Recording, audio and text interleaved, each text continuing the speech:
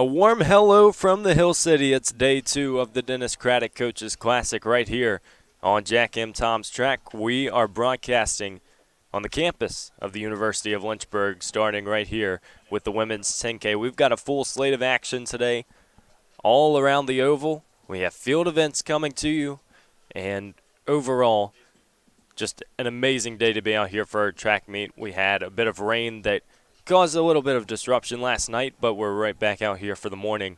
And as these ladies have started out for this 10K, it seems that we are really ready to have some good times. So I'm Evan Gates here with the Lynchburg Hornets Sports Network.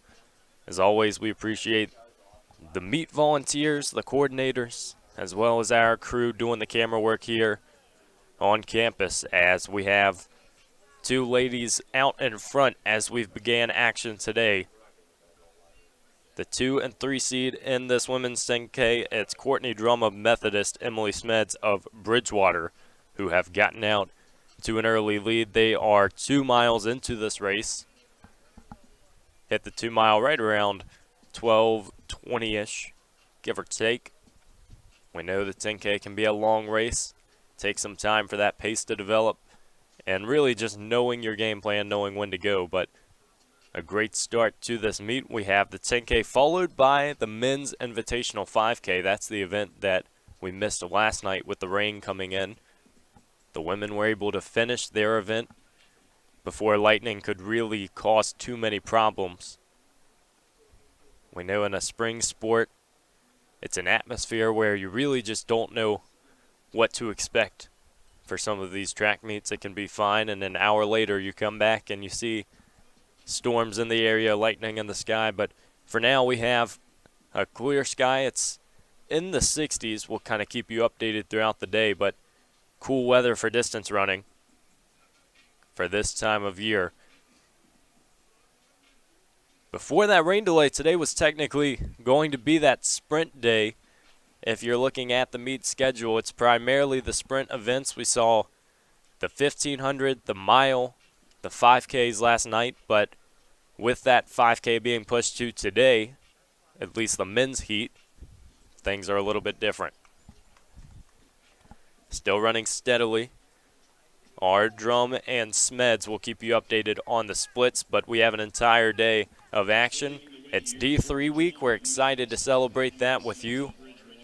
More information coming on that later. We have some really outstanding camera angles all around the oval trying to bring the action to you today. We're going to go ahead and show you every angle we got right here on LHSN. So obviously we can follow the runners. See, those are our 2 leaders in Drum and Smeds. Going around the turn, here's camera 2. It's more of a wide shot. As you see them continuing, see some of the infield as well. Camera number 3, that's Turner Gymnasium. That's coming to you from the opposite side of the track. So what you're looking at is that back straightaway, and there are the leaders again. So you see we get to follow a little bit closer. There's our cameraman doing an outstanding job from up in the Westover dorms. And as you see, cameras all around the oval. We're going to try and keep the action tight. That's going into that back straight, and there you go. That's the finish line. So we're going to have it all, but hold on. We're not finished yet. See, runners, you get a really close look. There's another angle, obviously seeing that D zone where some of those field events will happen as well. That's the high jump pit you got right there. There's the long jump pit. That was the high jump you just saw in that last shot, but you see the sand there, some of the athletes warming up on the infield right behind. So all around today, we're really fortunate to have those angles. Try to cover as much as we can of these races. We know that the runners work so hard in training to come out here and to be able to execute, and so we want to make sure that we broadcast that the best we can. Again, the women's 10K kicking off action today. It started at 8:30. As you see on your screen, they're approaching 18 minutes. 10K, one of the most mental events in track and field. Always impressive for athletes to come out, and especially in a heat like this where you have 7 people. It spreads out relatively quickly. You're having to rely more on pace, on what you've done in training, because we know you can't really come out and magically make the work appear. You have to do it in the days where you're not racing. These athletes always seem to shine brightest when it matters. Emily Smeds in the lead for the Bridgewater Eagles. Schools from around the East Coast, primarily in Virginia. That's expected. It's a home meet here at the University of Lynchburg, but also got some schools from up in Ohio, that being Wittenberg. We have New Jersey City. So full action all around the East Coast. We're just one of a few track meets happening in the area. Our leaders went through the line right about 19 minutes for 3 miles. Quick math, that puts you about 6:20 pace. We know the 10K a full 25 laps. That will be the men who finish an entire 25 laps afterwards. But the women continuing to run steadily. It's a good time to go ahead and talk about our meet schedule for today. It's changed a bit just due to the rain last night. We know that a track meet is so dynamic in the fact that you really don't know what to expect. And so let's update you on those changes. Obviously field events all day as well, but we're going to stick on the track schedule for now. All this information is available on Blue Ridge Timing. It's going to have the schedule, the results, the heats when they are up. We're still finalizing heat sheets for some of those sprint events a little later on, but focusing on this 10K for right now. So the schedule is as follows. It's senior day, so we're going to have some senior recognition in the middle as well, but it's going to be the 10Ks, both women and men. 2 sections of the men's 5K starting around 10 o'clock. Those are the sections that were rained out last night. And then for the rest of the events, it is men followed by men followed by women. It's going to be fast to slow. It's the 4x100 meter relay at about 11 o'clock, and then we'll have the senior day recognition. Try to get these Lynchburg athletes called out and appreciate the work that they have poured into this program over the last 4 years. So after the senior day recognition, it is the 100 meter dash, and then the 100 meter dash invitational prelims. Those prelims will start around 12:20. And we're going to have the high hurdles, the 110 and 100 meter hurdles. The 400 meter dash around 1:20. We're going to go back to the finals of the 100 meter dash. The 800s around 2:15. 400 meter hurdles, 200 meter dash, steeplechase, and the 4x400 meter relay.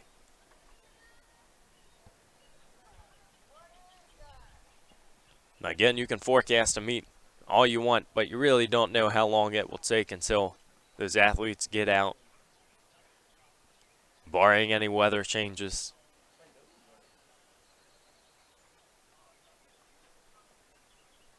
Smeds has taken a solid lead. It's about 50 meters over Courtney Drum. Both of these two ran the first portion of this race side by side. From a coach's standpoint, maybe you look at the heat sheets, you look at splits, and you say, all right, this is who I want you to follow. But in a 10K, you have to be on your game. If someone's not having a particularly great day, you have to know when to stay true to your pace. Something that really throughout the entire race you're debating in your head. Emily Smeds, a PR of 39.54.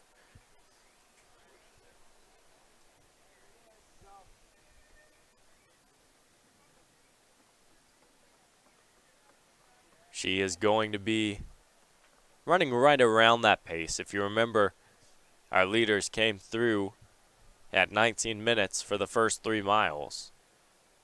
Bridgewater, a competitor in the ODAC, the Old Dominion Athletic Conference. Schools from around the Commonwealth, and then Guilford from North Carolina. As you see on your screen, it doesn't really look like form is compensated too much as Smeds is coming down the home stretch.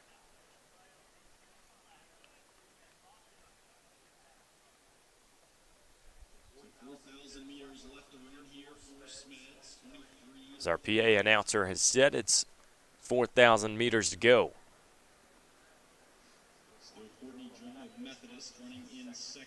And then Courtney Drum staying in second. We're going to go ahead and get you some of the field event results from yesterday. Obviously, we were able to get a few of those in. Some of the throwing events started as early as 9 o'clock in the morning down at Moonfield.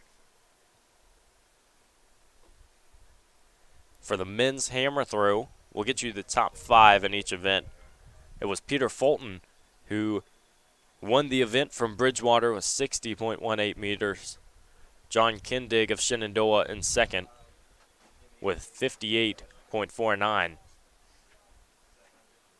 Dante Taganzawa of CNU with 49.10 for third. Michael Ruff for Lynchburg with 45.40. And Micah Harrison of Alderson Broadus with 44.73. Again, these results that we're reciting to you can be found on Blue Ridge Timing as well. We'll go ahead and move to the men's javelin. It was Adam Roy of Washington and Lee who won the event with 58.16 meter throw. Brady Diller of Liberty in second with 57.84. Ethan Milan of Liberty in third with 56.50. Joshua Weisenberger of Wittenberg with 53.31 for fourth. And Kobe Perry of Southern Virginia in fifth with 51.99. So that completes the men's throwing events of the day.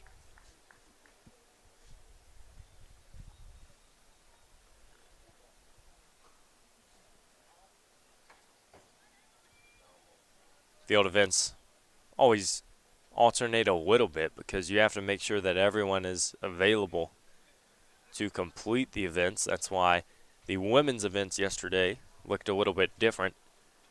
They were able to complete the pole vault, and it was Lauren Anderson, one of the Lynchburg Hornets, who took it a mark of 3.50 meters. Ashley D'Ambrosia of Washington and Lee in second with 3.35. Chloe Van Doyne of Roanoke with 3.20 meters. She won the tiebreaker over Allison Bopst, who finished fourth for Lynchburg with a 3.20 meter mark. And then Claire Kenny of Roanoke in fifth with 3.05 meters. All the action coming to you here on LHSN today.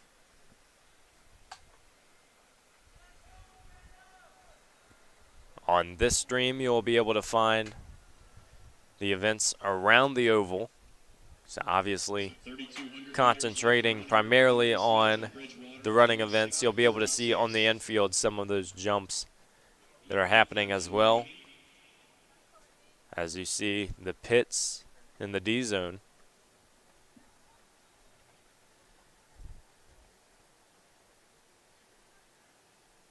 And then let's take a look at the final field event that was concluding yesterday. It was the women's javelin.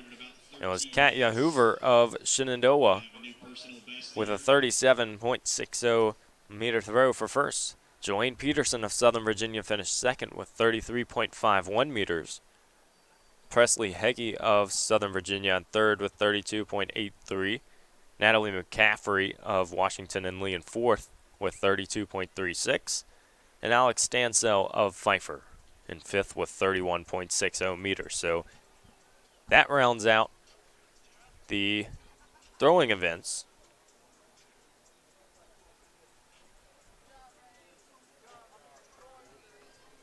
We'll still have field events coming to you live today We'll keep you updated on those results when we get them.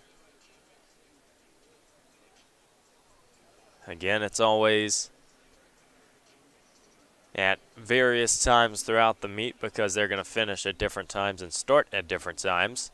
Our meet volunteers make that a possibility to be able to host those events, to make sure that the process is smooth and that the meet is concluding at an appropriate time compared to the schedule.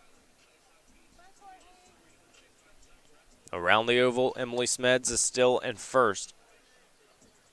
Running in second is Courtney Drum. We mentioned her earlier as they were neck and neck for that first part. Drum has a PR of 45.54. So expect that to go down as long as she can hold pace.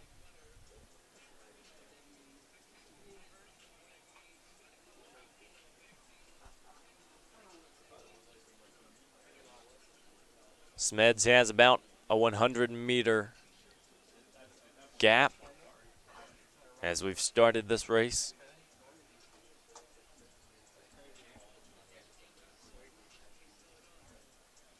Again, pleased to be with you here on the Lynchburg Hornets Sports Network. Continuing to celebrate D3 week.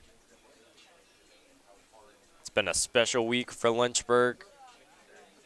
Really every week throughout the spring seems to bring something new just because there's so many events, so many sports going on. But next week the Hornets will have Give Day. Always something special to celebrate as well. Seems like every campus in the area is going to have something going on, but D3 week, just something that really shows how appreciative we are here of this institution. We know we are representing schools from many different divisions today. It's one of the joys of track and field is being able to extend beyond Division III. The Liberty Flames, regular attenders of this meet, saw Jack Toms a few weeks ago. Virginia Tech had a few athletes. UNC Greensboro.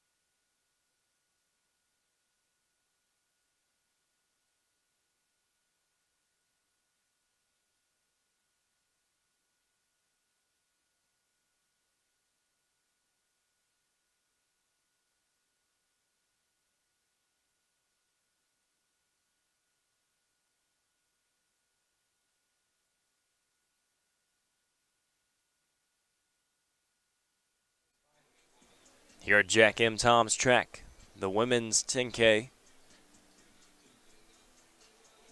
will be directly followed with the men's 10K. When you have a rain delay, can throw things off, so I wonder with that 5K that comes after how many athletes will be entered. You have to imagine the majority will still compete, but we know that with pushing the events to the next day, sometimes that's not completely convenient for travel purposes, but the majority of these schools were coming back for day 2 anyway, so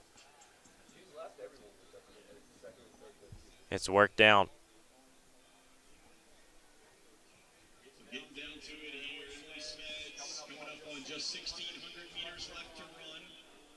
Emily Smeds Going to have a mile left. She's been efficient. And a PR for Emily Smeds would sit right inside 40 minutes. 39:54, so we'll see if she can get that. If she holds that pace, the PR should be broken.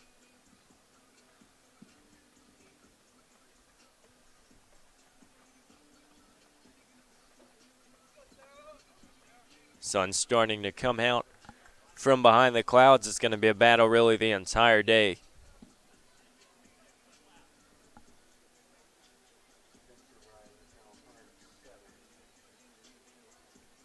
Last night, those races right around 75, 76 as we started. It got down right to 72. Right now in Lynchburg at 63 degrees. Still lots of cloud coverage in the sky, so for distance running at this time of year, I think it's certainly something that is a welcome sight for these athletes.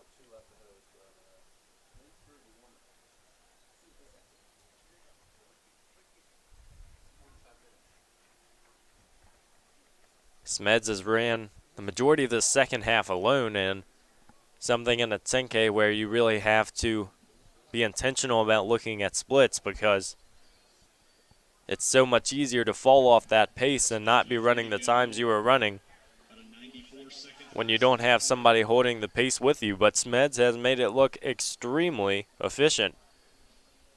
Still in the PR hunt.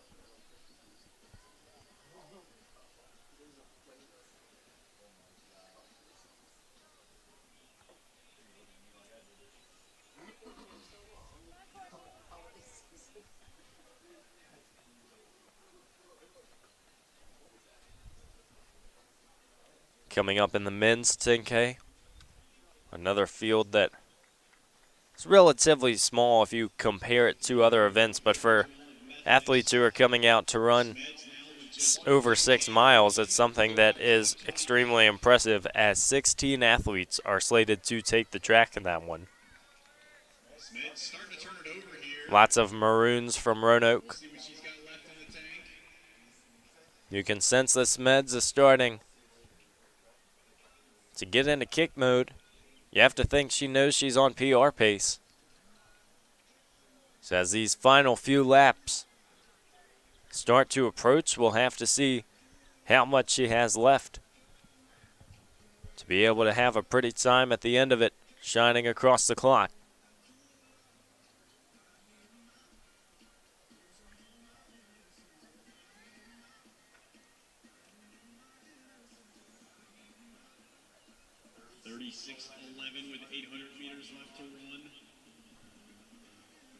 Inside the final 800.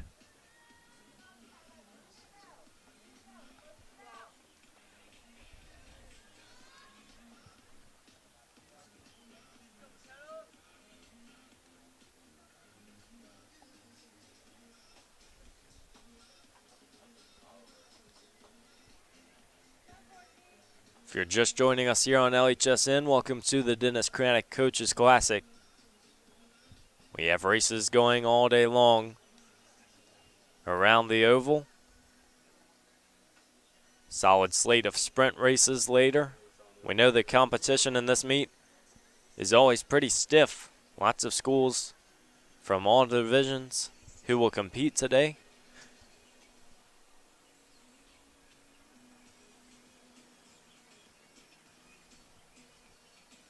Senior Day celebrations as well for the Lynchburg Hornets.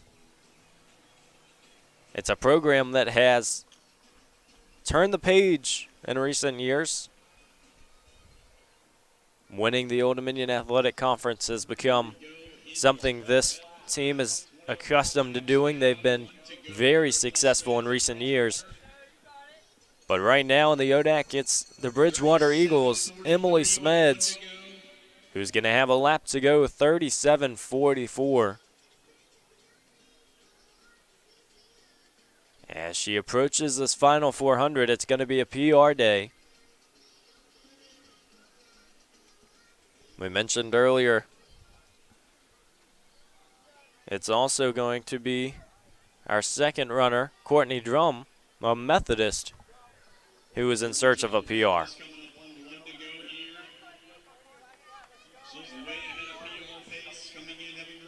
45:54 was the time that Drum had to beat, and she's going to come with 400 left, right around 38:27.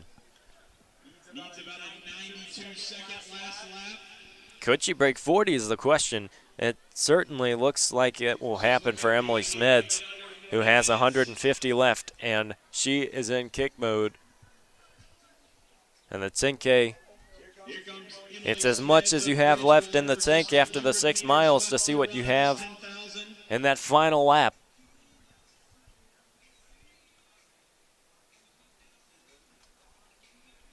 And as Smeds comes down the backstretch, it has been a dominant performance. She's done it pretty much all alone.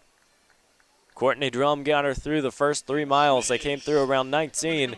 Smeds is going to have about a 39:10 finish.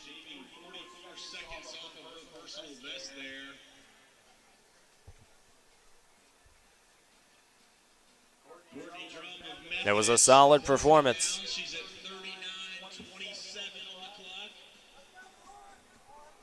And as we said, Courtney Drum is going to do the same. 39:36 as she sprints towards the finish line. She's going to break 40 minutes in what has been a race that will have over a 5-minute PR. How about that for Courtney Drum of Methodist? 45:54 is going to go down to 39:47. That shows you just how important training can be, especially when you have an off season. Not one of the events that is used in indoor for obvious purposes. It would be a 50-lap race if you did so. So having an indoor season and having a cross-country season to really develop that endurance and come out on the oval and prove it is something that both of these athletes up front have showcased today.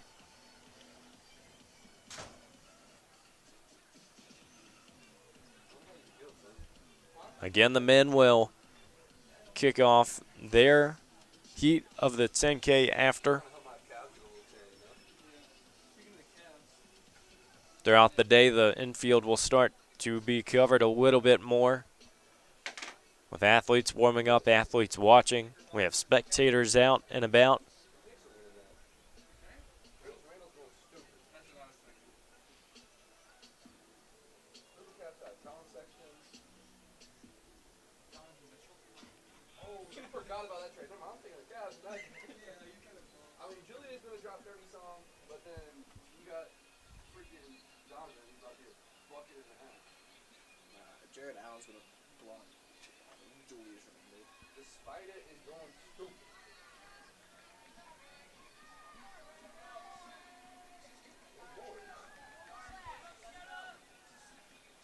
Obviously, lots of sports going on today. The majority will be off campus for Lynchburg.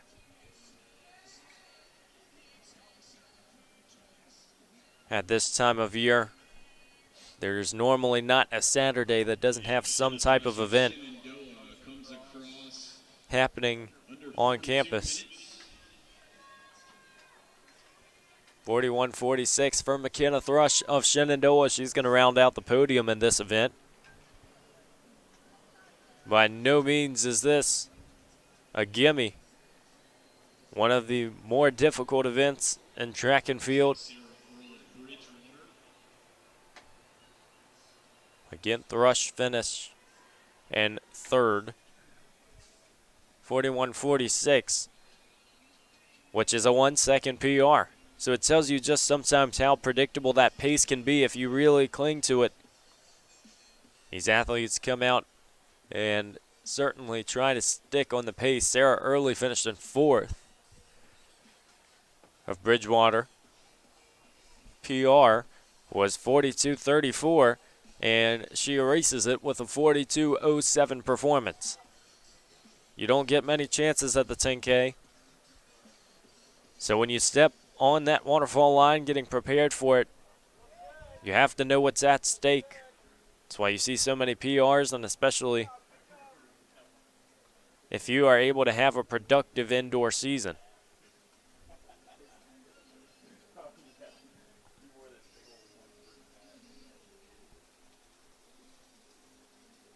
Rachel Sneddon, Davison Elkins. It's going to be her first 10K. 43:14, 19:53, 5K PR.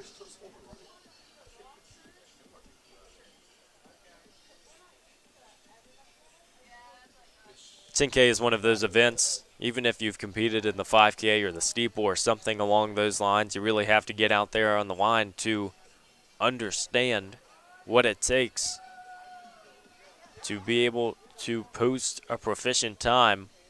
But all these ladies in this heat today have been very effective. It was 7 ladies in a heat that was slated for 11. So with the rain delay last night, postponing that men's invitational 5K we're going to see in a little bit. Still nice to have close to a complete field for these 10Ks. Mentioned earlier, it's going to be a lot of Maroons from Roanoke that will compete in the men's side of the 10K.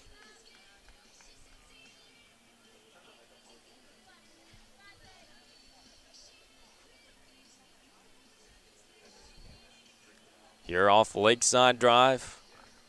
We appreciate you tuning in and spending some of your Saturday morning with us. Currently 9:15 a.m. in the area. Meet schedule that will take us through about 5 o'clock.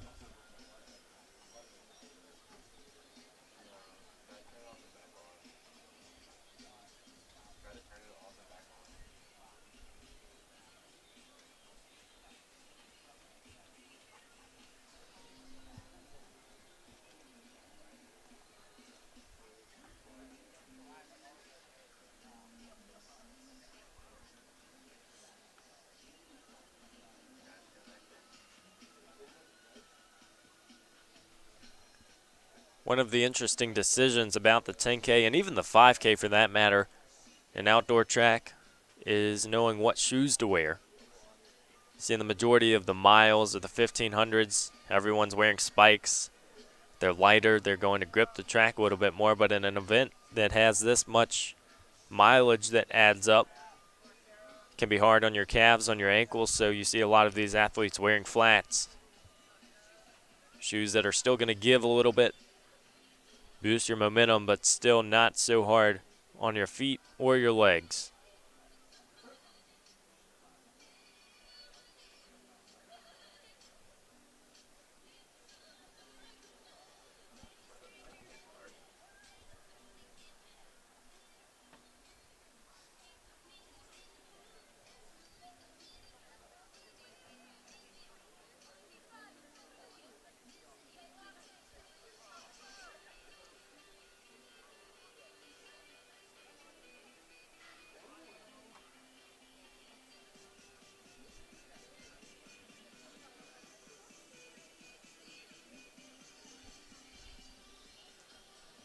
Throughout the day, there's a slew of volunteers that are helping out around the track, down at throws, or with the field events.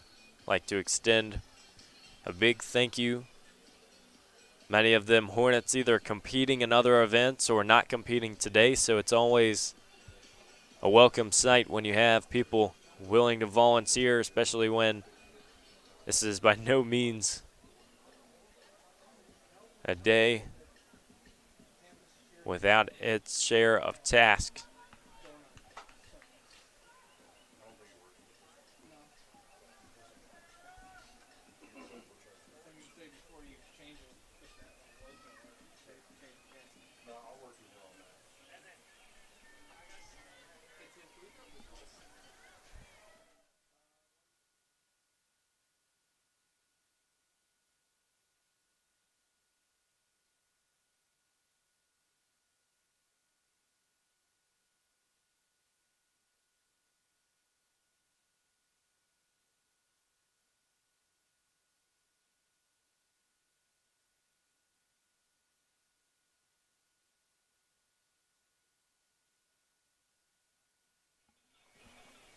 Sarah Christie of Shenandoah, as you see on your screen, finished with 48.09. Here in this women's 10K, it's a good start to the morning as we await the men's 10K. And it'll get started in a couple of minutes. It's going to be competition all day long around the oval, and it's something that at this point of the season you really want to be able to start hammering down times, getting ready for conference meets, as well as just proving that you're at that fitness level.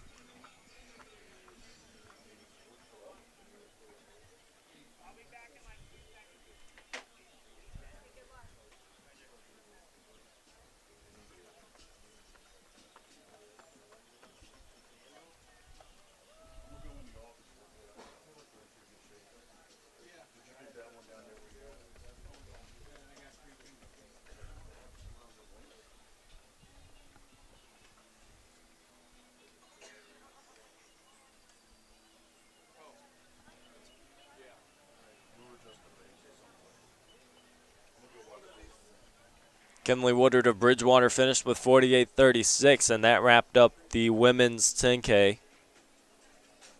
It's an event that, for both women and men, obviously 25 laps.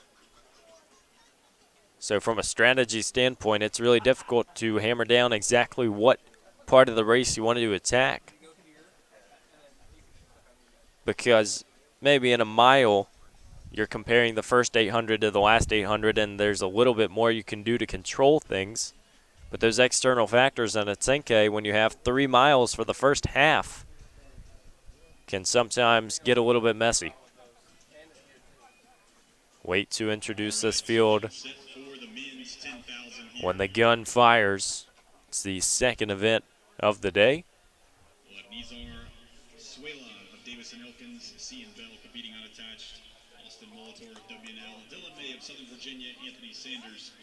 Virginia Wesleyan, Tanner Cochran of Randolph, Matt Garris of Roanoke, Andrew Deal of Roanoke, Harrison Pamiglio of WNL Running Club, Noah Carter of Methodist, Cameron Ballinger of Roanoke, Jake Greenstein of Roanoke, Andrew Gregoritz of Roanoke, Joshua Canavan of Shenandoah, Levi Counts of Roanoke, and Tim Hofstetter of Roanoke.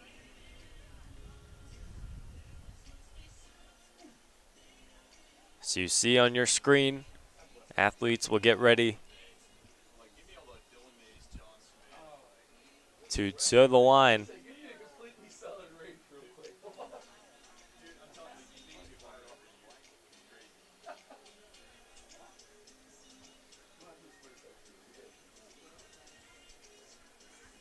You'll see some athletes starting to double in the few heats that we have early on, that those being the 10K and the 5K. We know the 1500 happened yesterday, so a few athletes who either competed in that or the mile who wanted to have another distance event.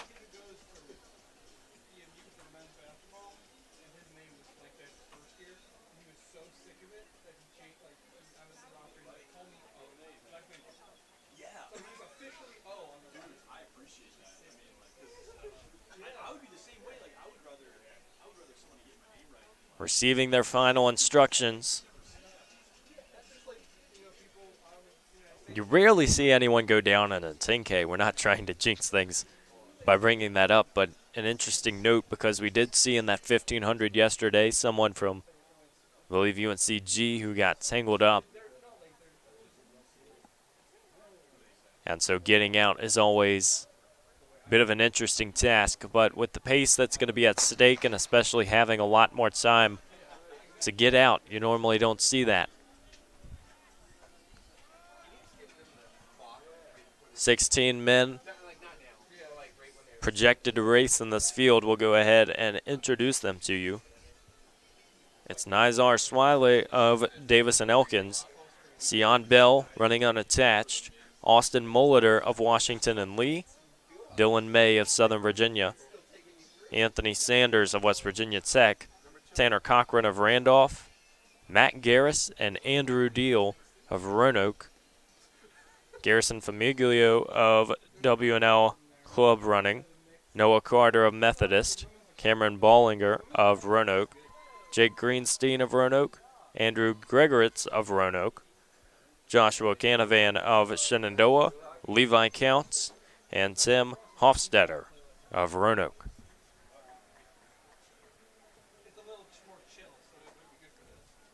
Seven Maroons in this heat.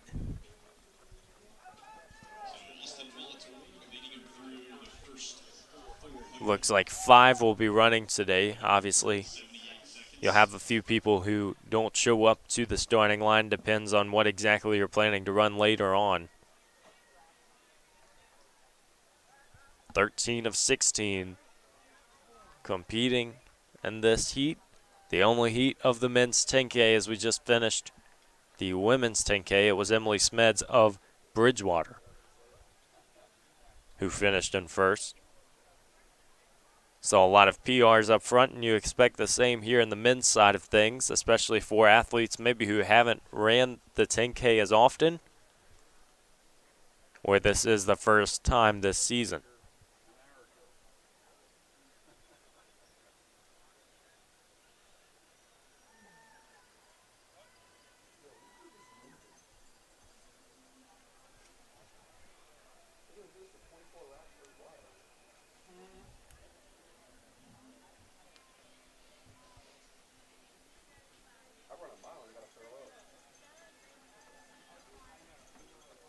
Austin Molitor, Dylan Bell, Sion Bell set 1, 2, 3 as they come through the 800 meters around 2:33.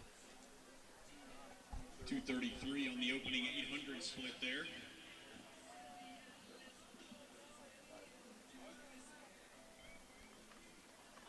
Molitor running unattached. Dylan May is doubling today. I believe he was in one of those 1,500 heats yesterday. We'll try to confirm that for you, but it's athletes who are capable of running different distances that are so valuable for their programs, because especially in track where it's not like cross country, there's not one distance, one size fits all approach. You really get to choose what you focus on, and we know that these athletes who come out for the 10K are certainly battle tested for what they're to expect, because it is not an easy event by any stretch. So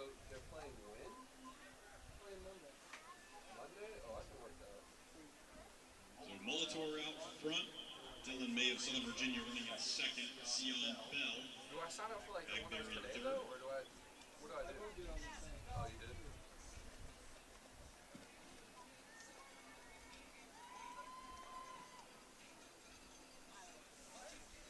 I get to drive a race car tomorrow, Tim. Are you excited for me? Why? You go 212 miles an hour on the damn track. First or last.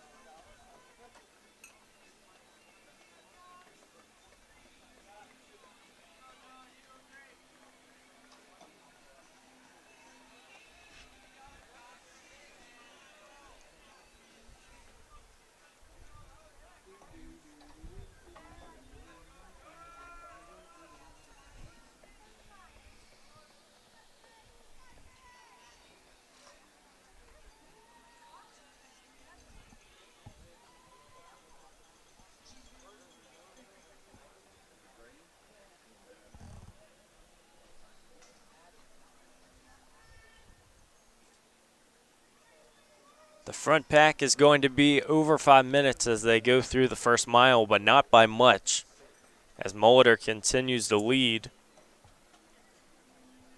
Again, the 10K is one of those events it pays to really dive in early and not allow anyone to get away. It's 5:05 for that first mile. That second pack is going to come through right around 5:15. Dylan May, Sion Bell running 2-3.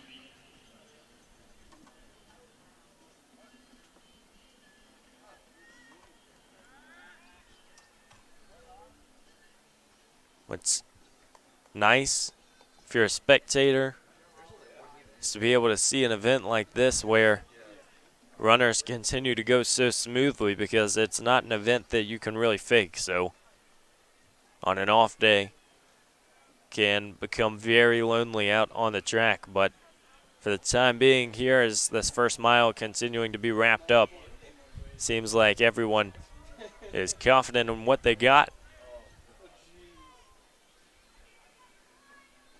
Again, if you're just joining us here on LHSN, we appreciate you spending your Saturday with us here in the men's 10K. It's a 25-lap affair. You can only begin to imagine what goes through these runners' heads in a full 30-plus minutes of running.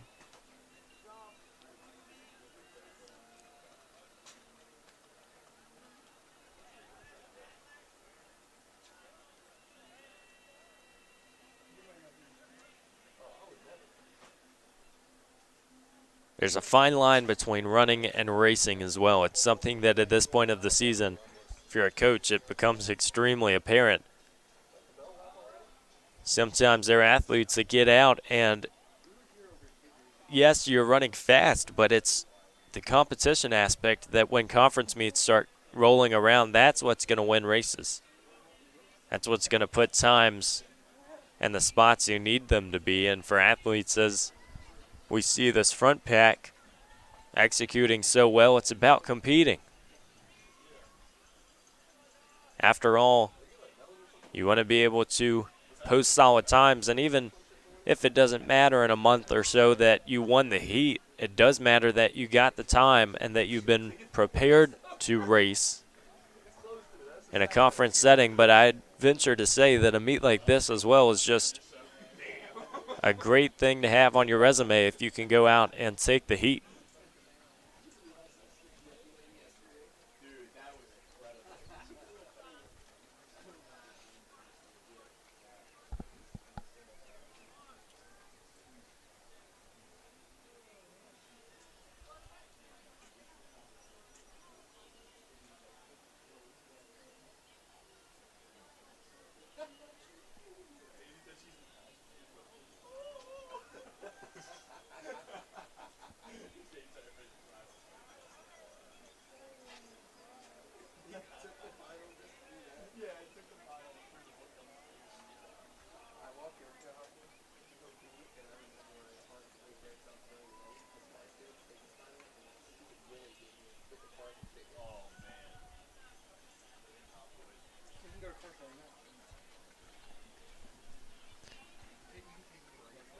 Here as we continue this men's 10K, we're going to go take a quick break, but we'll be right back with you here on LHSN as we continue with the Dennis Craddock Coaches Classic.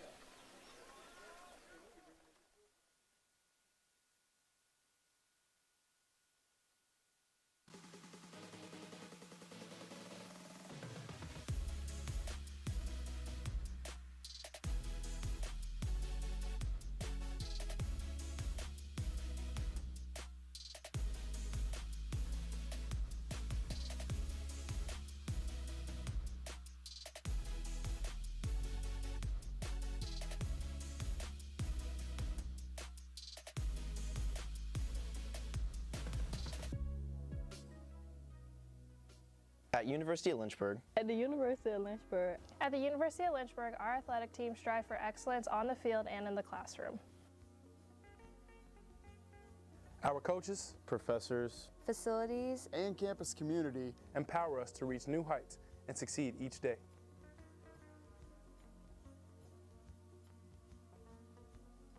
At Lynchburg, our championship DNA has evolved through sacrifice, passion, and commitment of those that have come before us.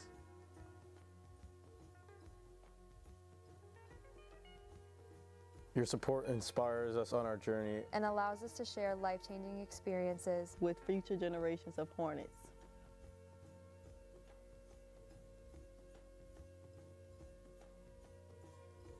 My favorite experience here at Lynchburg was the 2021 ODAC Championship here.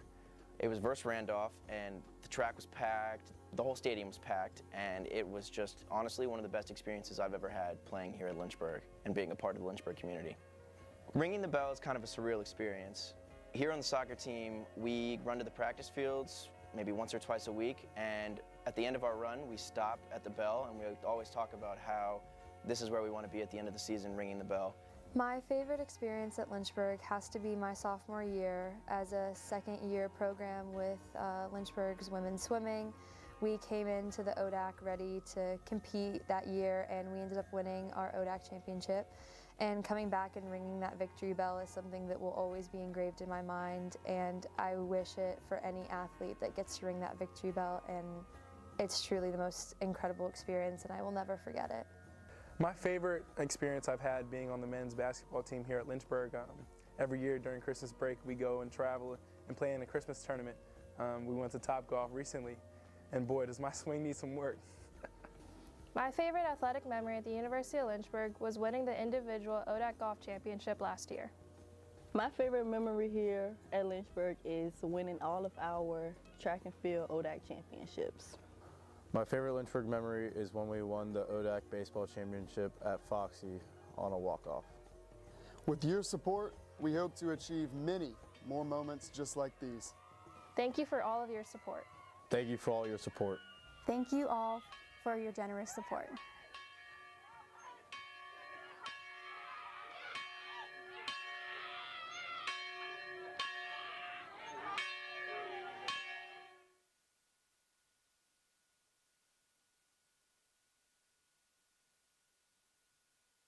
Want to have some outdoor adventures while getting a degree at the same time? At the University of Lynchburg, we have an on-campus zip line and ropes course. Plus, we offer adventure trips that cost less than a cup of coffee. And did I mention our beautiful scenery? We're a university for students looking for something more than just books. Welcome to your new adventure experience.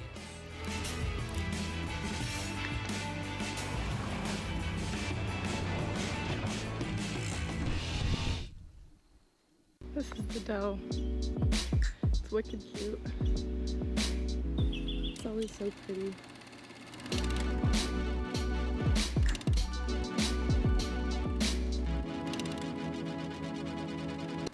Every great college has a great city. For Lynchburg, we are near urban areas with lots of restaurants, shopping, and events. Plus, we are one of the top schools in the area. Come see for yourself.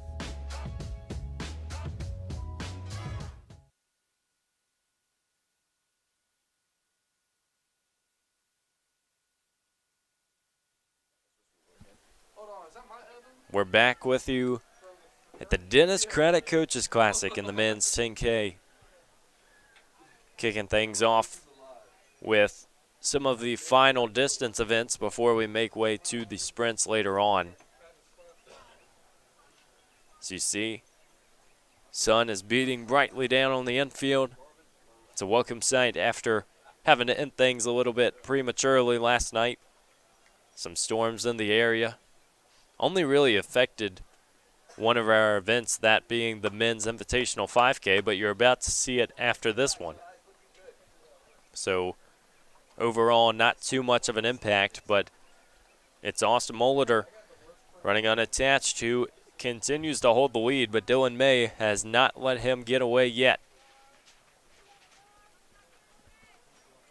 Here in their third mile of work. Dylan May of Southern Virginia. But Now pulling into the lead. I might have spoken a little too soon, as Dylan May on the turn has taken 4,500 meters in. a few meter lead.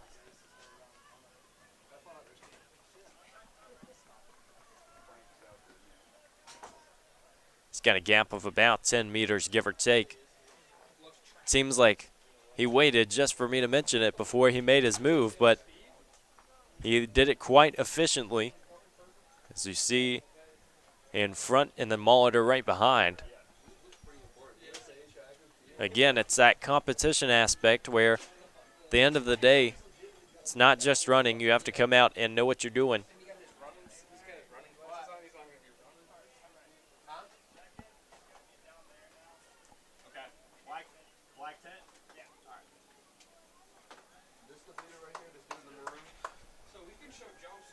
So Dylan May of Southern Virginia.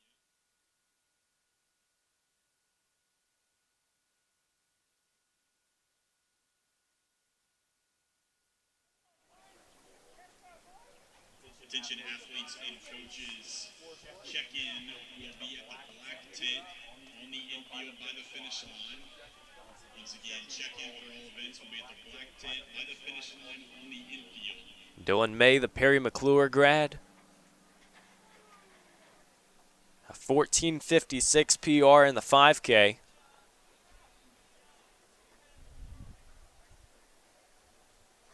He's looked efficient in the first half of this race, but when you haven't ran a 10K before, you don't really know what to expect when you get out there, so you just got to go and trust your fitness.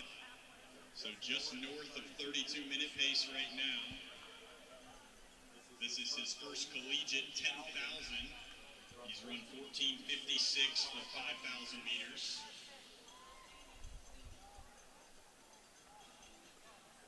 It's a great morning here for a track meet. Busy schedules all around the sports teams for Lynchburg today. We'll try to keep you updated on those scores a little bit later. We know that this track meet will likely extend beyond some of those finishes. And our equestrian team is tied 1-1 in the national championship. How about that?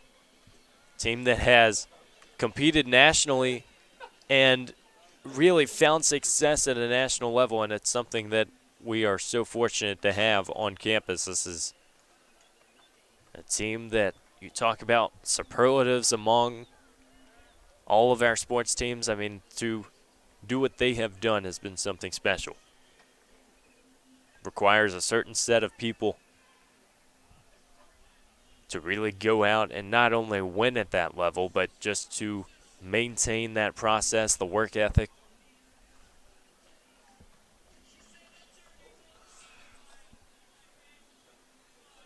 We'll try to keep you updated on that score as well.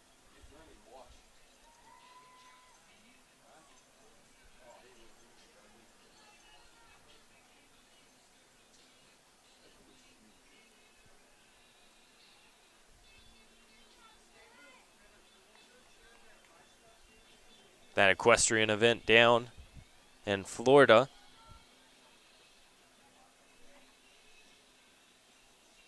Women's beach volleyball also making a trip down to Florida. Baseball today on the road at Averett. That game, one of two, will start at 12 o'clock. Baseball team ranked inside the top 10 for Lynchburg, and then men's lacrosse at Randolph-Macon. That one will start at 1 o'clock. Right now it's all Dylan May in the 10K. Ran in yesterday's 1,500.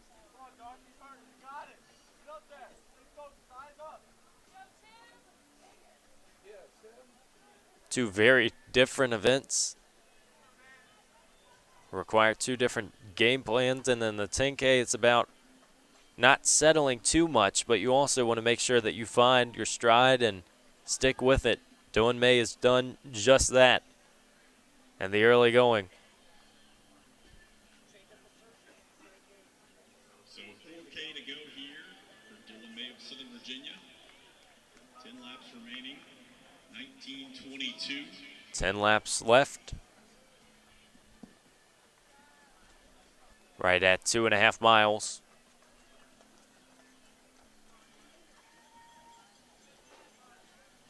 Again, with the fitness of these guys, it's always interesting because you come out of indoor and try to make something happen from what you've been able to gain in that off season.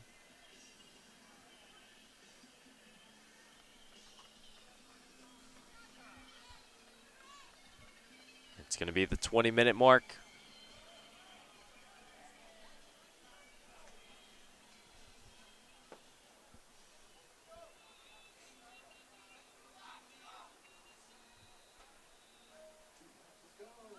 Austin Molitor, who's been sitting second the majority of this race, he ran 33:14 at the Colonial Relays. We've seen him keep the gap somewhat close.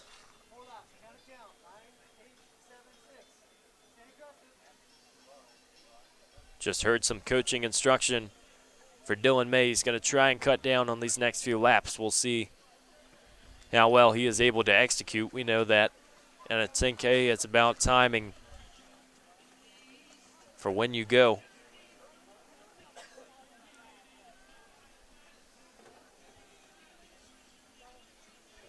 As a coach, it's interesting too, because with all the different strategies, and this goes for really any coach around the nation, but depends on how much you want to talk to your athletes during an event. You don't want to say too much and maybe overwhelm them with splits or strategies, something to focus on, but there's a mutual understanding that you want to have some fast times, and that a lot of times will only be a possibility with a little bit of coaching here and there. No Lynchburg Hornets competing yet, but in this men's invitational 5K, we'll see a couple of them in the mix.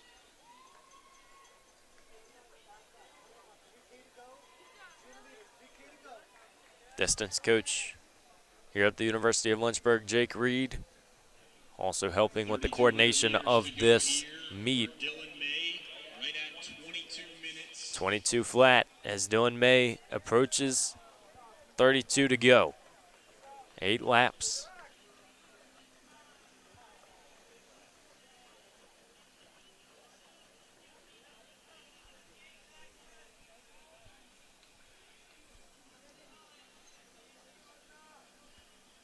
This is the stage of the race where it takes a little bit of intentionality as well, because for May, who's going to start lapping some of those runners in the back of the pack, you have to be smart about passing, because really you don't, in the perfect setting, you don't want to pass on the turn, but you also got to keep that pace. So for Dylan May, it's about trying to use those straightaways as best he can to not get so wrapped up in falling behind. Be interesting to see if Molitor can make this a race in the final stages, because maybe he has a leg up on May in the fact that he has ran a collegiate 10K before. Dylan May hasn't registered a time yet, but I don't think he has any plans on slowing down. He'll come through the line with 7 to go.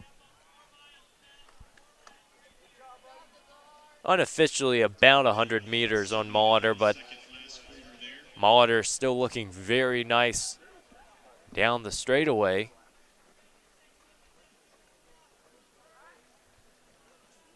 So you see some of the athletes on the back end of the track.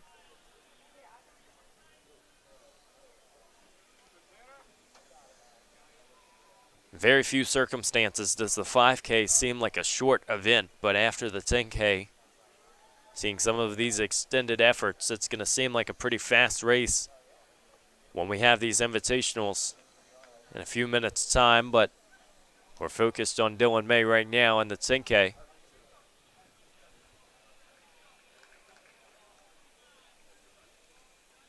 It's easy for your eyes to play tricks as well, because you try to maybe deceive yourself and think they're slowing down or think they're speeding up, and really you can't make that judgment until you see what the clock says.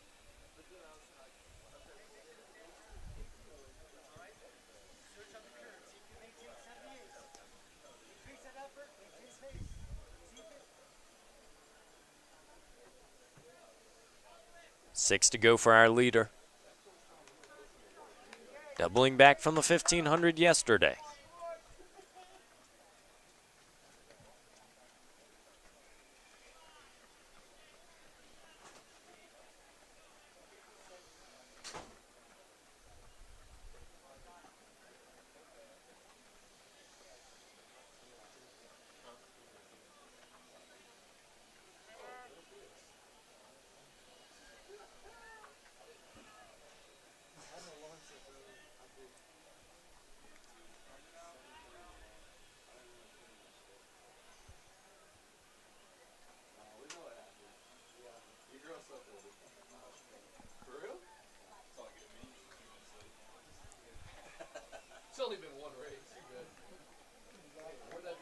Second race of the day will be the 5K.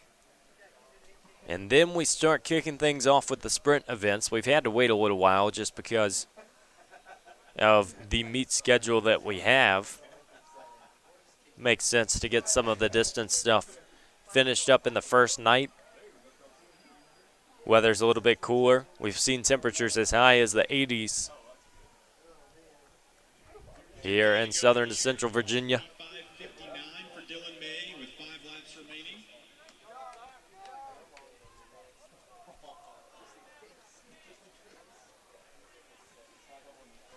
Mentioned Dylan Mays never ran an official 10K before, but you wouldn't notice based on the performance that he is putting on. Mulder's in second. He has about 30 meters on Cian Bell in third, running unattached.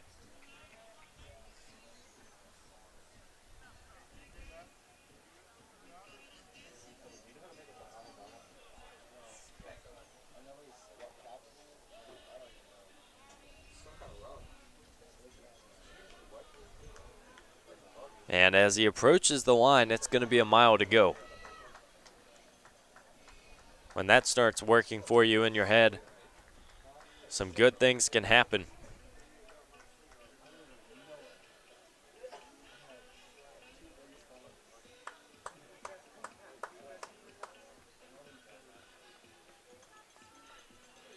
Dylan May with just 1,600 meters left to run. 27:18 will read across the clock. 7:19 at the split.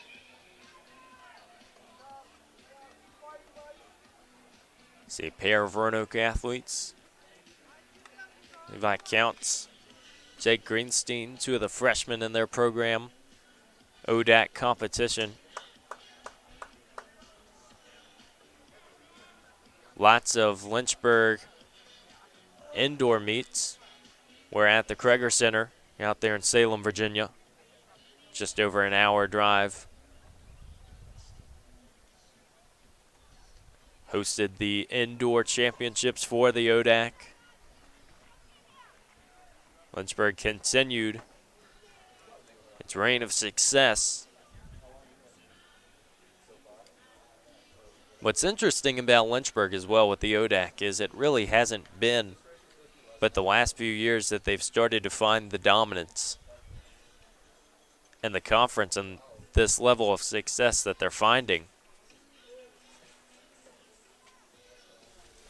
A program doesn't just go and prove like that without quite a bit of training and a new perspective. And this philosophy that the Hornets have, I think you will find that it is shared from really every member of this team as we see them a little bit later on. But that's any track team, folks. I mean, it's a long season if you include indoor. Then you have preseason whenever coaches plan to start getting things going. And then even then, if you're a distance athlete, you're really running around the calendar. Even in the summers, trying to have that training.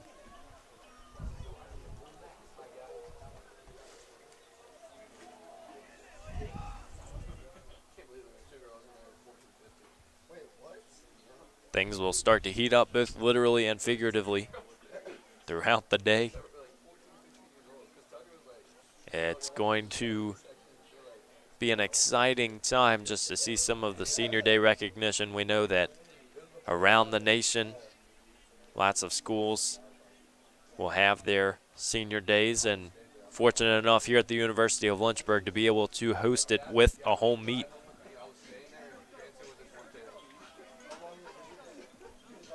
Dylan May will have 800 to go. He's going to be right around 30 as he goes through the line.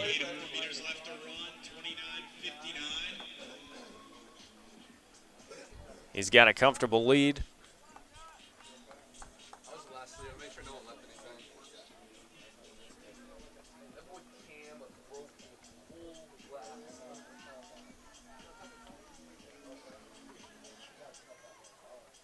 Broadcasting live from the campus of the University of Lynchburg right here at Jack M. Tom's Track. You're watching LHSN. Throughout the day, we're going to have all the running events We're going to have a lot of fun trying to dissect some of the races, introducing some of these fields, and hopefully seeing some pretty fast times.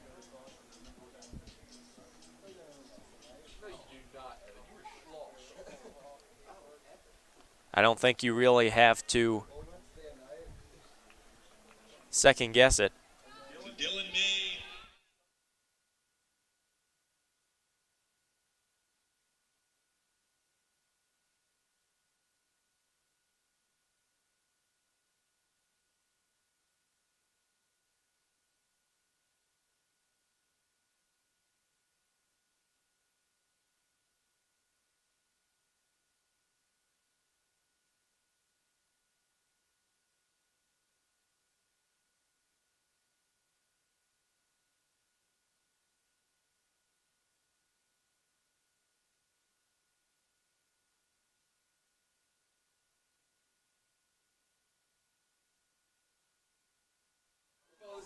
Final lap of work for Dylan May. 1 to go, 31:50.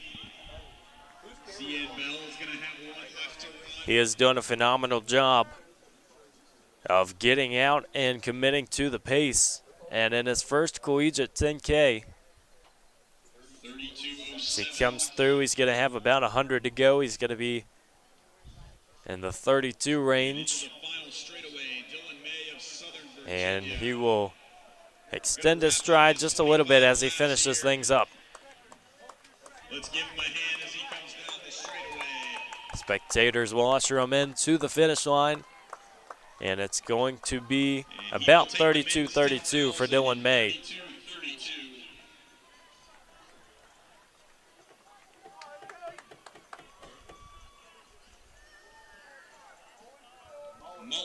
Dylan May with 32-31. It was Matt Garris who snuck in with second, 32-41 from Roanoke. Matt Garris of Roanoke. That's going to be a big a big PR as well.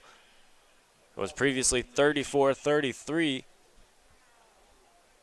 So over 2 minutes. Dylan May, obviously that's a PR with his first, and then Azar Swiley of Davison Elkins able to get in there with a 32-53. So solid performances all around, especially in that last half of the race. Molitor was able to come out and get a 9-second PR scratched across. As we said, he got his PR at the Colonial Relays just a few weeks ago.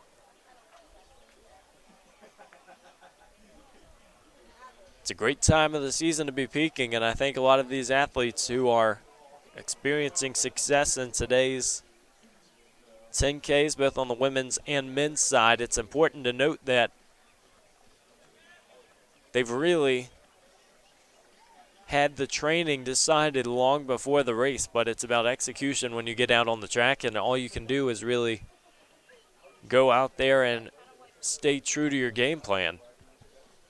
So as we prepare for the Invitational 5K, it's going to be an event that features a pretty tight field, especially in heat number 1.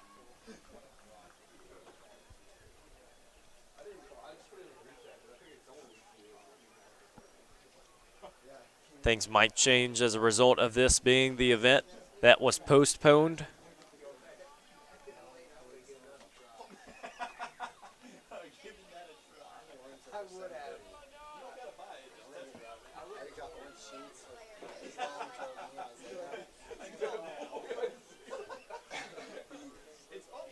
So athletes finishing up this 10K, you see the results coming across your screen.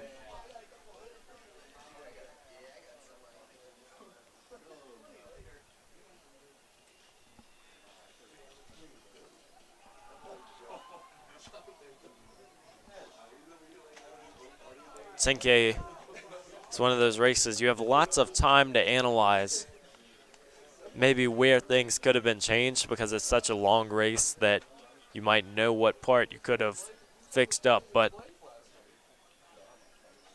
it's also difficult because you fall into one pace and you don't really know what lap it could have been that changed it, or what mile, because you can get so specific to look at splits, but trying to emulate that is not a super easy task.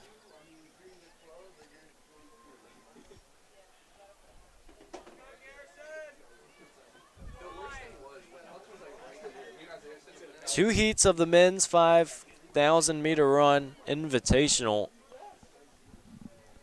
are going to be coming your way momentarily. At least that is the expectation based on the heat sheets from yesterday's preparation. We know lots of athletes might have either scratched or chosen to not compete. We have some Hornets who will be competing, trying to get some big times, and though it wasn't the nighttime carnival atmosphere that they're going to get, it's still going to be some nice weather down on the track. It's senior day, so festivities haven't finished up yet. We still have lots to be thankful for.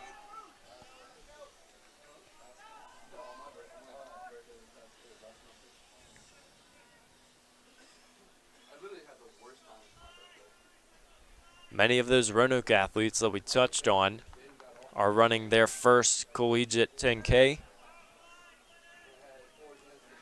particularly some of those freshmen. You see Jake Greenstein, who just finished up.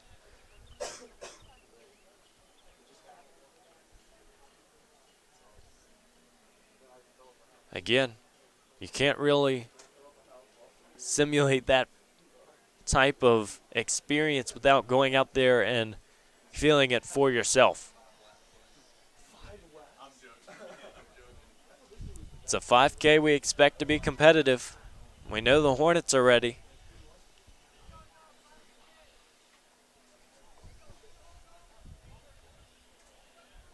It's going to feature some athletes that have found success in this event, particularly speaking about Frank Sorba. Obviously an All-American. He had a PR at the Raleigh Relays earlier this season. A men's ODAC outdoor record holder.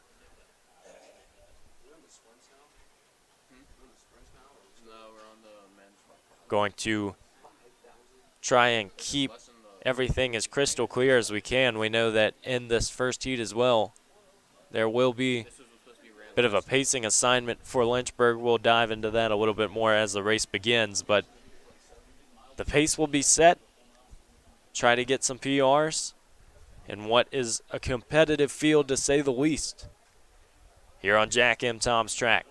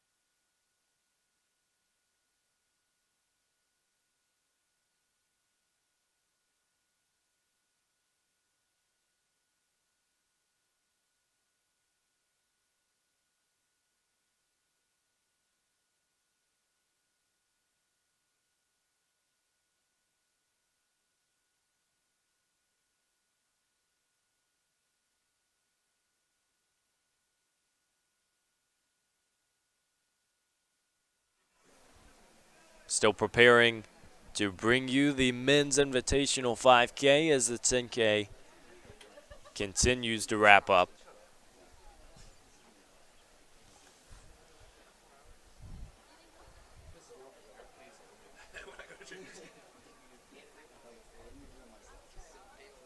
Solid level of competition in this one. You see quite a few athletes from UNC Greensboro, Obviously, Lynchburg will be represented. Davison Elkins has a few.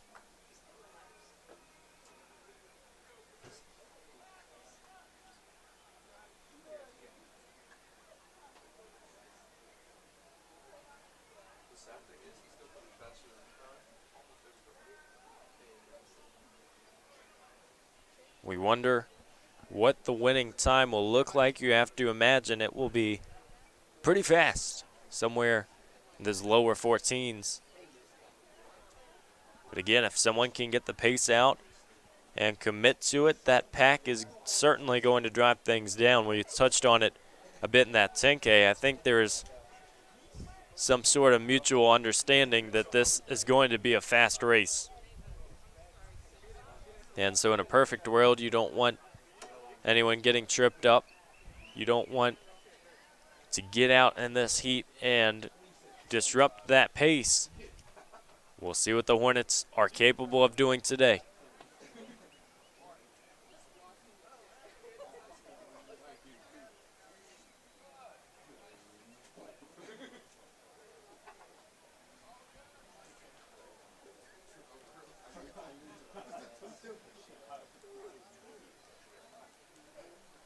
It's a field that will feature 26 in the first heat. We have 2 sections coming to you. Lynchburg will be in their gray uniforms today.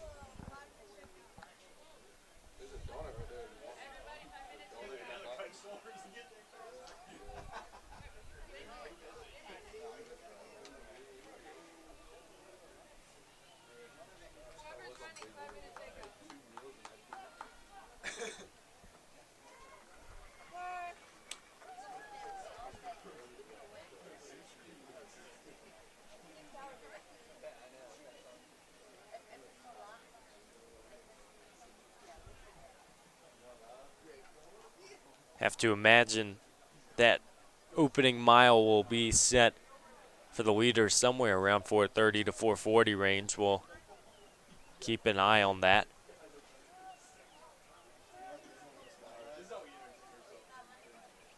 Obviously, that is trying to pace for somewhere in the low 14s. Athletes that get out, they prepare, but when the race starts, it all goes out the window. So it's going to be a fun heat, especially with a large number of athletes.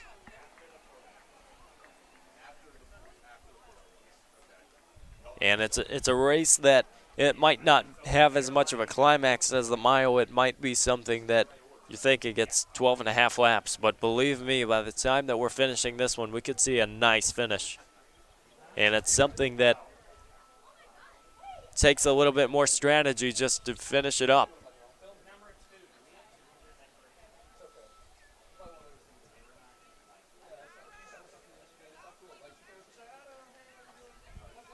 Still see across your screen those 10K results. Not going to introduce the field yet for the 5Ks. We're going to wait till they go ahead and fire the gun. But representation from Lynchburg, UNCG, Davison Elkins. Few unattached from Liberty. So pay attention to those 2 groups in particular, Lynchburg and UNCG, because featuring a large number of athletes, you wonder what packs will get out.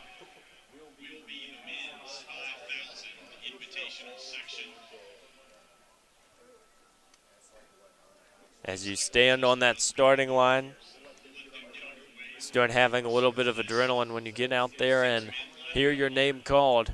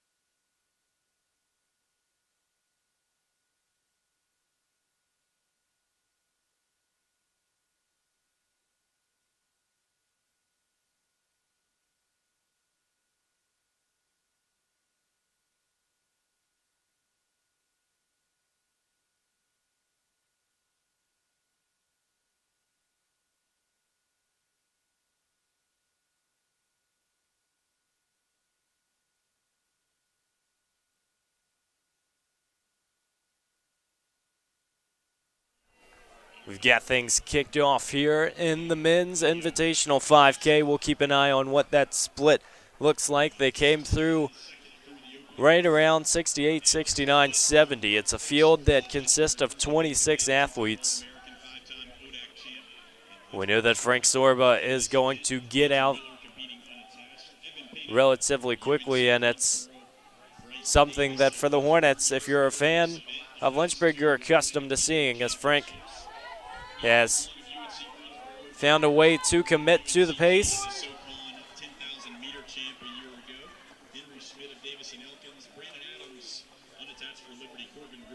And an exciting start as they funnel through the finish line. Just remember that our splits will be based on that opposite side of the track when it's the traditional 200-meter mark. That's where they started, so if you're looking at a mile or two, that's where you're going to look at. All results can be found on Blue Ridge Timing. It's also going to have the meet schedule and all the action, but I figure we should go ahead and introduce who's running in this one. It's Frank Sorba, the All-American out of Lynchburg. Andrew Miller running unattached. Evan Pena of UNCG. Bryce Davis of Lynchburg. Ethan Long and Dylan Christopher of UNCG. Henry Schmidt of Davis and Elkins. Brandon Adams running unattached of Liberty. Corbin Green from Lynchburg. Drew Topley of Methodist. Cal Smith from All Army.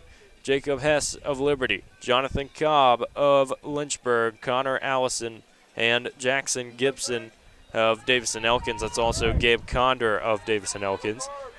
Dylan May is slated to run from Southern Virginia, but he is not going to appear. Obviously had that 10K, so he will not be in this heat. Tanner Firkins of Lynchburg. Zachary Taylor of UNCG. Landon Dinkle of unattached from Liberty. Joseph Toma of UNCG. Jan Thews of Davis and Elkins. Jansen Miller of Eastern Mennonite. Rose Stern of Washington and Lee. Cooper Niebel of Roanoke. That's your heat. And Frank Sorba still out in front. When they round the track in 400 meters, it's going to be the mile mark. We'll keep an eye on the splits. It's a heat that features Sorba, Davis, Green, Cobb, and Firkins from Lynchburg.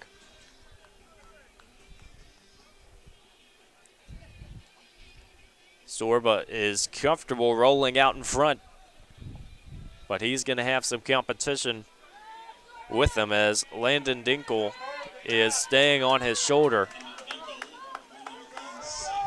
The pack separated relatively quickly, but it's still in a line formation for most of it early on. We'll see when those moves start to be made, because we know everyone can't stay in that position forever.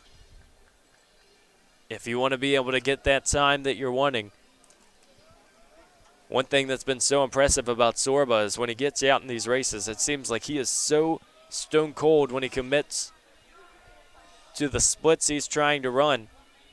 Very rarely do you see him seem rattled.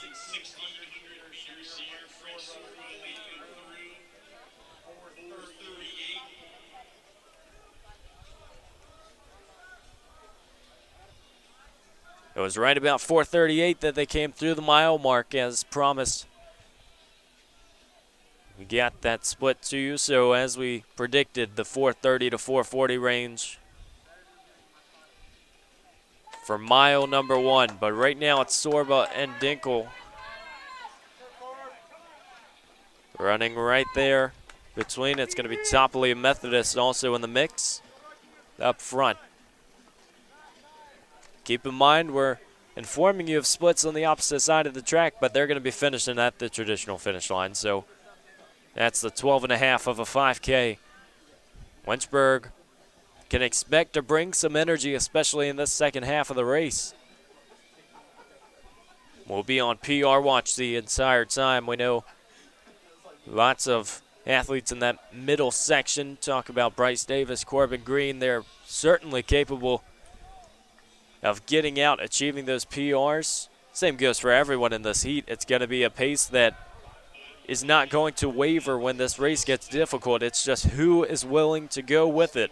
But right now, Frank Sorba, I'd say, is certainly capable of holding it throughout the race. Lynchburg in their gray uniforms today. See a lot of UNCG yellow in the middle. Dinkle in second, unattached from Liberty. He's got the red, white, and blue singlet on. As you see right there on your screen, that middle pack of Davis and Elkins athletes as well. They are really packing. All 5 of their athletes are staying tight.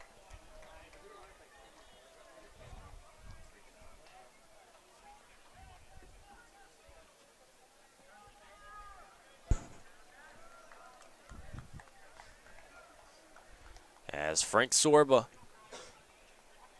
continues to put in the work.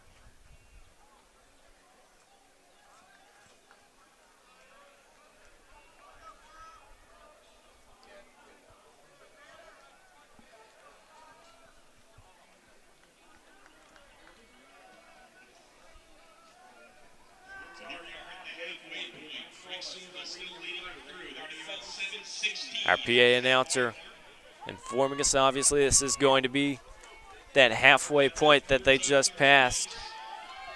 They're on track to run 14:30. It's just going to come down to what happens in the second half. Bryce Davis has done a nice job of latching onto that second pack behind the front 3, and if you want to have a solid time, that's a great way to do it.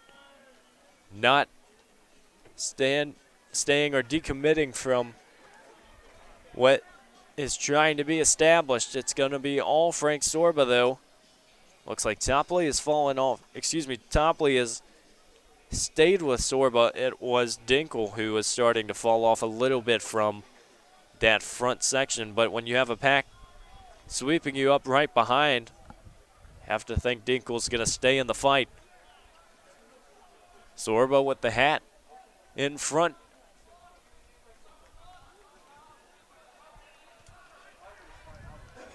It's essentially Lynchburg tradition to have Frank Sorba out in front.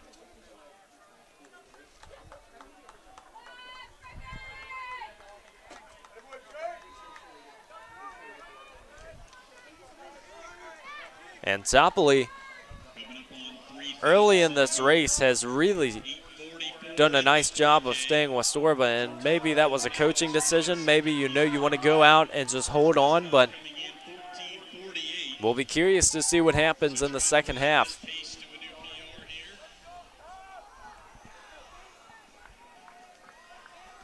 Bryce Davis running well in that second group. Have to imagine if he can just hold on, he's going to have a nice time and maybe a PR to come with it.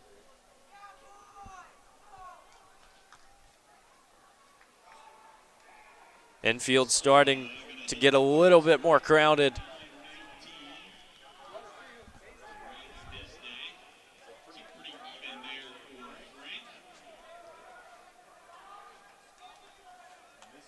Sorba hopped off, and maybe if you're wondering why, we mentioned some of those pacing assignments. Sorba did exactly what he needed to. That was a 2-mile essentially, so being able to get Sorba out, obviously, ran that mile yesterday. So right now it's going to be Topley. He did about as good of a job as you could have asked him to, as Topley is now out in front with a comfortable lead.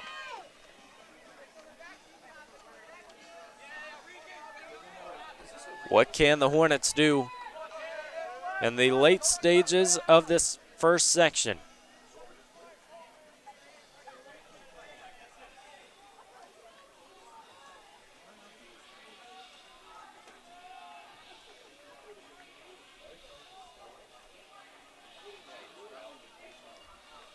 Bryce Davis, Jefferson Forest grad. His PR sits right at 1450.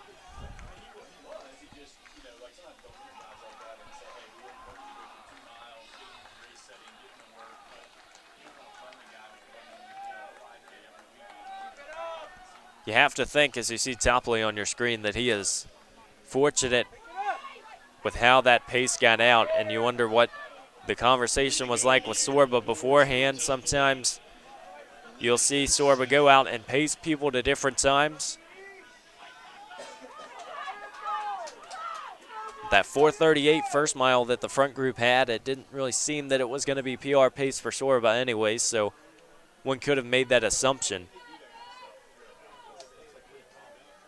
It's a race that's strung out into a very interesting formation. Topley's all alone in front. You got a pack of 6 behind him, and then even about 40 meters behind that, you have another pack of 6. So traditional 5K for it to spread out, but maybe not in the fashion that it has.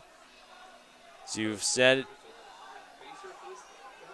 we mentioned about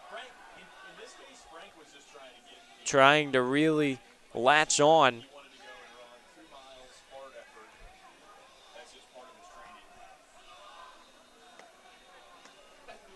See some of the Lynchburg athletes warming up on the infield. We got events coming later today in that 800, so they're trying to get some shakeouts, but things are heating up here in the Invitational 5K. It's 800 left for Topley as he goes through the line.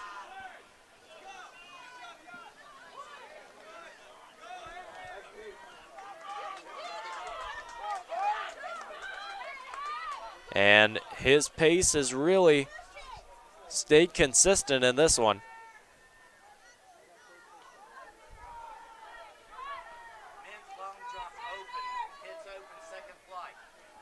Got field events all around today. See some men's long jumps getting underway. Some of the throws that happened yesterday, but for now we're around the oval and Topley is dominating.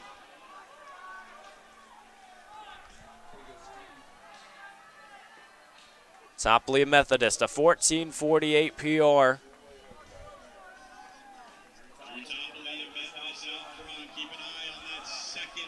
He's got 500 to go.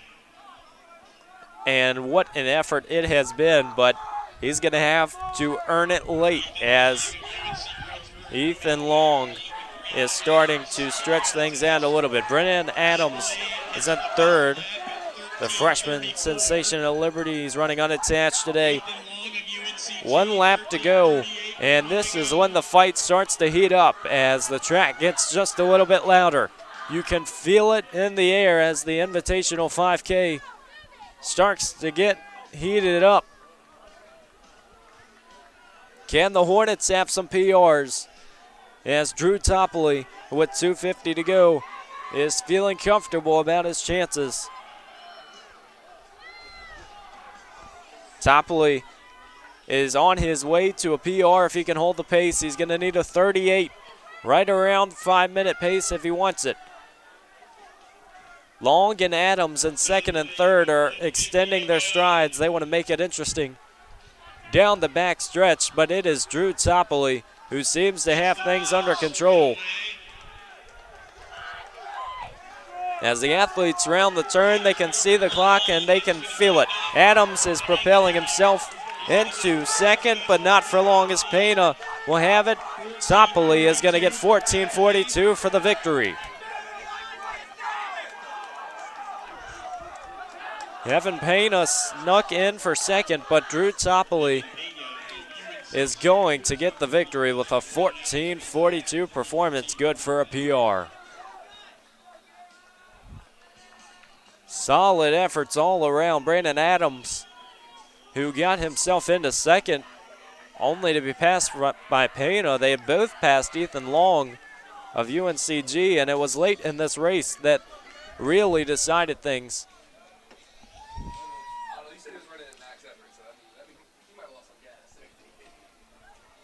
We'll keep you updated on some of the Lynchburg times. As you see, Jonathan Cobb, he was at 14:59. Tanner Firkins has PR'd yet again. It's a 2-second PR this time. Ran a sub-2 800 last weekend. It just seems like he never stops going out, and he has made it work early on. Bryce Davis, a 14:52. He sticks right around that PR mark of 14:50, so it's a consistent effort for Lynchburg. They get a nice heat to do it in. Invitational 5K. We knew it would get out quick. And it seemed as if it really followed the stereotypical role of a 5K of just trying to hang on to whoever you could find, and it was a solid effort to do so.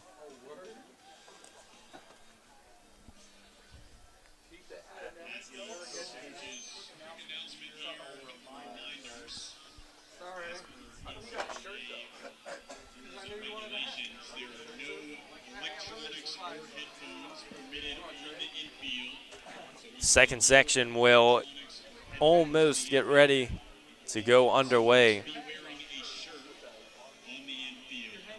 We're trying to highlight some of the Lynchburg athletes. We know this is a home meet, this is senior night, but how about Tanner Firkins? He PR'd again.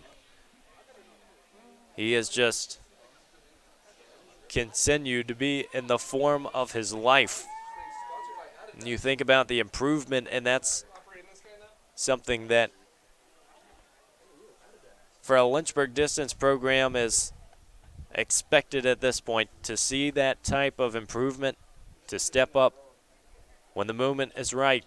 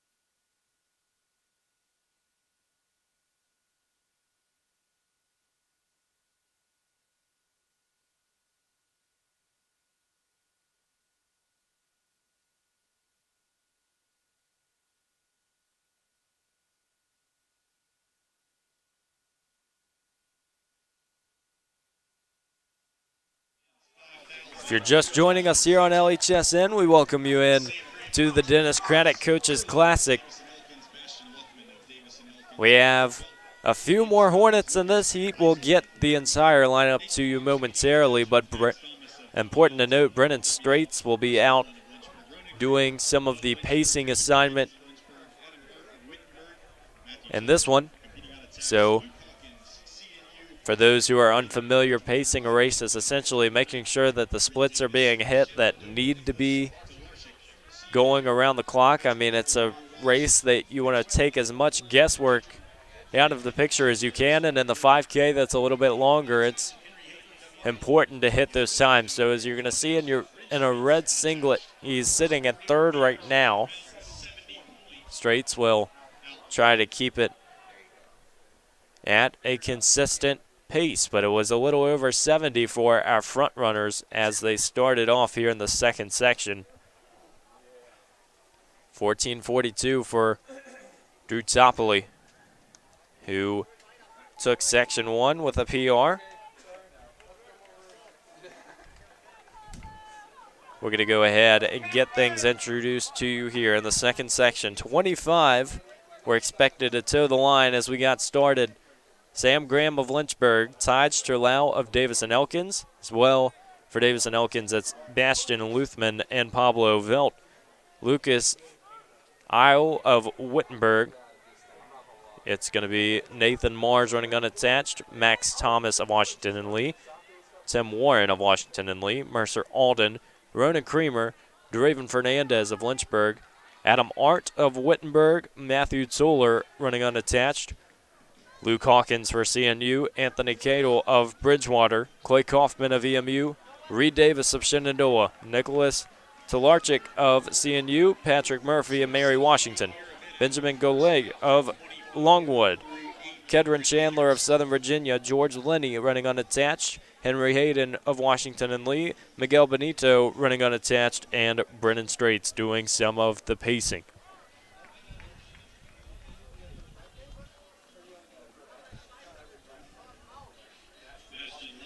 Bastion Luffman and Patrick Murphy out in front. Early on, some of the Hornets in this heat, it's important to note, will wait until that last mile to really make a move, particularly thinking about Draven Fernandez, who has put himself in a good spot up front, but also see Mercer Alden, maybe one of those athletes who are going to wait a little bit before that kick. Luthman of Davis and Elkins.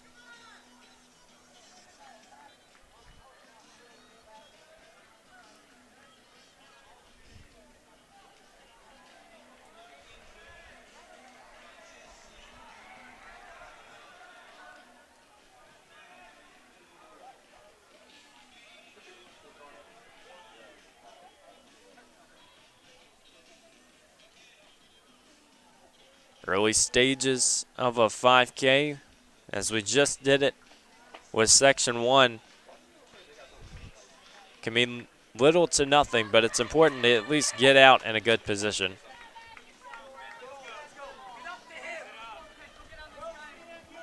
We'll start to see some of those field events later on as well.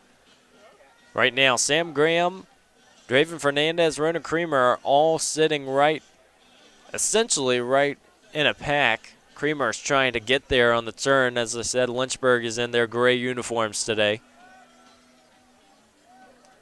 Athletes from up and down the East Coast represented here in this Dennis Craddock Coaches Classic. It's senior day for Lynchburg. Still D3 week, and it's spring sports season. It's about as good as it's going to get.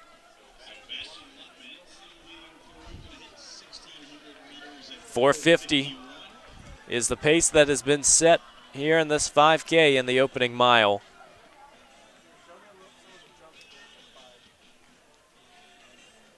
And so getting out at a pace that could put our winning time right in the 15s. That's obviously the range. We know 14:42 for Drew Topley was the winning time of that first section. But with the second, lots of PRs in the 15:20s, 30s, and 40s. A fast section, though, you have to imagine things will get a little bit quicker than that.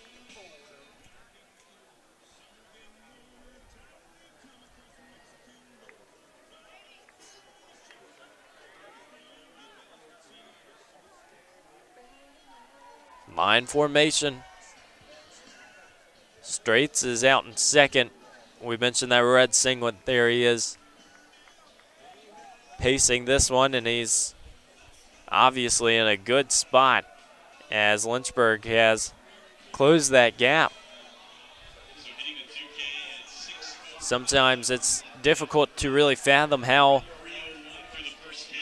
complicated it can be getting out from the line because, I mean, you heard the heat sheet.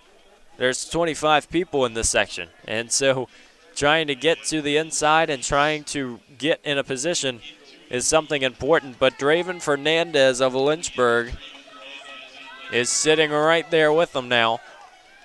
Sam Graham running Creamer can sense it as well.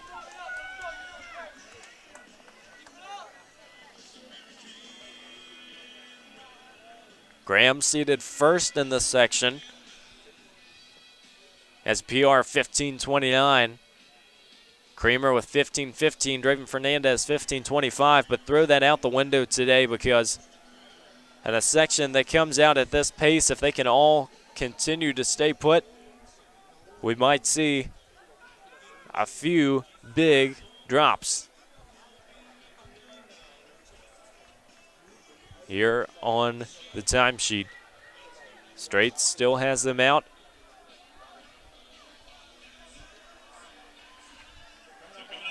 We'll keep an eye on how long he paces this race. Obviously, the duration of that is not exactly clear. We don't know if there's a set distance that he's expected to run. Most of the time, that's how pacing works. You're going to wait for maybe 2 miles and then let it go, but the field is out and looking strong.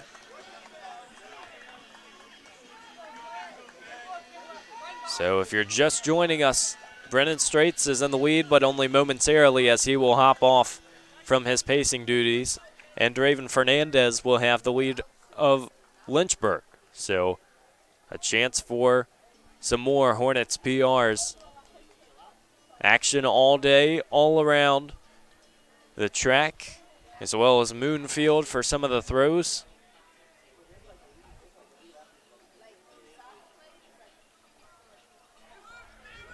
Got all the angles and all the events covered right here on the Lynchburg Hornets Sports Network. Straits looked back for a second.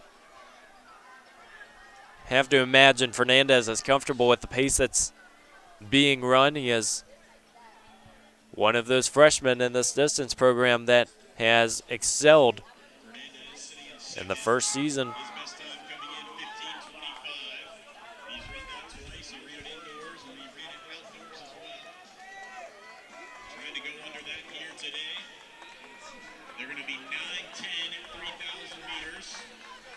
One more lap for 3,200. That's the 2 mile mark.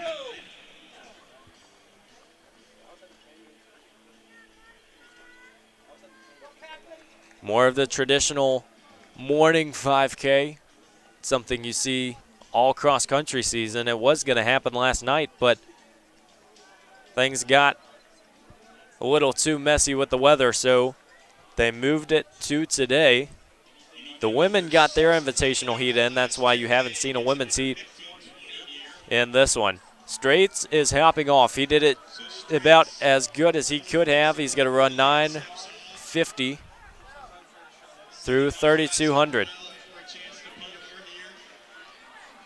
Again, you focus on the mile marks on the opposite side of the track in the 5K, but you got to finish right there at the finish line, and there's going to be 4 to go when they go through the line.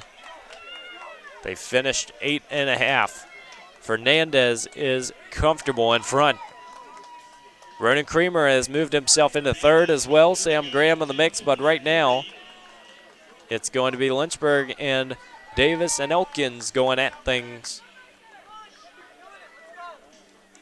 It's a section that features a few athletes from both. Something that we noted at the beginning of this race, Fernandez is a second half runner, so imagine that he'll start speeding up a bit.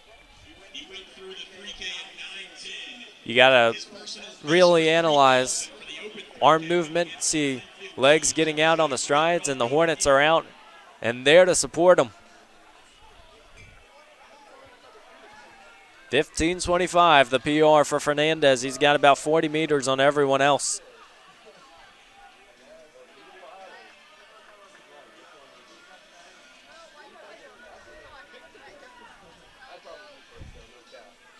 Wearing the 11 on his chest.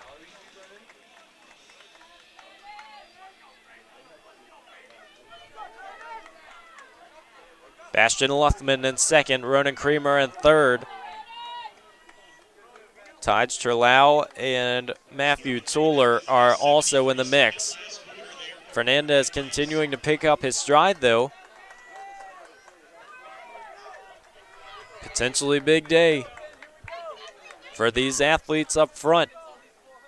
They've worked so hard in training just to make this moment possible, and now it's time to execute.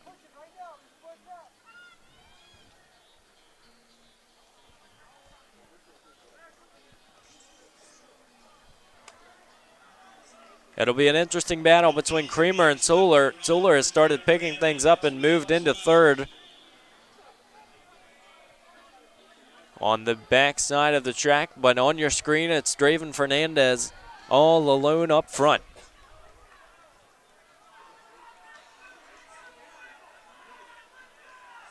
From the Virginia Beach area, he's been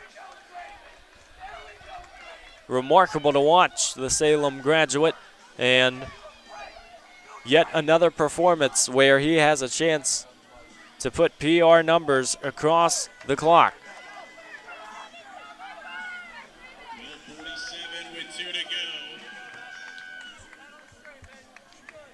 12:47 was the time with 2 laps left. He's on pace.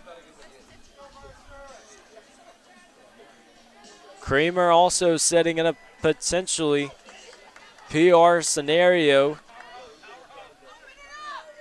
Toller has moved into second. Kramer is in third. That's still Bastian Luthman running strongly in fourth.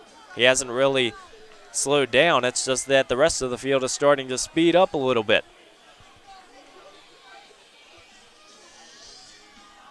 An invitational 5K that promised to deliver.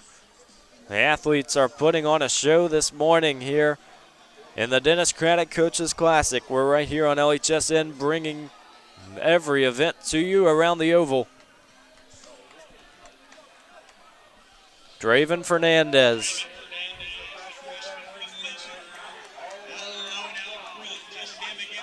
He's going to have a lap to go right around 14 flat as he enters.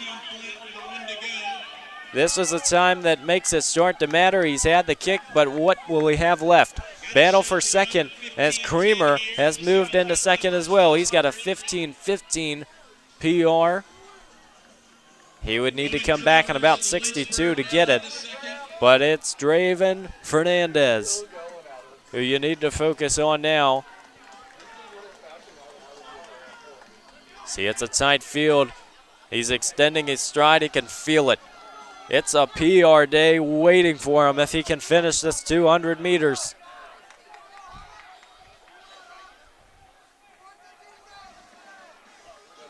And he is not stopping, setting the track on fire. The freshman is 14:50 is on the clock.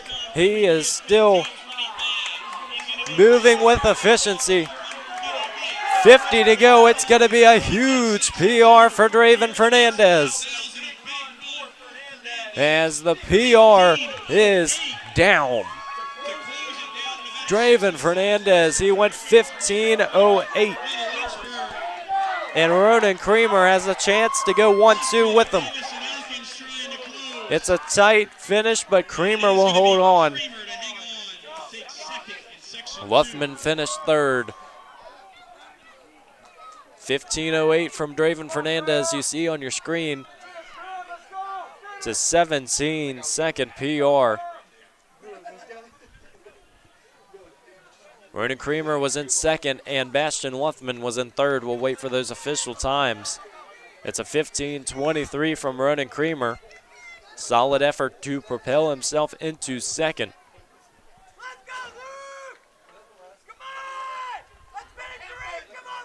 You have to feel excited for what this distance program has continued to deliver, and that really goes for all these athletes. Luthman finished in 15:24 for third. See Davis and Elkins as well being able to put on a show. Davis and Elkins, a Division II school, the Senators. Mercer Alden, the 15:33.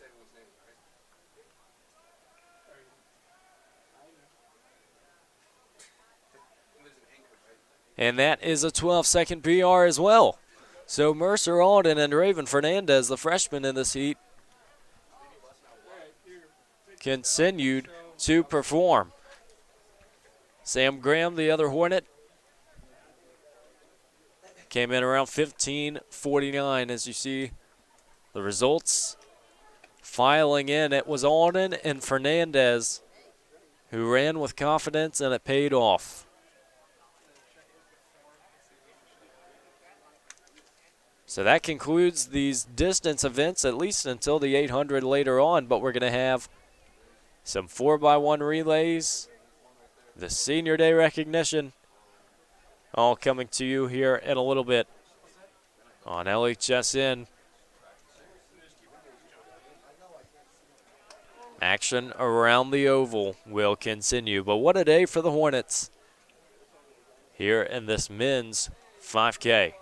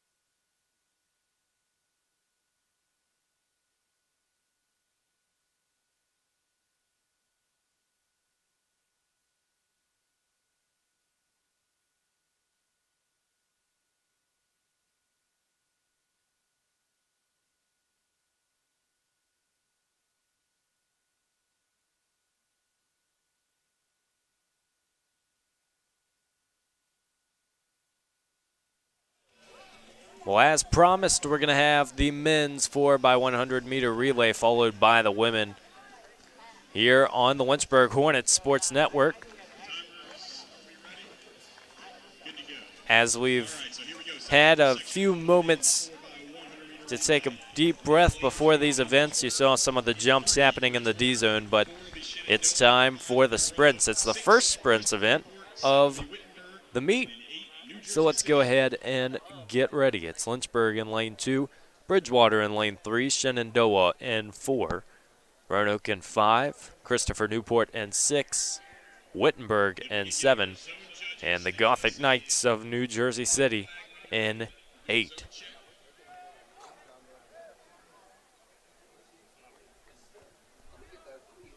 Full slate of action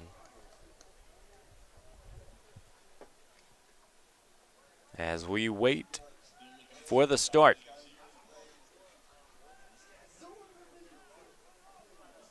Here, if you're just joining us, we've had some exciting finishes throughout this entire meet. And we hope with the sprint events it will be the same. It will be easier to have some tight finishes because we know that with sprints it's going to be closer times, quicker races. But either way, it's a meet that promises some pretty fast times. Lynchburg, in this one for the Hornets fans, will have Isaiah Cornish, Nick Raya, Jalen Jones, and Zach Jacobs. But all 3 zones are set. The athletes in their blocks.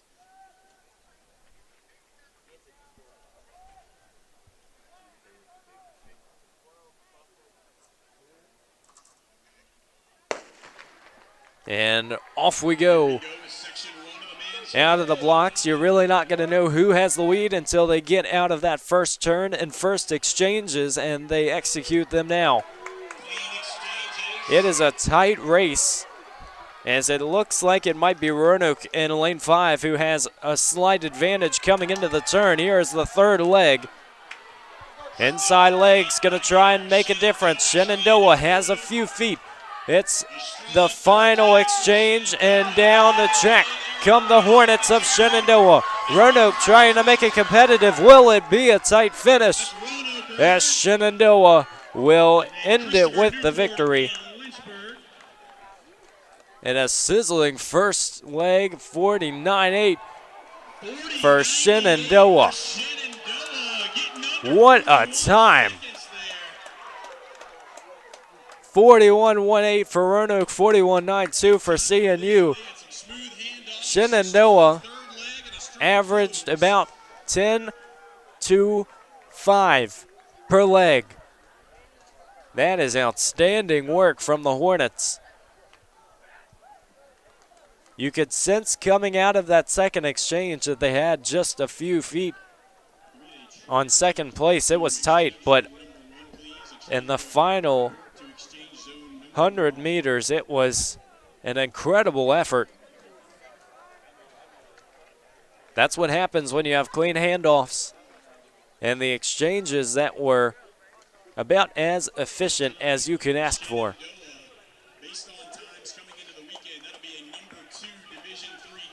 Number 2 in Division III, as the PA announcer has just notified us. That is incredibly fast. The Dennis Craddock Coaches Classic that continues to bring some very fast times.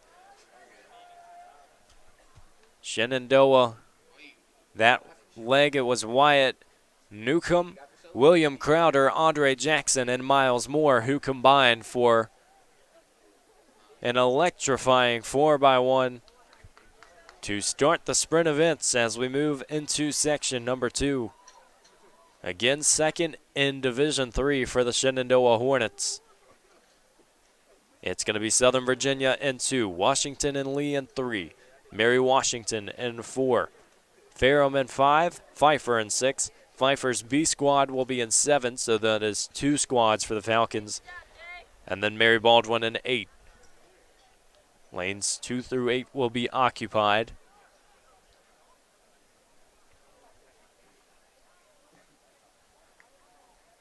The Hornets of Shenandoah, a tough act to follow in this 4x100 meter relay.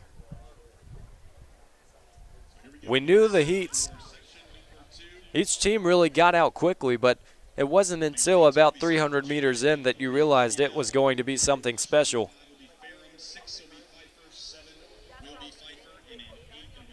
We will have to see if any of those athletes double back in the 100 or 200 later. You imagine that will be the case.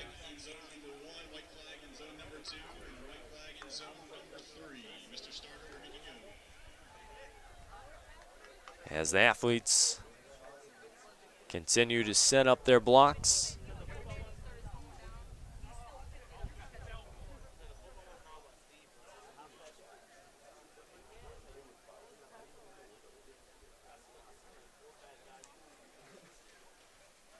All meet long. We're bringing events around the oval to you right here on LHSN. We've been fortunate enough to see some outstanding performances.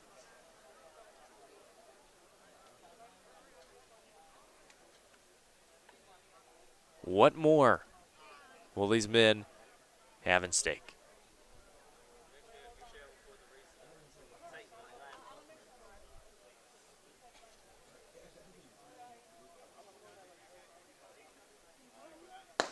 Gunfires, here we go. So it's section 2 of the men's 4x100 meter relay. Out in lane 8 is Mary Baldwin. They have a nice start, but it will be the stagger that will dictate. It was a slow exchange, and now it's a pretty even playing field.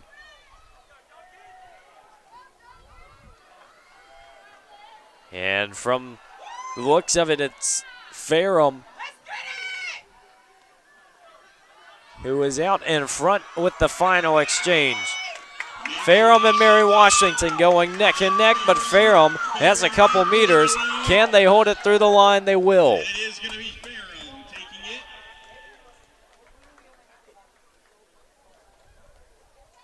It will be just north of 42.06 for the Panthers. And Mary Washington following closely behind with 42.22. Pfeiffer snuck in for third. That is that A squad. We mentioned they had two of their teams going at it. Mary Baldwin had a very quick start out in 8, but unable to really execute that exchange, and it just demonstrates the importance of having a very well-rounded squad. There's so much that goes into these races, more than what meets the eye of a spectator, perhaps. The women's 4x100 meter relays, this will be followed by our senior day celebration that happens shortly after. But for now, section 1 of 2 for the women's 4x100 meter relay. It's going to be Washington and Lee in 2, Bridgewater in 3, Lynchburg in 4, Wittenberg in 5, Roanoke in 6, Shenandoah in 7. It's essentially an ODAC preview with 5 of the 6 being in conference. Obviously, Wittenberg, odd one out, making the trip down from Ohio. Lynchburg will be in their gray uniforms if you're just joining us.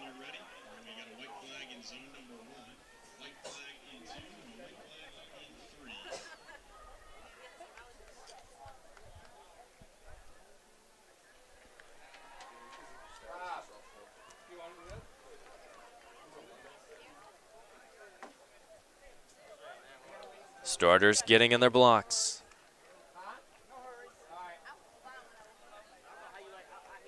As we await section 1.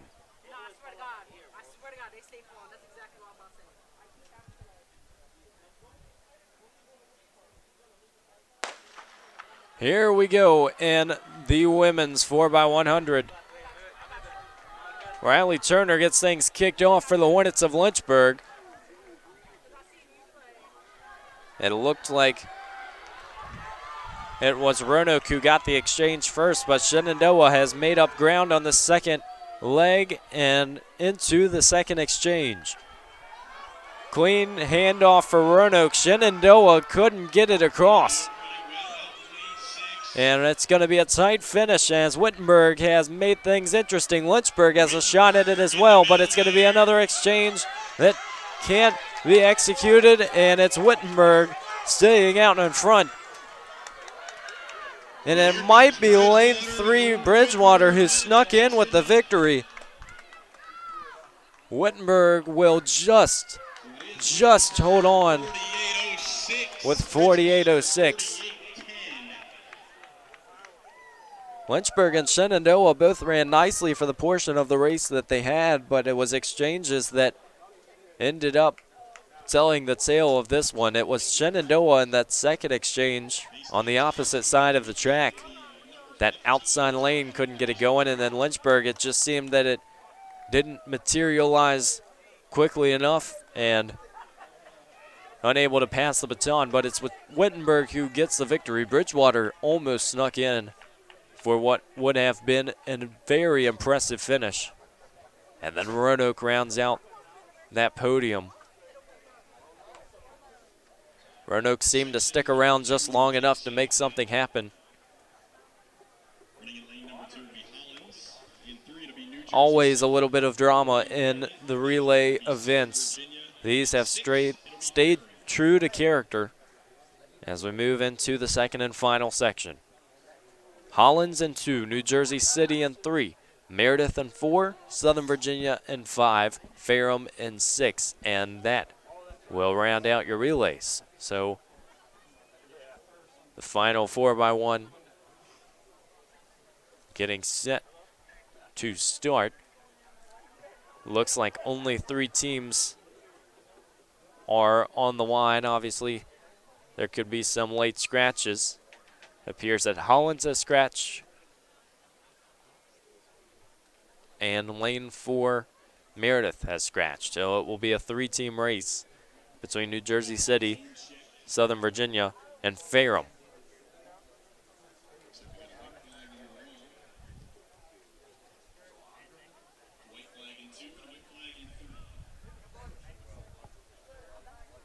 Set to get things started. And what has been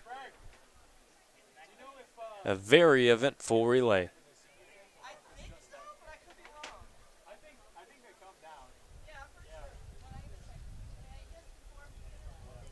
Athletes down in their blocks. Starter awaits. Arm up, gun fires, here we go. 3 teams competing for the second section of this women's 4x1, and Southern Virginia has the lead from the gun. They make up the stagger before the turn has finished.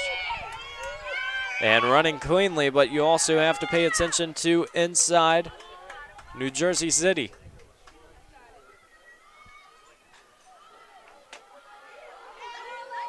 Handoffs clean through 2 exchanges.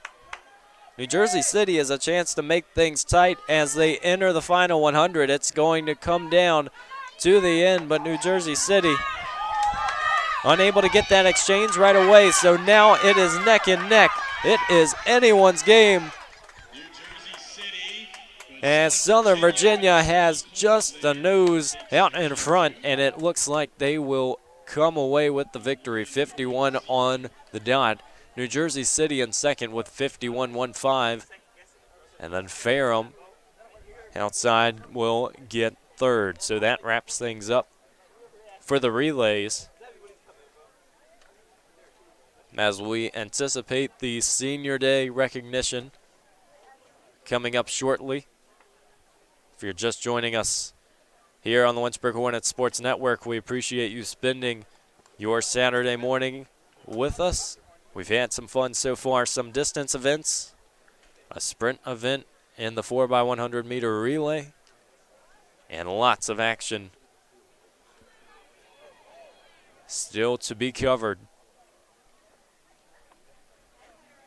A little bit of a break in this meet now from a running perspective, as the seniors will begin to make their way to the infield. We'll make sure that we recognize them and the work that they have been able to produce for this program, both as athletes and as students, something that is common here in this college environment, really across the nation and any school. And it's such an awesome sight just to be able to recognize them, to be able to take some time away from a sporting environment that tends to never really let up. Schedule always has something going, whether it's in the meet, whether it's an entire season's worth of work. Always special to wait a few moments and just appreciate the talent and the personalities that we have around this program.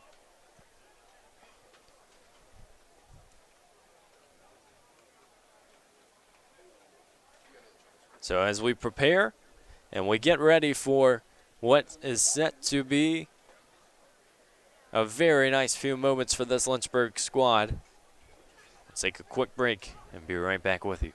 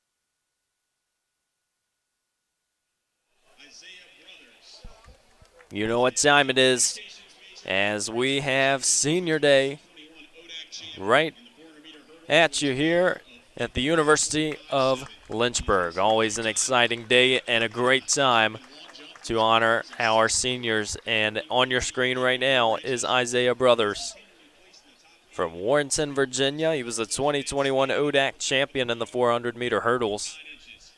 PR of 55.57, and he's also the two-time All-ODAC athlete in the high jump and long jump. So continually placing in the top 8. And after graduation, he plans to pursue college coaching and join the Lynchburg coaching staff next year. Jermaine Carson, the Lynchburg native out of Brookville High School. He's joined the throws program last year with a work ethic and determination that has simply been unmatched. And just a personality on the squad that is so amazing to have around. As a hammer and a discus athlete, he's qualified for every ODAC championship meet. And he hopes to start an internship with the Brinks Home Security after graduating. Here's Frank Sorba, one of the distance athletes on the squad, a 3-time All-American that has helped grow this program to new heights. 2-time national qualifier, 2-time All-ODAC performer, and the 2022 ODAC cross-country champion. So he has been around success. He understands what it takes to get to a level that has been extraordinary for the Hornets. So a 9-time All-Region athlete, 7-time All-ODAC performer, 4-time ODAC champion, 3-time NCAA All-American. He has essentially rewritten the conference and school record books. Just to put those times in perspective, 8:09 in the 3K, 14:17 in the 5K, 29:37 in the 10K. So for Frank, a criminology major, he plans to return to Lynchburg and pursue a master's degree in the fall. Sorba has absolutely changed the way that we see this program, and it never seems that he stops to achieve what he has set out to get.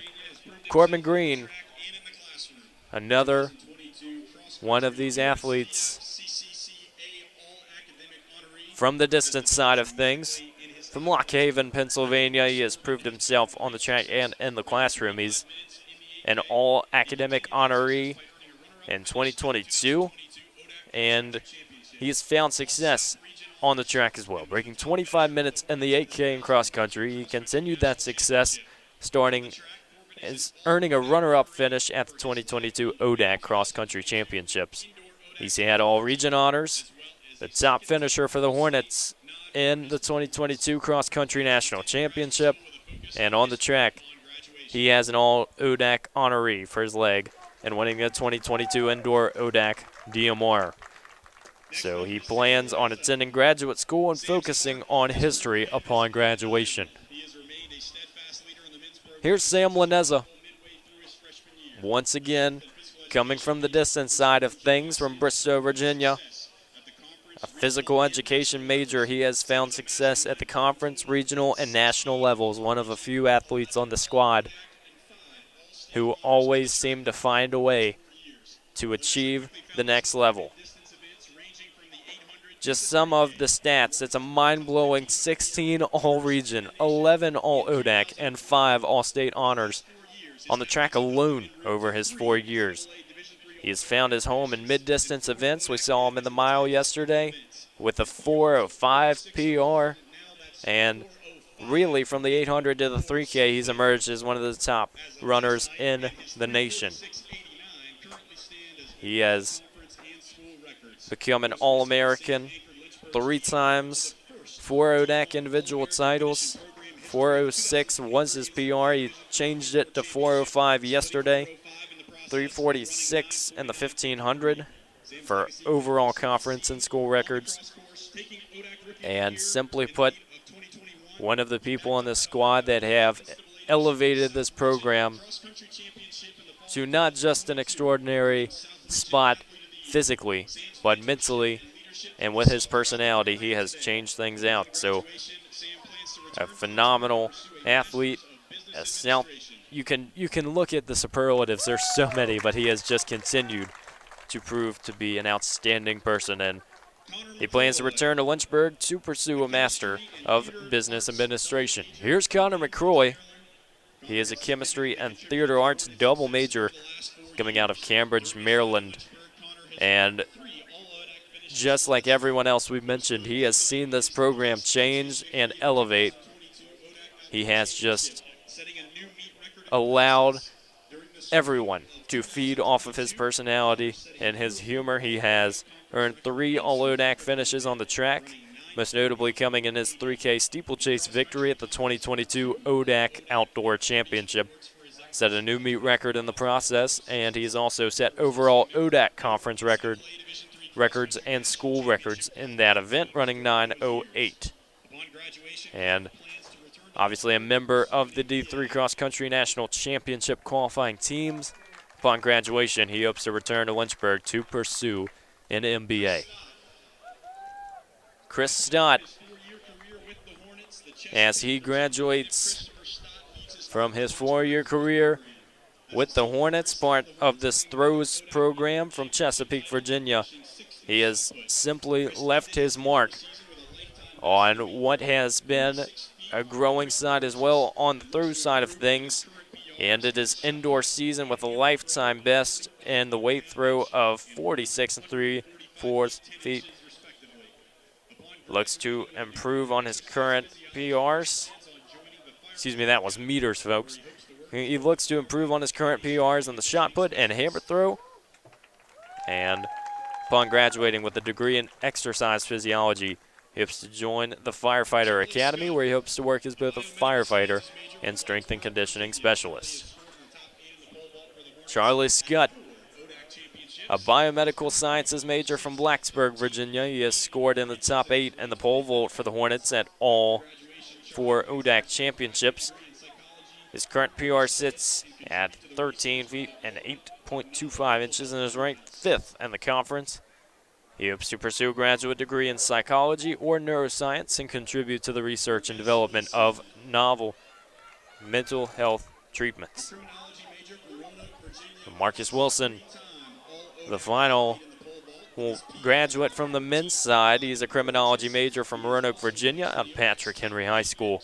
3-time All-ODAC athlete in the pole vault.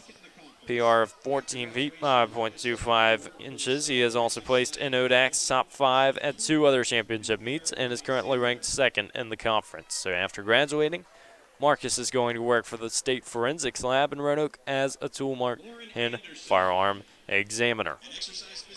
Now on to the women's side of things. It's Lauren Anderson. She is an exercise physiology major from Centerville, Virginia. 2-time All-ODAC athlete and 2-time ODAC champion in the pole vault. She is known as a 5-time All-Region, 3-time second-team All-State athlete, and a 2022 All-Academic athlete. She currently holds the number 3 spot on the Lynchburg top 10 list in history with an 11 feet, 5.75 inches for the indoor pole vault, and the 2nd spot for outdoors, a lifetime PR of 11 feet 10 inches. After graduation, Lauren plans to obtain a master's in athletic training. Veronica Barnes, a criminology major from Ashburn, Virginia. She's a 6-time All-ODAC athlete and 4-time ODAC champion as a member of both the indoor and outdoor 4x400 meter relay and the 4x100 meter relay. She is an 8-time All-Region, 7-time first-team All-State, and 2-time second-team All-State athlete. Number 6 spot on the Lynchburg top 10 list in the 200, PR of 25.93. The 4 spot in the 400 with a 58.37, and the number 2 4x400 meter relay team in history. The record-breaking 4x100 meter relay team. She has done just about everything on the sprint side of things, and after graduation she hopes to return to Lynchburg and use her remaining eligibility, so plan to see Veronica Barnes for the next year or so. Here's Haley Kozlowski, one of the distance athletes, an exercise physiology major from Winston-Salem, North Carolina. She has emerged as a leader on the women's mid-distance team, found her specialty in the 800, recording 2 top 8 finishes in the ODAC Indoor Championships. The 2022 ODAC Indoor Championship, she ran the 800 leg on the winning DMR and finished 5th in the Open 800. So Haley's PR of 2:24 has helped her to be a player at conference championships year in and year out. And after graduation, she plans to pursue a career in medicine. Kelsey Lagunas. She has a legacy that will continue to be cemented in Lynchburg's program history. The Johnstown, Colorado native has amassed 13 All-ODAC, 10 All-South Region, and 5 All-State performances. Off the track, Kelsey's a 3-time U.S. track and field All-Academic honoree, is a double major in psychology and business, serving on the Student Athlete Advisory Committee president. And on the track, she has found her niche in the 3K steeplechase, winning the 2022 ODAC Outdoor Championships with a new meet record. Punched her ticket to the D3 Outdoor Championship. She has proved versatile. She's seen success from the 800 to the 10K. And in cross country, she was a 2-time ODAC Cross Country Championship in 2021 and 2022. She finished 6th at the NCAA D3 South Region Championship, and she has helped the women to their first South Region title. Record finish, their highest ever at the national meet. One of 3 women in program history to eclipse the 22-minute mark in the women's 6K with 21:51, and Kelsey plans to attend graduate school with a focus area of industrial organization. We have one more left. It's going to be Tanner Firkins from the distance side. Tanner, the hometown business major, has shined in his time at Lynchburg. He graduated from Brookville High School, lowered his PRs in the mile by over 40 seconds to 4:24. His 5K by a total of 3 minutes to 15:21. We touched on it earlier. It seems like every time he steps on the track, he seems to shine, he seems to improve, and he has always had a way to perform, not only as an athlete, but just as an outstanding person. Tanner Firkins, he ran the opening leg in the winning DMR team at the 2023 ODAC Indoor Championship. All ODAC honor, and during cross country, he's lowered his 8K PR from 28:11 to 26 minutes over his 4 years. He shattered times, breaking 4 in the 1500, 3:59.11, and breaking 2 minutes in the 800 with 1:58.88. He plans to pursue a career in business upon graduation this spring. So as the Lynchburg seniors will gather for a picture with everyone in it, Tanner Firkins, we just touched on, another one of those distance athletes.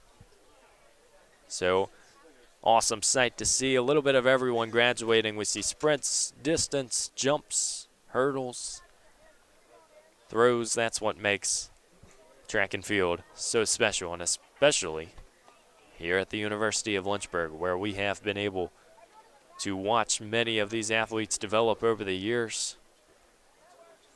Fans, it's not a process that can be completed in a month's time or a season's time.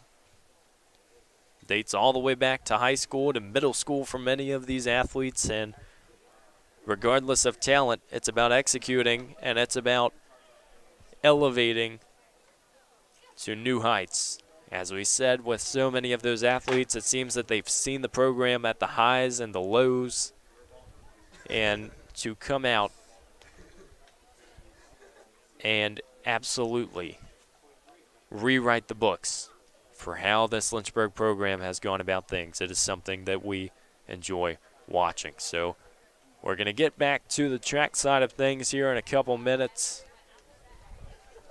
But we appreciate being able to shine a light on some of these performances, some of these outstanding Lynchburg Hornets that are graduating. So for all the schools that are set to have their senior days in the coming weeks, or if you have already done so, we hope that you enjoy those recognitions, and especially just being able to look back. It's such a special thing in any sport to be able to go back and to see just how the work has been completed. That's why we have Senior Day, and that's why it's so special to think about it.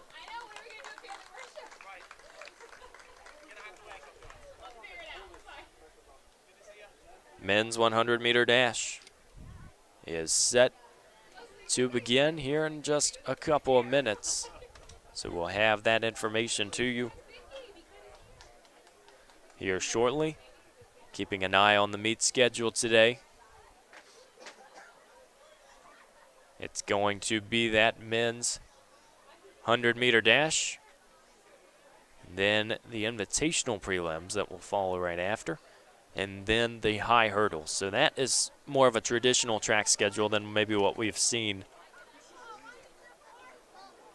here, with distance events kicking off a little earlier than normal. So as we said, it will be the open hundreds, and then it will be some invitational hundreds.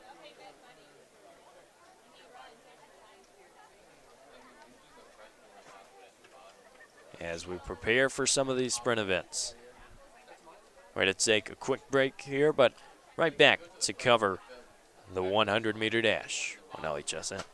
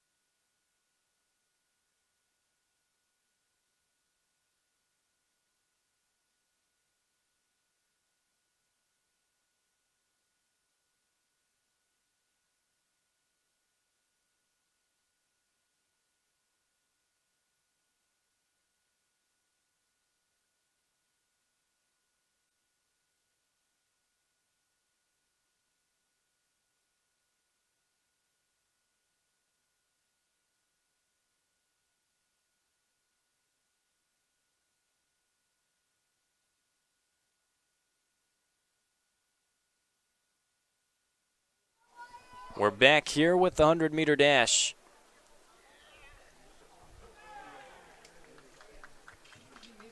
Jones of UNCG in 1. Hunter of EMU in 2. Eldridge of Roanoke in 3. Draken of WNL in 4. Santiago of Mary Baldwin in 5. Moon unattached in 6. Newcomb of Shenandoah in 7. McPherson of Ferrum in 8. Underway, we get started, and right away it looks like it's going to be Newcomb of Shenandoah. 2 and 3 also competing, Hunter and Eldridge, and it might be Hunter of EMU. 4 athletes were really all in the mix in that heat. We'll have to wait and see the official results. It's going to be Bryson Hunter of EMU as we predicted, so 11:05 will earn the Heat 1 victory. 11:06 from Steven Santiago for second, and Eldridge of Roanoke in third. That shows just how close that heat was.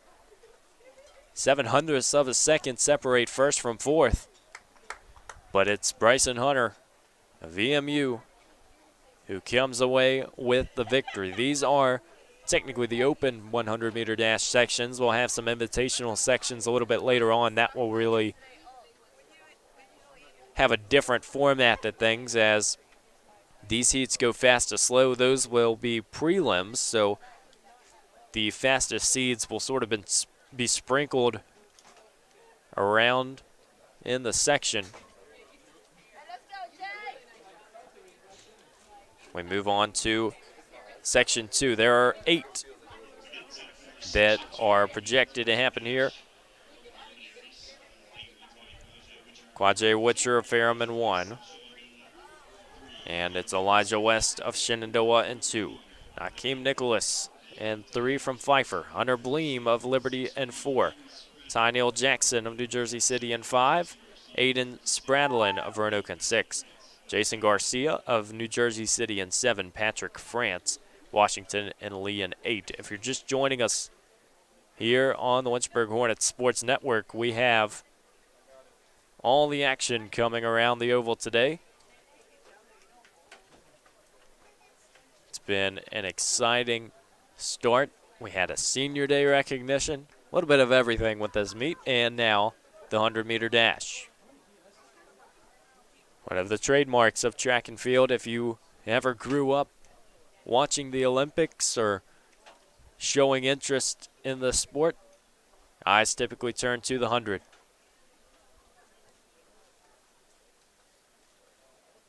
Runners in their blocks. Gunfires, here we go. Section 2. Running confidently is Hunter Bleem in lane 4, and he has a lead. He might hold it from the gun. And the Liberty athlete is going to post a very solid time out of Section 2, 10:81.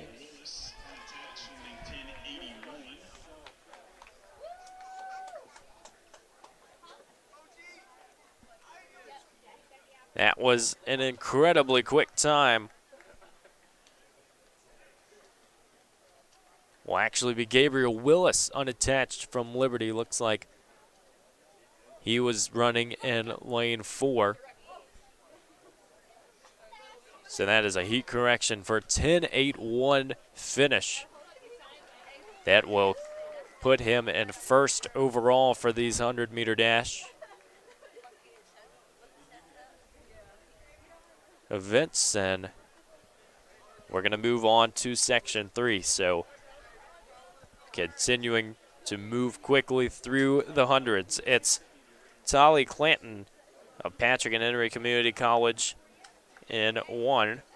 Tydo Casal of Washington and Lee in 2. Blake Morin of Roanoke in 3. Christopher Smalls of Shenandoah in 4. Azad Robinson of Wittenberg in 5. Alberto Pinheiro of Ferrum in 6. Kareem Dillon of Mary Washington in 7. And Elvis Nawaniri of Southern Virginia in 8.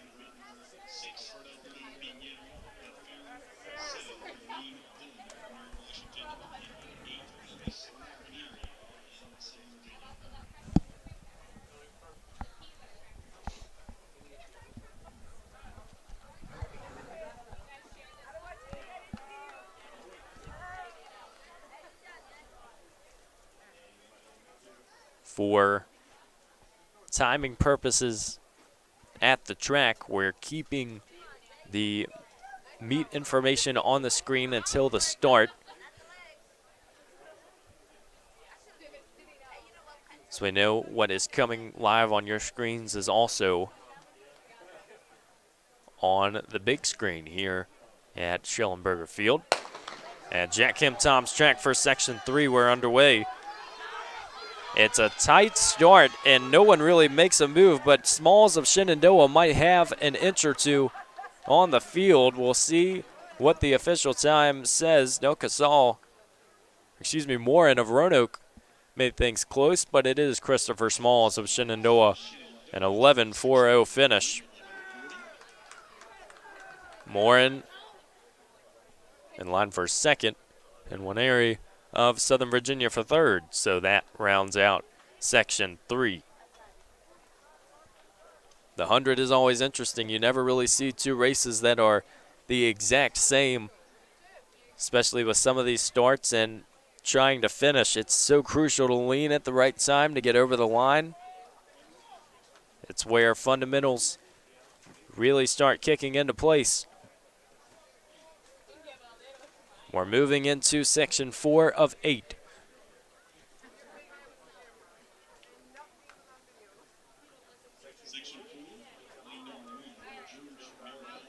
And we might have a few people not showing up for this heat, but we'll still introduce the entire section. It's George Marable of Washington and Lee in 1, Isaac Barber of WNL in 2, and Duncan Meldrum of WNL in 3. Zin Mong of UNCG in 4, Parker Cam of Southern Virginia in 5, Jamari Johnson of Patrick and Henry Community College in 6, Xavier Cottenham of Shenandoah in 7, Langley Forte of Christopher Newport in 8. Looks like our 3 generals athletes for Washington and Lee in lanes 1 through 3 are no-shows, so it's a 5-man heat here for Section 4. Arm extended for the starter. Set is called. That's a false start. And it will be Cottenham of Shenandoah. You could tell he had a quick reaction on that one. Normally, if you're a spectator and you can tell there's a false start without the gun, it's a pretty noticeable one, and that is going to be Cottenham's day here in the 100. So unfortunate false start there, and it's down to a 4-man heat. It's a risk you take in the 100 meters, and I think people who watch it don't understand how difficult that timing can be, because half of your race is just getting out from the blocks. But sometimes it just doesn't go in the way of the athlete. Either way, here is Section 4. Clean start for our 4 athletes, and it's going to be a tight one. It looks like it might be Jamari Johnson in 6 who comes away with it. It's between 5 and 6, Cam and Johnson.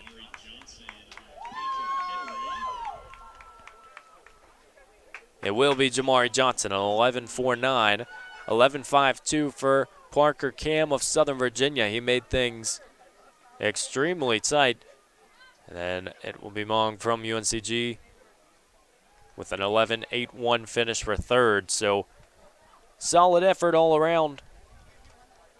Especially when you have a false start, not only does it impact the person who had the false start, but also the rest of the field just trying to keep their emotions in check to be able to go out and still run a quick time. We're on to Section 5 of 8. Owen MacArthur of UNCG in 1. Ryan McKenna of Washington and Lee in 2. Amar Bisek of Shenandoah in 3. Juan Cruz of New Jersey City in 4. Cameron Easley of Patrick and Henry in 5. Ronald Stephen Jr. of Virginia Lynchburg in 6. Jonathan Cronus of Eastern Mennonite at 7. Max Archibald of Southern Virginia and 8. It's going to be a busy heat. It looks like we will have 7 of our 8 present. Always a couple scratches in the 100, especially based on sometimes how relays go. Maybe anticipation for the 200s. You got to be prepared to run quick.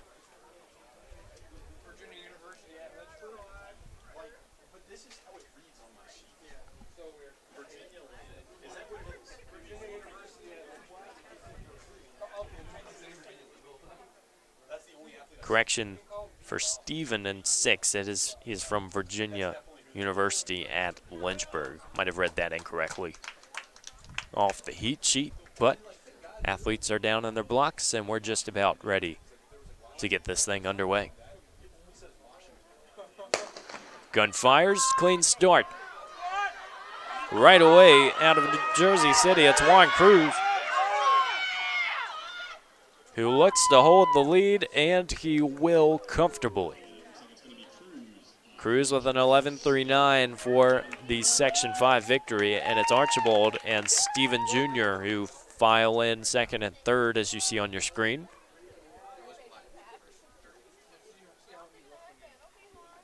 Section number 6, lane 1, Elijah Harvey. In 2, Marvin Charles. And it seemed that Juan Cruz in that heat really knew what he was doing. Confidence was at a premium as he just got out and stayed out. That's the easy way to do the 100. Section 6, it's Elijah Harvey. And lane 1, Marvin Charles, New Jersey City in 2. Ari James of Southern Virginia in 3. Damon Beckwith of Pfeiffer in 4. Jamian Tanner of Randolph in 5. Tyler Thompson of Eastern Mennonite in 6. Tyler McMillan of Mary Washington in 7. And colleague Bradshaw of EMU in 8.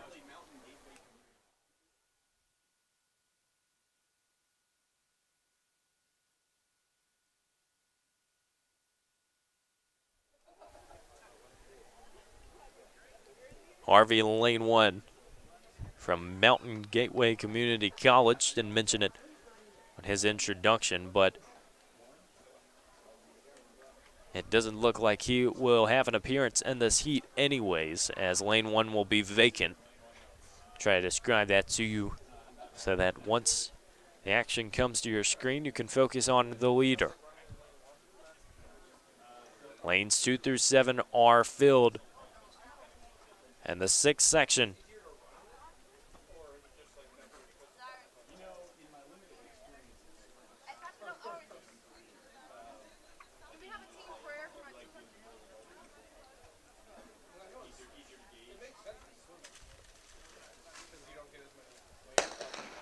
Here we go.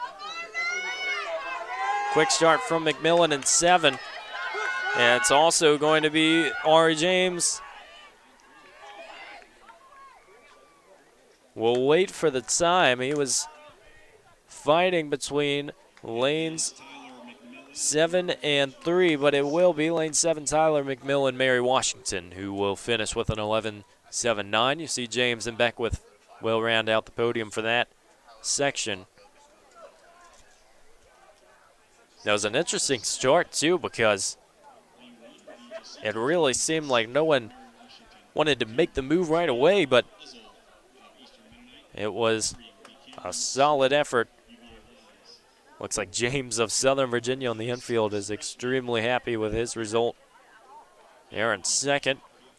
We'll move on to the 7th section. Jacinto Jones II of Mary Washington in 1. Trey Uzzle of Eastern Mennonite in 2. Cameron Sargent of UVA Wise in 3. Kuvatus Spratley of Ferrum in 4. Patrick Coffrin of Shenandoah in 5. Donald Luxema of New Jersey City in 6. Josiah Ramkelawan of New Jersey City in 7. And Avon Kidd running unattached in 8. Full house in this one. All 8 lanes are occupied. That might be the first time that's happened in these 100-meter dash races. Makes for a potentially cinematic finish.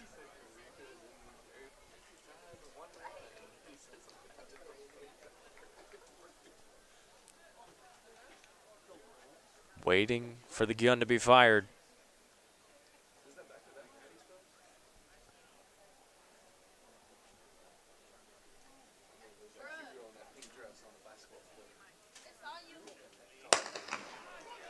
It's a clean start, and in lane one, Jones is out hot. He has got a large lead on the field, and he might have broken 11.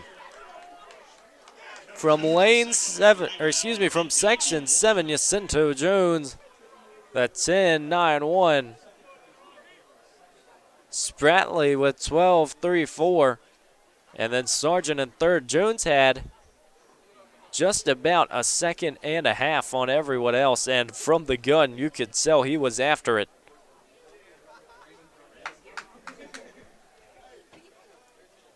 Eagle of Mary Washington, and Jones it seemed like he knew what he was doing, but I mean, you look at the movement, he was smooth all the way from the inside. Final section here of these men's 100-meter dash fields. Remember, there's the invitational to follow, so we will have quite a few hundreds today. It's Tristan Benash of Mary Baldwin in lane 3, Makara Periri of Southern Virginia in 4, Daniel Graham of Roanoke in 5, and Andrew Estes of Roanoke in 6. It's a 4-person heat, 3 of whom have showed up to the line. It's Benash, Graham, and Estes. Lanes 3, 5, and 6.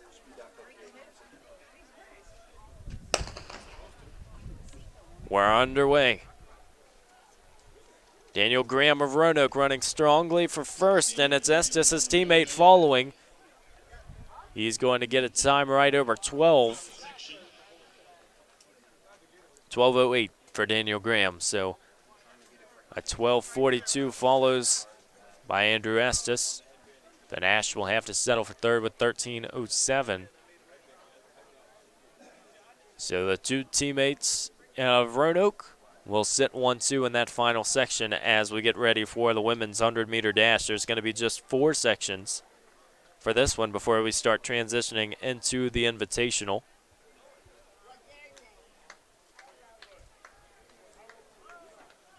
Here at Jack M. Tom's track on the campus of the University of Lynchburg, we've got action all day long. It's awesome to see more people moving down to the track, coming out to support. Obviously, there are events that have been going on all around, and equestrian, if you remember us mentioning earlier, was in a national championship, and they took the tiebreaker victory to clinch that national championship down in Florida today. So congratulations to the Lynchburg equestrian team going back-to-back. Not an easy feat to even get one national championship, whatever you're doing, whether it's a club or a sport. But Lynchburg in this spring continuing to find success, and it's such an awesome sight if you're a Hornets fan. We'll move on to these women's heats momentarily. 72 degrees track temperature right now.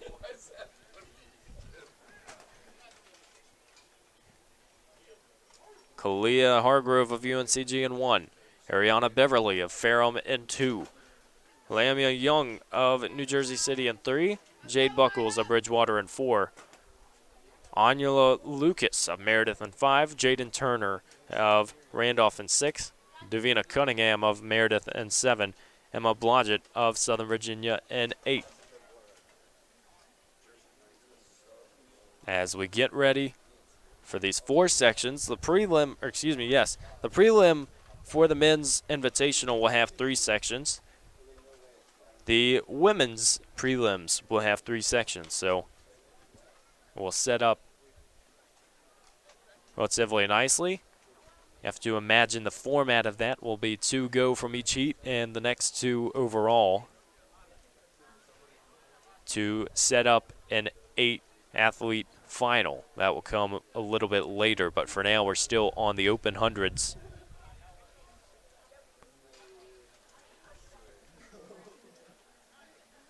going back to that Olympic illustration we had earlier, that is almost the exact same format once you hit the semifinals. And on many meets, it's tradition to have those 3 sections. A little bit easier than some of those sports where it's if you win, you're in. But you have to come out and perform in your section. We'll see most of the times those faster athletes in a prelim will be settled in lanes 4 and lanes 5.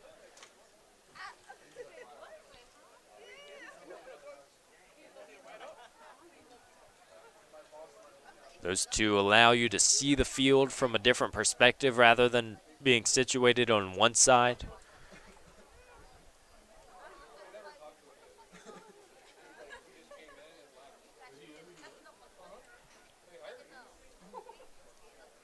See some hurdle warm-ups taking place on the infield, especially when you have the hundreds beforehand. You don't have a whole lot of space to get those warm-ups in on the track like you normally do, especially since we've been out here since 8:30 with events today.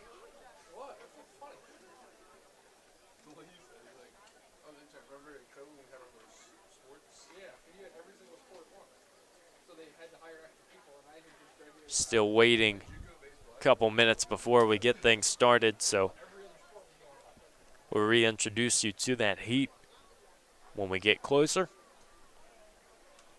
Obviously, you're always at the starter's discretion, but you're also following the meet schedule. If you'd like access to that, you can go to Blue Ridge Timing for all your information.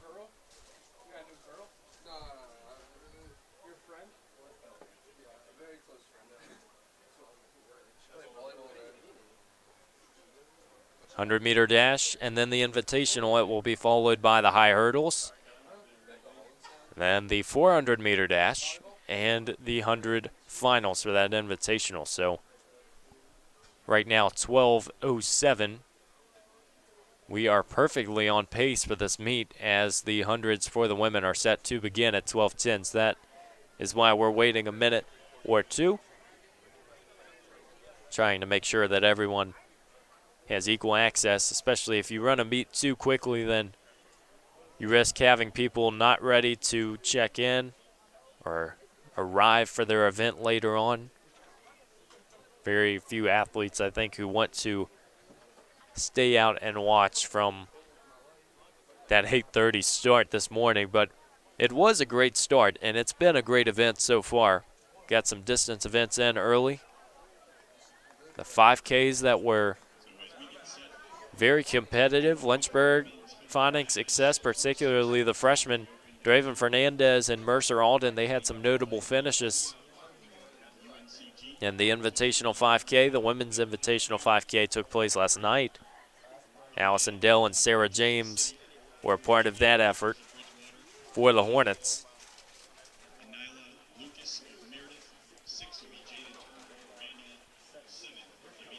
So once again, starting in Section 1, it's Kalia Hargrove of UNCG, Ariana Beverly of Ferrum, Lamia Young of New Jersey City, Jade Buckles of Bridgewater, Anila Lucas of Meredith, Jaden Turner of Randolph, Davina Cunningham of Meredith, Emma Blodgett of Southern Virginia. That rounds out your 8.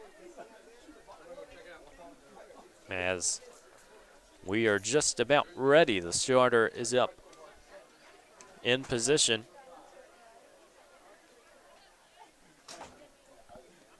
Temperatures are somewhat favorable for sprinters. Maybe some of them would want it to be hotter, but it is by no means a cold day here in April.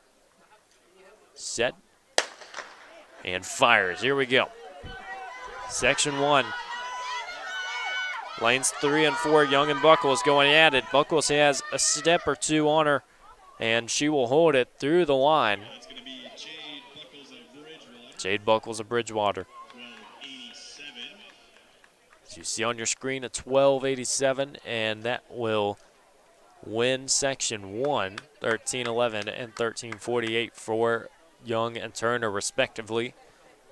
To round out the podium, we'll keep an eye on that 12.87 to see if it holds up for the victory in this event. Remember, this is separate from the Invitational.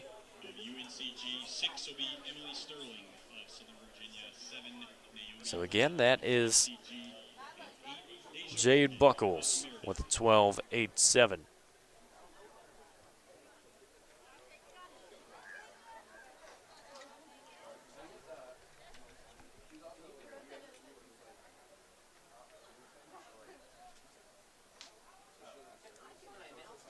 Moving on to the second section.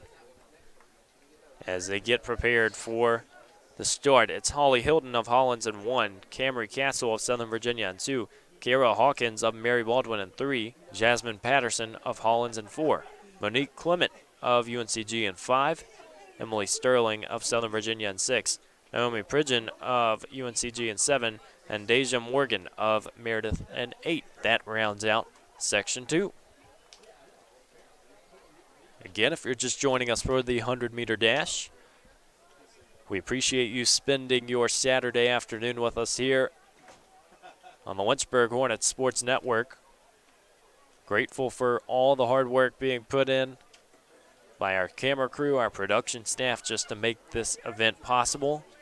It extends beyond our crew, but into the meet volunteers, everyone who has come out on campus to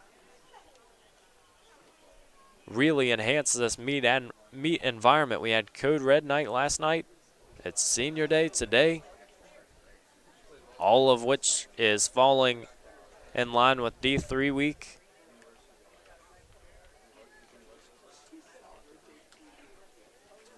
As the athletes are getting down and in their blocks.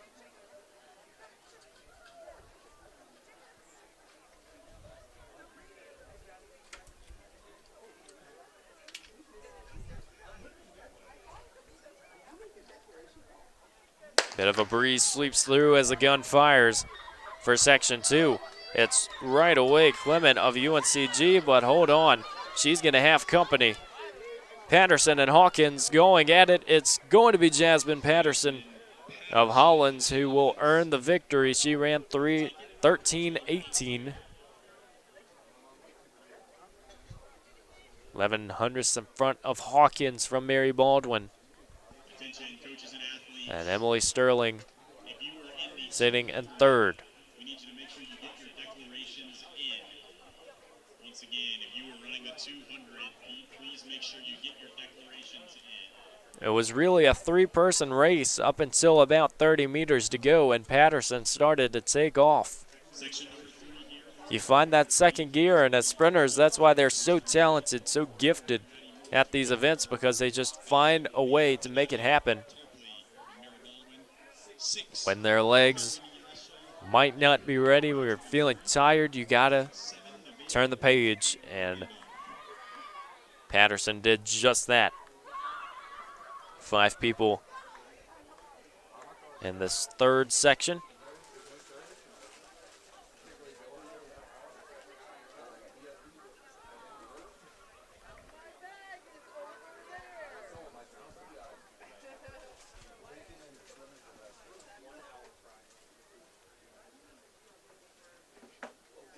Nia Boyd of EMU in 3, Addie Moore of Wittenberg in 4, Nadia Tarpley of Mary Baldwin in 5, Tyronasia Dillard of Patrick and Henry Community College in 6, and Nevaeh Foreman of Randolph in 7.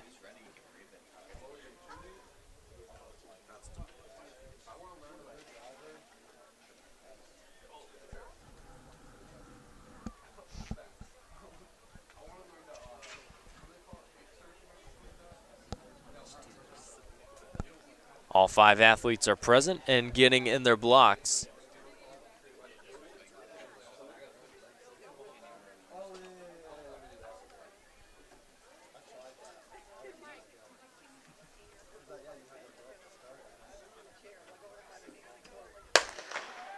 And here we go. The third section, it's Moore of Wittenberg who has taken the lead from the gun. She has a chance to hold on. Tarpley and Mary Baldwin trying to make this a race, but it will be a nice finish from Addie Moore to earn the Section 3 victory with a 14:39. Tarpley ran 14:63. That has appeared on your screen. Boyd will be in third. So section number 4, lane 3 is going to be Tiffany Carey of Eastern Mennonite. 4 will be Shadiman Blanton of Eastern. When you get out, and especially if you don't have anyone on your side, it can be interesting to watch the finish because there are so many times athletes who will sneak up at the end, but 100's one of those events you really just got to go. There's a little less strategy involved. You don't have much time to make decisions or let things materialize, so nice work from Addie Moore as we move on to the final section. Tiffany Carey of EMU in 3, Shadiman Blanton of EMU in 4, Nairoha Alvarenga of New Jersey City in 5, and Hannah Peterson of Mary Baldwin in 6. So 4 people are entered in the section. Looks like 3 are on the line.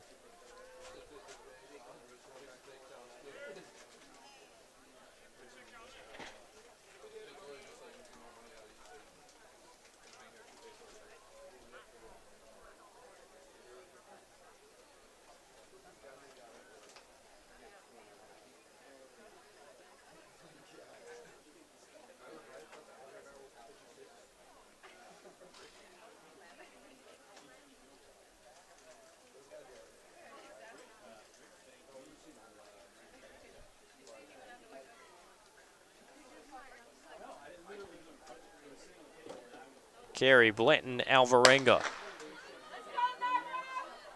will take off.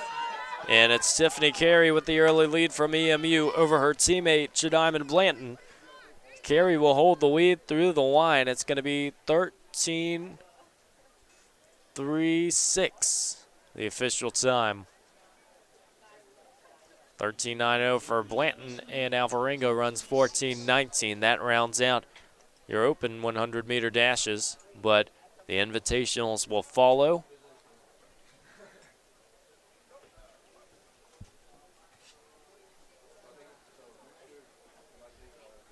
That was a nice start from Carey. She really got out.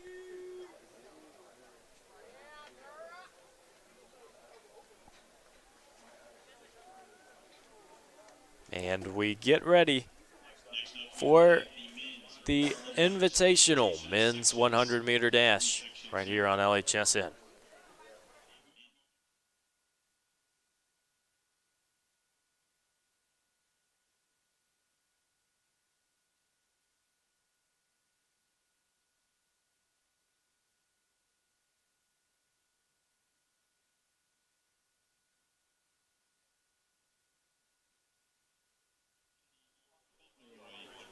Let's get things started with the men's 100-meter dash. Remember, those top seeds are sort of sprinkled throughout the 3 sections, so this is not, by the numbers, the quickest section. Obviously, this is a prelim. And we're going to go ahead and get things started, not wasting any time as we move on to the invitational heats. Jackson Birdseye of Liberty in 1, Brady Fowler of Roanoke in 2. He was the 60-meter champion for the ODAC back in the indoor season. Daniel Fox of Christopher Newport in 3. Keyshawn Campbell of Pfeiffer in 4. Kennedy Fauntleroy of Bridgewater in 5. Reese Creedon of Mary Washington in 6. Matt Rogers of Wittenberg in 7. And Damon Morgan of Eastern Mennonite in 8.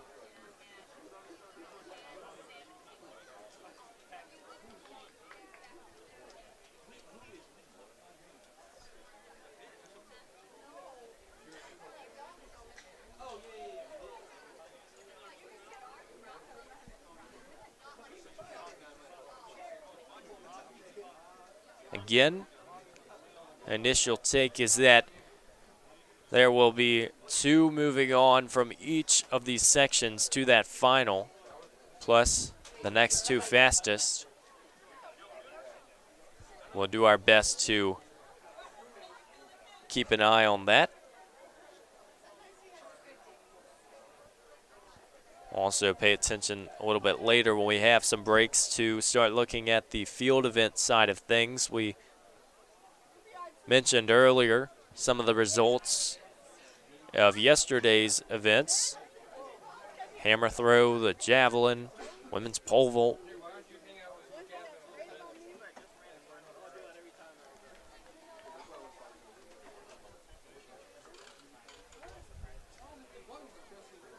It's going to be fast times, tight heats, and maybe some great finishes.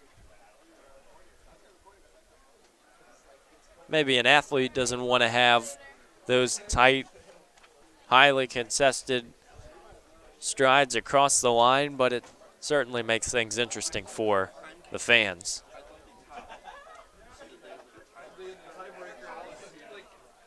Athletes all take a couple of jumps before they will settle down in their blocks, 1 foot after another. The starter is prepared to fire the gun. Every lane but lane 5, who is Kennedy Fauntleroy, is filled. So it's a 7-man heat.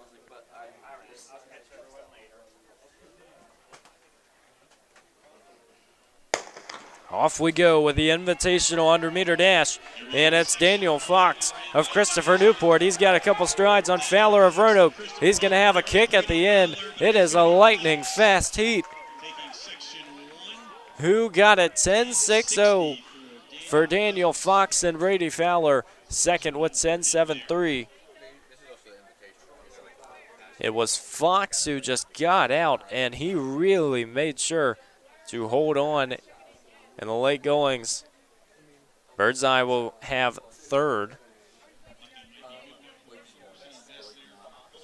That's a new personal best for Daniel Fox. How about that?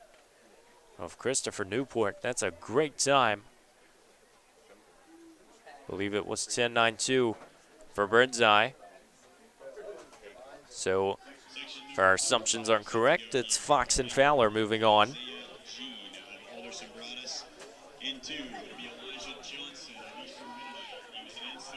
Rain is still holding off. There are clouds in the sky, though, as you will see, so we will monitor that. The weather has been relatively clear throughout the early going here today. We've got a few Hornets in this one.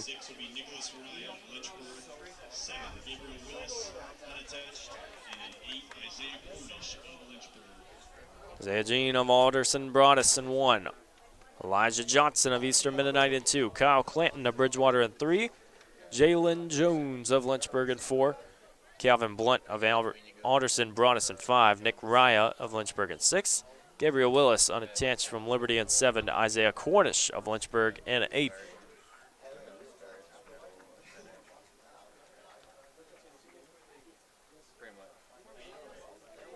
PRs for the Hornets. Cornish is at 11.08.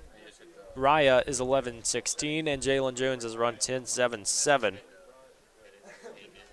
So we will watch that as well as the remainder of this section to see who will move on.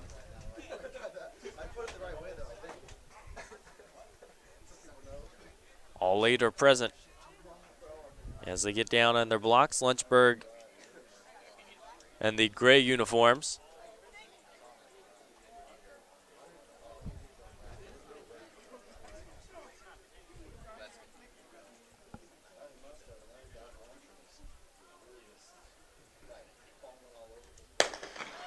Here's the start. Lane 3, Clanton got a nice start, and he's heading out in front. He's going to have to work against Jalen Jones in 4. Clanton will hold on. And extremely efficient as he runs 10.61. Jones with a 10.77. That's going to tie his PR. Elijah Johnson with a 10.96 from Eastern Mennonite in 3rd. Raya will have what should be a PR as well with 11.06. Cornish will get it as well. We'll have to look and see how wind affects things. If times are quick. But 10.61, 10.77 for Jalen Jones. 10.96 for Elijah Johnson.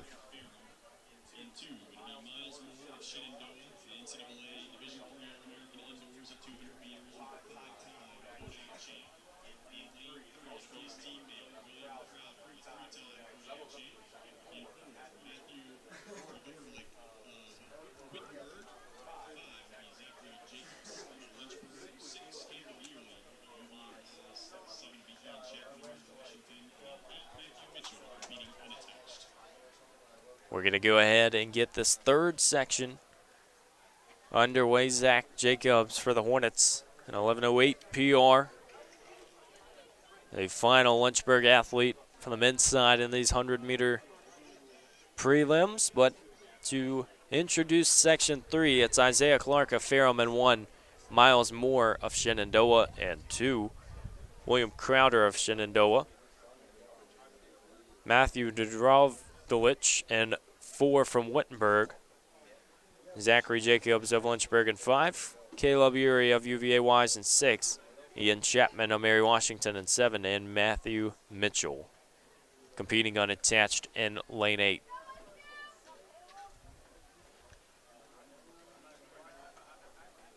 Jacobs is not on the line for Lynchburg, so it's going to be a 7-athlete affair.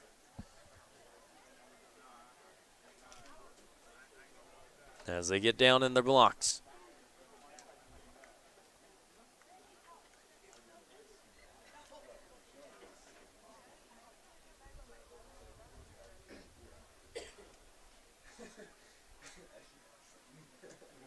Set. And the gun fires. It was a really nice start from Crowder. And 3. 2 of the Shenandoah athletes who had success early on is Miles Moore. Miles Moore came away with it.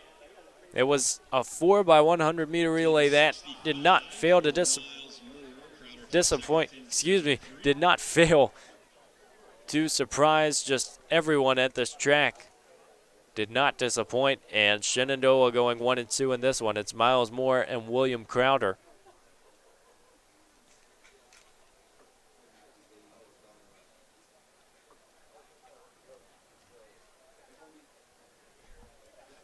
Isaiah Clark with a 10.85.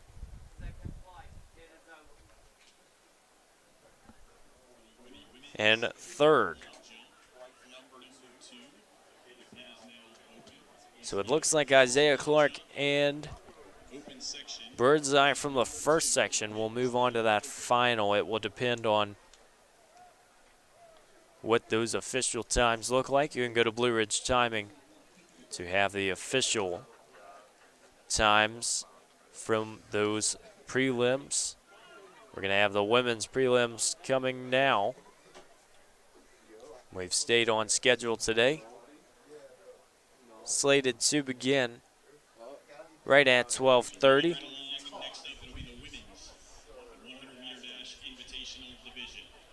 The Hornets will have a few competing in this event as well, and they're both going to be in this first section. So we'll go ahead and get things started on the women's side of things with the 100 meters. It's Emily Coates of Liberty in 1, Dahlia Coleman of Bridgewater in 2, Grace Olufemi Ajayi of Meredith in 3, Zora Shakan of Wittenberg in 4, Riley Turner, the freshman from Lynchburg in 5, Jessica Camarada of Lynchburg in 6, Hannah Snodgrass of Roanoke in 7, Eleanor Hinckley of Roanoke in 8. The two Hornets will sit in lanes 5 and 6.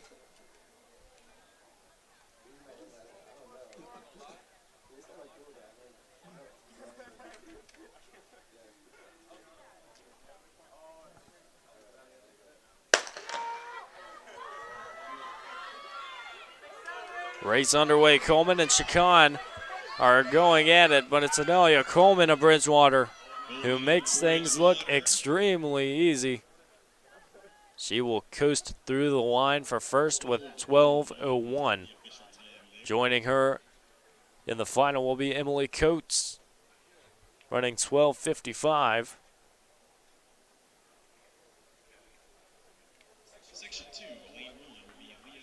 Hinckley got third with 12:57.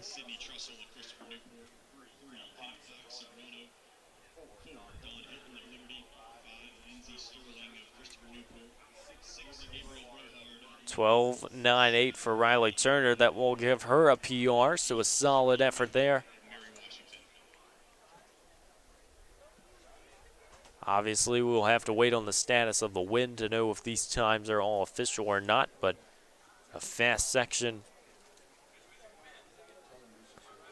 as we move into the second heat. Leah Bizar of UNCG in 1, Sydney Trussell of CNU in 2, Kenna Fox of Roanoke in 3, Dawn Hilton of Liberty in 4, Lindsey Sterling of CNU in 5, Gabrielle Braard of Liberty in 6, Haley Hamlin of Bridgewater in 7, Sophia Redmond of Mary Washington in 8.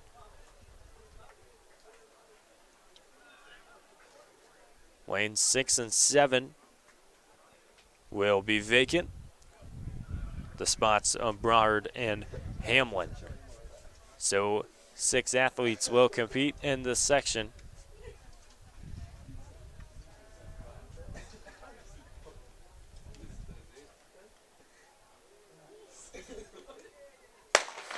Here we go. Running smoothly in lane 4 is going to be Hilton of Liberty. She's going to have company as Trussell. And 2 will hold on. It's Sydney Trussell who will earn the victory. 12:24. And then 12:36 for Dawn Hilton.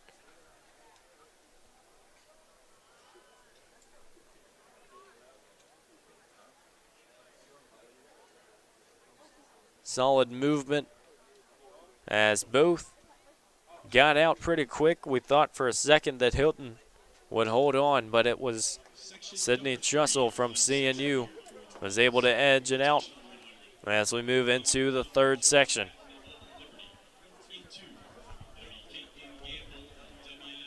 Final prelim before we move into the hurdles.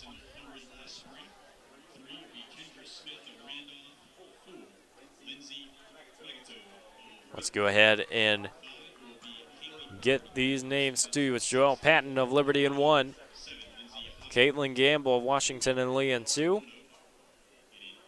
Kendra Smith of Randolph in 3, Lindsay Magato of Wittenberg in 4, Haley Bird of Mary Washington in 5, Taylor Poole of Roanoke in 6, Lindsay Hoban of Roanoke in 7, and Janelle Anderson of Shenandoah in 8. We got a full house as all 8 athletes line up in their blocks.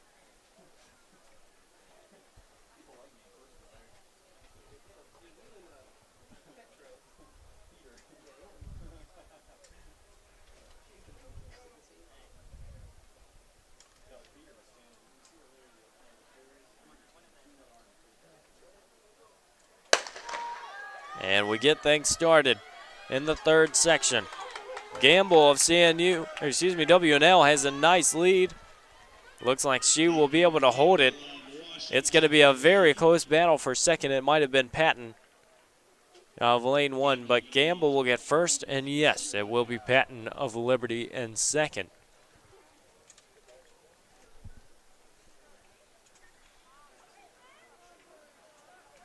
Nice work. And the early going from Caitlin Gamble. As the hurdle crew will begin getting prepared for the 110 and 100 meter hurdles. Always some exciting events. It's something different. It's an event that requires technique and thought and consistency, but it's also about having the power and speed when you get out on the track. Spectators still out and about around Jack M. Tom's track. It's nice place to watch a meet, having so many options of where to sit and be able to spectate. So we'll take a quick break, but we'll be right back with you for the men's 110-meter hurdles.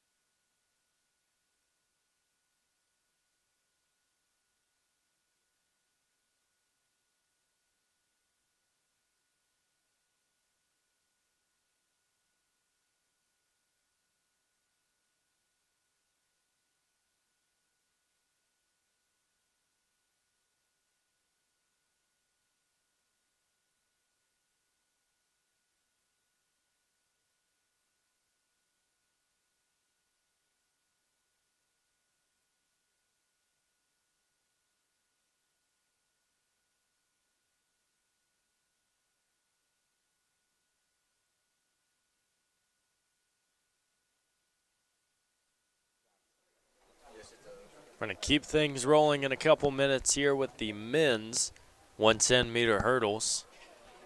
The Dennis Craddock Coaches Classic. Staying true to form. It's been an exciting meet. We've seen fast times. And I know the athletes in these hurdle races are hoping to keep things rolling. It'll be 3 sections for the men and 4 for the 100 hurdles on the women's side.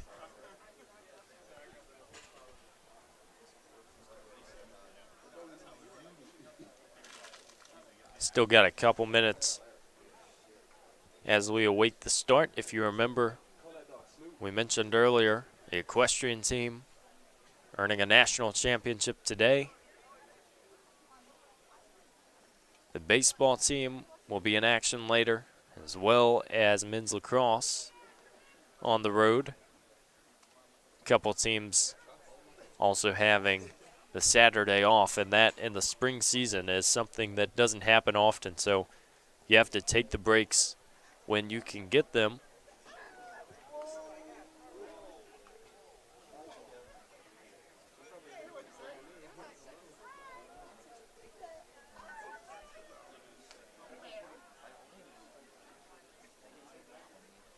Hurdle crew did a great job of getting out to the track, making sure that they are up to the right notch, sitting at the right mark.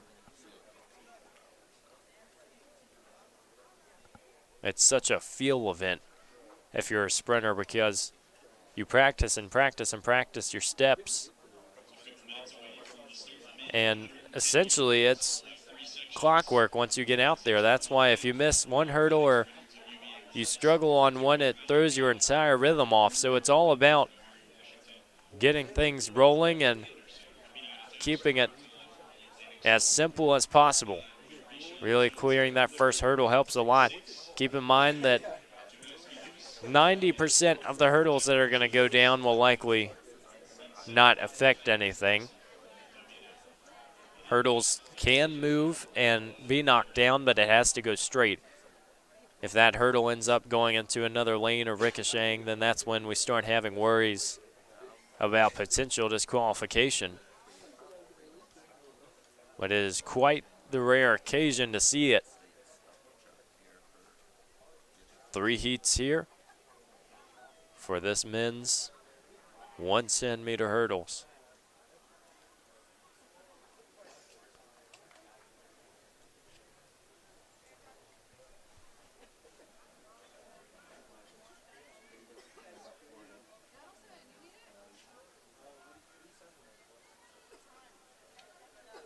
Starters standing up just about ready. It's Maddox Reynolds of UVA Wise in 1, Riley Payne of Wittenberg in 2, Ethan Young of Mary Washington in 3, Luke Anderson unattached from Liberty in 4, Rayshawn Johnson of Liberty in 5, Daniel Jokubowski Lewis of Washington and Lee in 6, Ty Del Casal of Washington and Lee in 7, and Isaiah Adore of Liberty in 8.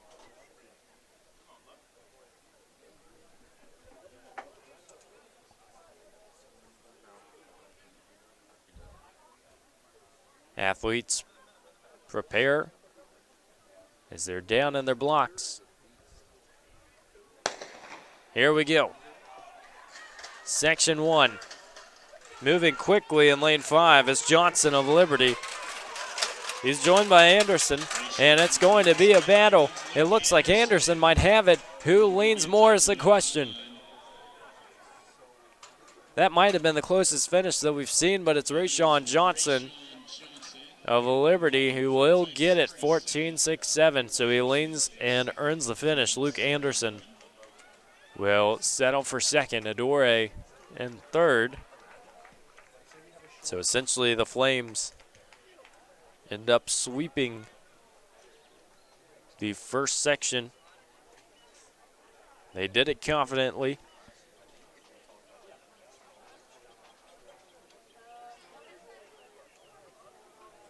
Solid efforts all around. It seems that that field really appreciated their efforts. If one person goes, normally you're following, and that is where you get these fast times in a meet like this. It's not necessarily the teams you have there or how many people are in attendance, but just getting the right match. And each heat,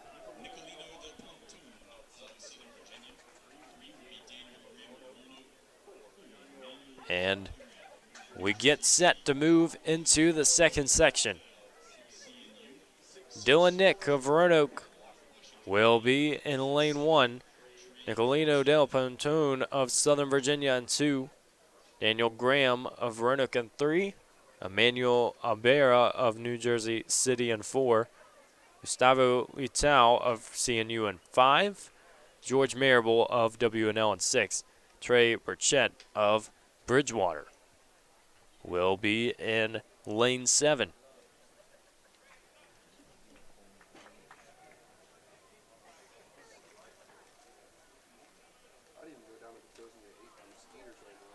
We mentioned how this meet is almost like an unofficial ODAC preview because so many Old Dominion Athletic Conference schools are here in attendance. See a couple Maroons from Roanoke, Washington and Lee, Bridgewater just represented in this heat.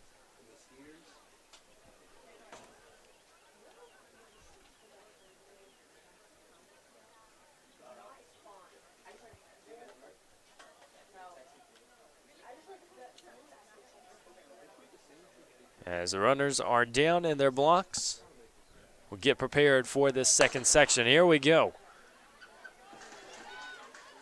Quick start from Nick in 1 and Amira in 4. And it's going to be a tight finish as it looks like Litau has worked his way into it. Anybody's game, but I think Dylan Nick from lane 1 might have gotten it. And it's Daniel Graham who edges out his teammate by 0.02 of a second. 16.70 for Daniel Graham and 16.72 for Dylan Nick. So a solid performance from the two Maroons. They got out quickly. We mentioned how Nick had a pretty good jump from the gun. But a solid effort. And then Litau will get third with 16.81. It's the thing about the hurdles. Momentum is coming and going in so many different situations. You just really have to get into an extended focus to really get over those hurdles. You want to glide. You don't want to have too much up and down. You don't want to clip it and go too far out in front. So it's about getting that rhythm going.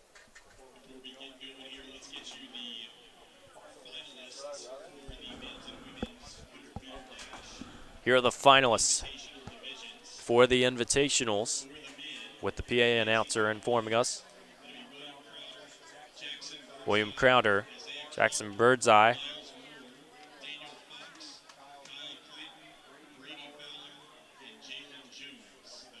we'll wait to inform you that a little bit later when we get closer.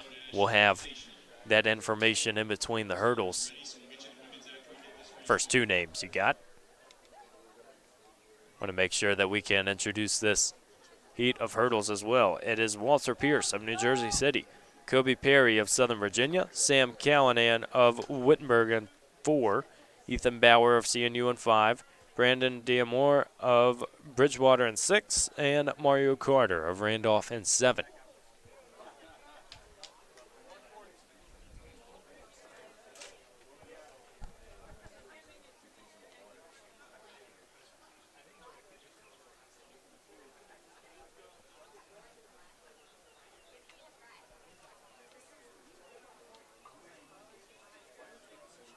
And someone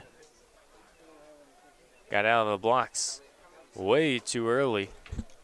Believe it was Callanan of Wittenberg. That's an unfortunate occurrence. Again, it happened earlier with a false start. It's one of those things that timing it is such a difficult part of it, but also in that anticipation, every starter is going to have a little bit of a different approach, and so sometimes you just don't know how long he's going to hold you. So it's down a man in this third section. It's the final section for the men's 110 hurdles.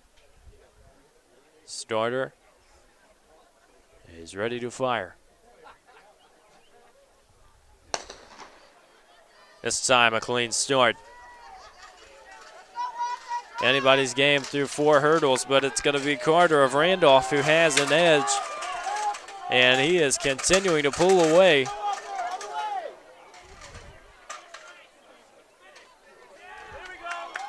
Carter will finish it. It looks like it was more of Bridgewater. Unfortunately clipped one of those hurdles. It did go out of the lane, so we'll have to see what the exact times end up being. But Mario Carter, no doubt about his performance, 17-12 of Randolph, will earn the victory for this third section. And the hurdles are an event that might require the most confidence because every single time you go out to practice, you're essentially doing exactly what you're going to do in a meet and getting over those hurdles. But you clip one, it's not like you can change things. You have to continue perfecting that, and confidence can be one of those things that is underrated in sports. Maybe it's impactful but not too impactful, but no, this is an event that if you can master the mental game, it certainly pays dividends. So hurdle crew for Lynchburg, it seems like half the team is really out there moving the hurdles and moving them down to the correct height for the women's races. We'll get ready for the women's 100-meter hurdles. Again, we have the finals for the men's 100-meter dash and women's 100-meter dash set to come your way as well.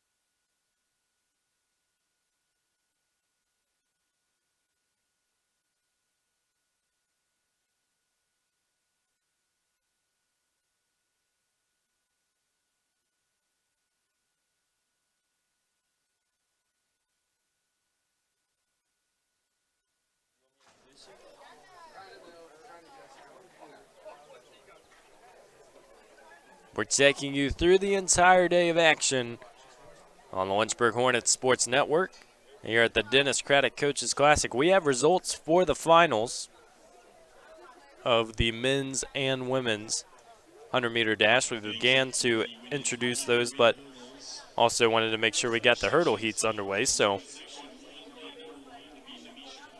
we will get those to you in between heats.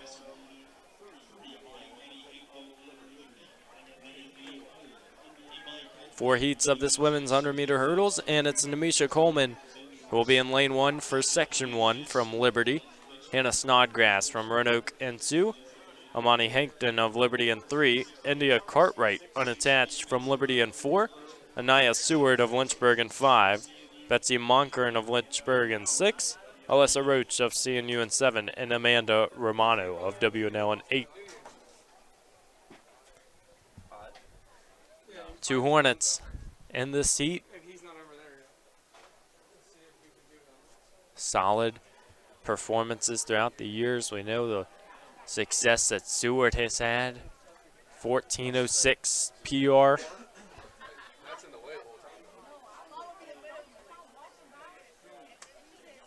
We'll have to see what they have in store today. They will be wearing the gray uniforms. Lanes 5 and 6.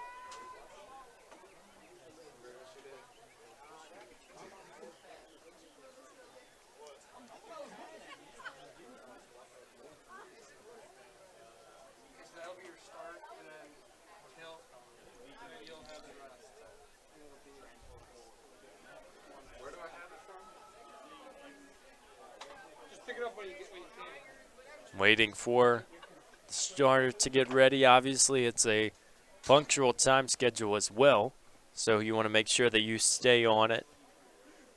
This event set to begin at 1 o'clock promptly, so we will take a minute. It will allow us to introduce you to the 100-meter dash finals. For the men, it's William Crowder, Jackson Birdseye, Isaiah Clark, Miles Moore, Daniel Fox, Kyle Clanton, Brady Fowler, and Jalen Jones. So Lynchburg will get one in the men's as well as the women's, but we have this hurdle race set to begin as the starter is getting into position.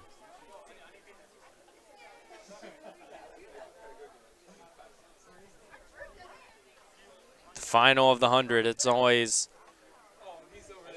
a well-liked event. It's normally going to garner quite a few viewers as well, so it's just exciting to prepare for that one. But the hurdles bring just as much energy and adrenaline. It's something that is an exciting watch, as Seward and Monkern of Lynchburg will sit in lanes 5 and 6.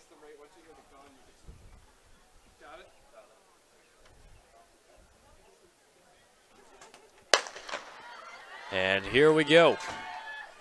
It is quick movement from Cartwright in lane 4, but Seward's going with her. They're gliding over the hurdles, and Cartwright and Seward pulled away. India Cartwright, 13:36. And Anaya Seward has PR'd as well. 13:76. That is the number 1 time in the nation for Anaya Seward. You had a feeling she could do it. She got out quickly. She glided over the hurdles.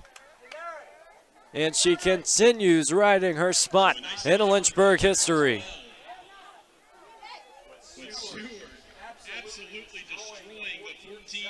Anaya Seward, we mentioned it before, 14:06 was the PR. And she shatters it, moving into the 13s. India Cartwright sort of dragged her along as Cartwright got out quickly and Seward hung on. with a phenomenal effort. Number 1 in the nation for Division III. All smiles for Anaya Seward, who has rewritten her school record. Well, more on that in a little bit, but that's about as good as it's going to get for the Lynchburg Hornets today. Grace Hearns of Mary Baldwin in 1, Shadiman Blanton of EMU in 2, Madeline Venable of WNL in 3, Cammie Winston of Roanoke in 4, Reese Newmeyer of Wittenberg in 5, Kenna Fox of Roanoke in 6, Olivia Bates of Bridgewater in 7, Riley Heward of Southern Virginia in 8. But my, oh my, this Dennis Craddock event has produced so many memorable races. And a tradition that will have to stick around as Anaya Seward has gone out for the best time in the U.S. as of right now for Division III. Second section is off for the 100 hurdles. 3 athletes are going to be in it. It looks like it might be lane 2, Blanton, who is going to edge herself into the lead. Looks like Fox of Roanoke went down in that last part. Blanton will take the victory. We want to hope that Fox is okay. Always difficult. They got out. There were 3 athletes that really had an opportunity to take that heat, but Blanton really just had things clicking in the second half.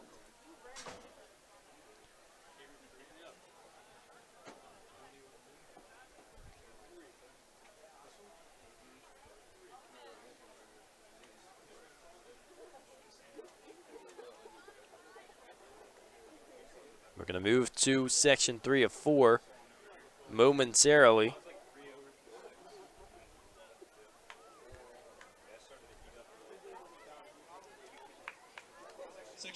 Anaya Seward, as we said, she already had the school record in the 100 hurdles. Well, she just made that mark a lot more difficult to achieve. First athlete in Lynchburg history to go under 14 on the women's side. How about that from Seward? Section 3 is Ashlyn Ebby, Lindsay Hoven, Parker Longgood, Jaquacia Brown, and Brianna Knight. Abby Hoban and Longwood to the line. It's Lindsay Hoban of Roanoke. She's gotten out quickly. And over the hurdles, continuing to be proficient. She is not going to be touched in this one, as she will dip into the 16s. We'll wait for the official time, and it's 16:29. So the Maroons once again have a hurdler that comes through, and first it was a solid effort. And following that theme of really leading from the gun, we've had all day long some dominant performances. Sam Laneza last night, if we remember, for Lynchburg, was able to rewrite a school record. We just saw Anaya Seward do it for the women's side. These national level athletes never cease to amaze us with the effort that they continue to bring to the table. It's the final section for the women's 100-meter hurdles.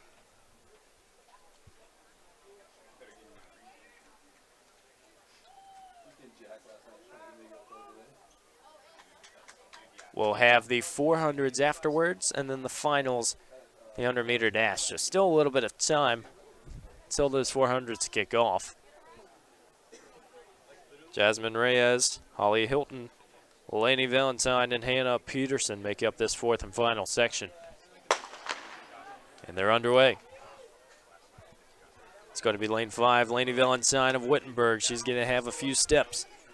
On lane 4, and it looks like she will be untouched.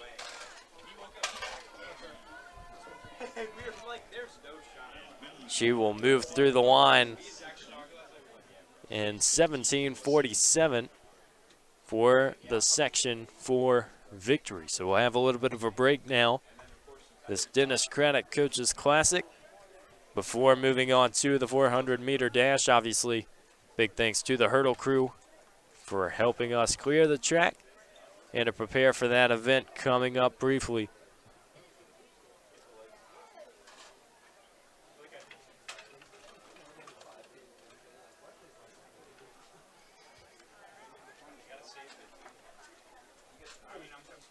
We'll take a quick break here on LHSN, but we'll be right back to bring you the 400-meter dash.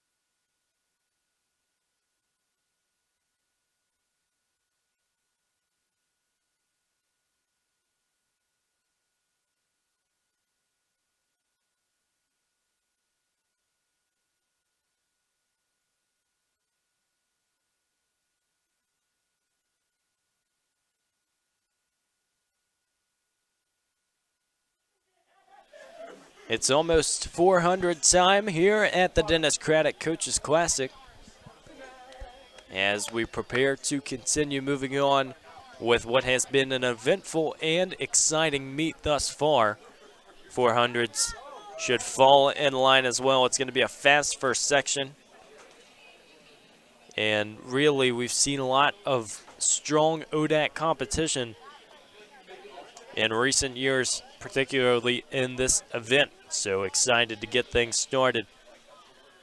We've gone through the hundreds, the 100 prelims, the 110 and 100 meter hurdles, and we will double back with finals for the 100 in just a bit. But lots of Lynchburg Hornets will be represented in this 400 meter dash. Across 7 sections for the men, there will be 5 for the women. And an atmosphere that has delivered. You think about it, and maybe you're saying, okay, but it's a track meet like any other. Well, getting the athletes in the right mental space, getting them prepared and getting them excited to run is something that on its own requires lots of work. And to be able to have the level of competition that is represented today is something that really enhances those times. That's why we have seen already some school records, some ODAC records being set at this meet.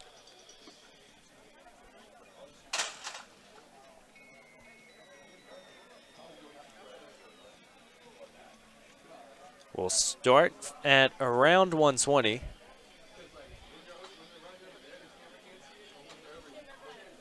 It's at the starter's discretion as always, so all the hurdles have been moved off the track. The athletes are getting a couple final strides in before this very quick 400. It's 1 lap around the track. And so often, it's a race that you can't judge from the start. It's a staggered start, so you know that the outside lanes are going to start a little bit ahead, but they're going to have a little bit more work to do on that turn. All 8 lanes are 400 meters, just depends where you're starting and what lane you're in. But we prepare to get things started.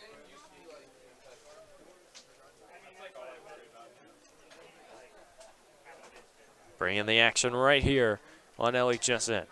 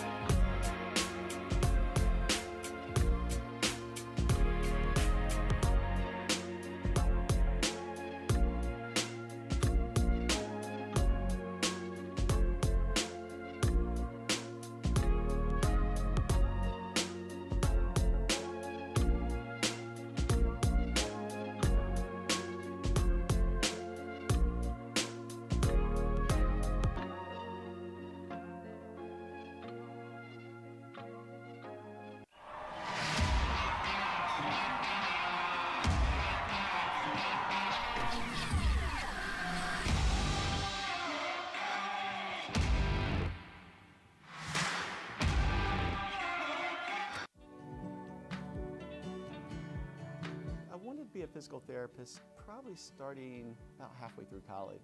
I love the concept that exercise is medicine. You know, we're starting to discover that exercise really can remedy many of the things that we thought that only surgery or only drugs could remedy in the past. When the student comes here, it's because we believe in them, it's because we want them here, it's because we believe they'll be successful. The faculty here are devoted to their development, not only academically but also professionally. We're not so inundated with things that we don't have time to make students one of our highest priorities. We have your back. We're gonna help you through that. If you're willing to work, then we're willing to put the work into it and the effort to help you succeed.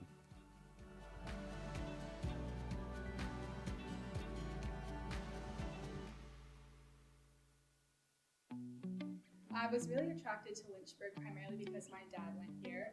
He is an alum, so I kind of have that close tie of being interested in the school.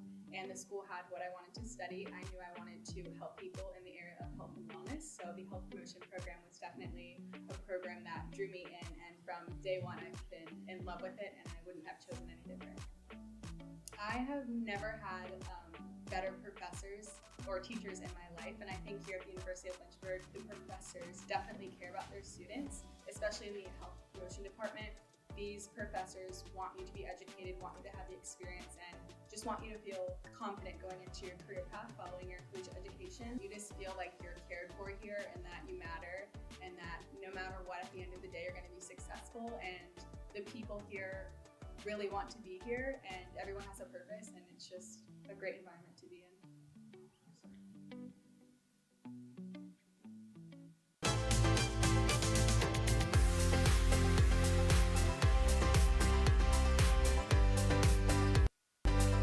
Be ready for anything, okay? Come on, let's go together! Together, let's go! Come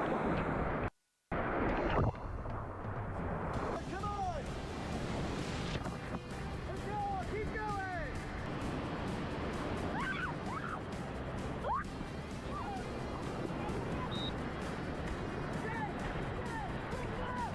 There is the best flip.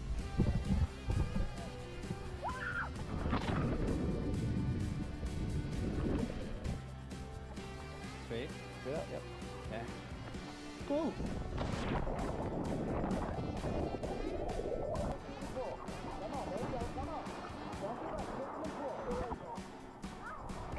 Good one. All right, guys, you see the meat grinder down here?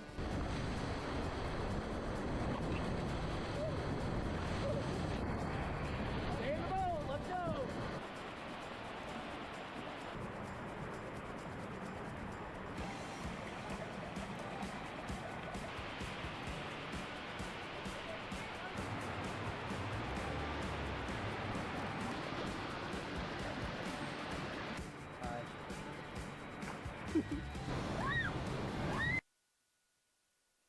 We're back here at the Dennis Craddock Coaches Classic.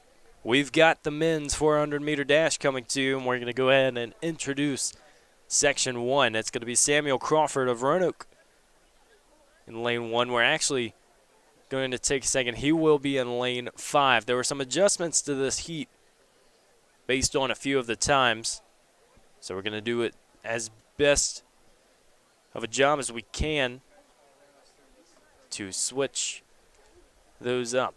Jacob Hodnett will now be in Lane 1, it looks like, for Lynchburg in the gray singlet. Christopher Kirksey of Mary Baldwin in 2. Dave Etienne of New Jersey City in 3. Will be Wittenberg's Ezekiel Bennett in 4. Samuel Crawford in 5. Kagan Avalos of Bridgewater in 6. Michael Ham of Ferrum in 7, and Lorenzo Camabreco of Roanoke in 8. So after the adjustments, the heat will look a little bit different. It will be Hodnett on the inside lane. He's an All-American with the DMR back during the indoor season. He ran the 400 leg. It was a team that was extremely successful.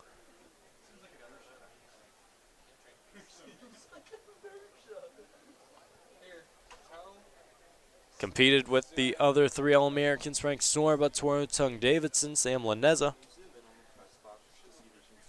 So getting ready for this men's 400.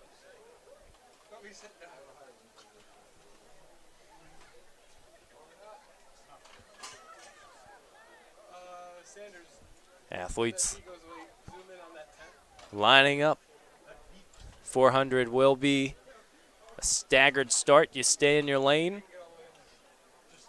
Unsure what the pause is about. See some of the athletes getting prepared, trying to stay out of the sun. And action just about underway. It's going to be a fast 400. See how many people can get under 50.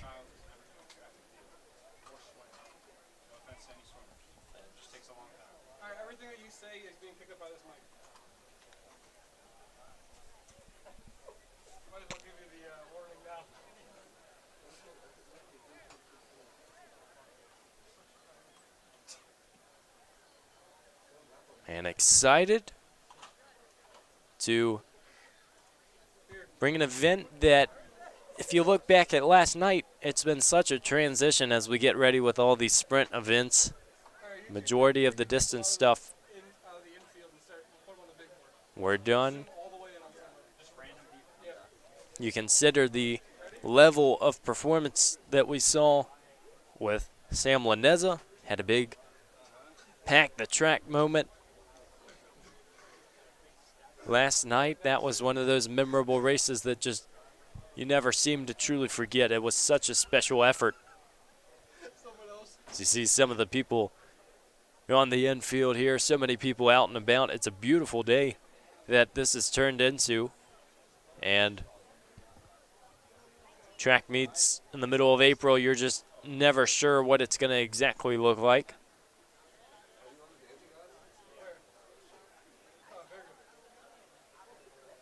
Athletes striding out, almost ready to kick off this 400-meter dash.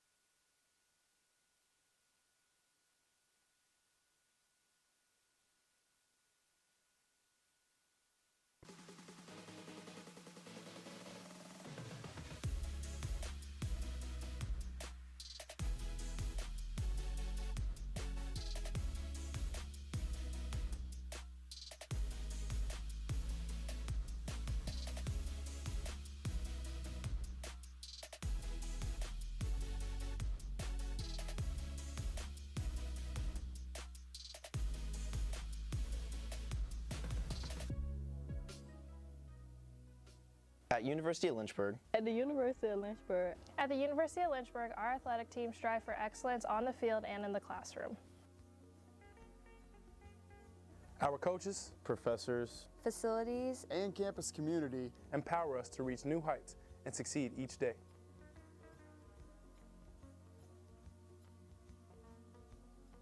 At Lynchburg, our championship DNA has evolved through sacrifice, passion, and commitment of those that have come before us.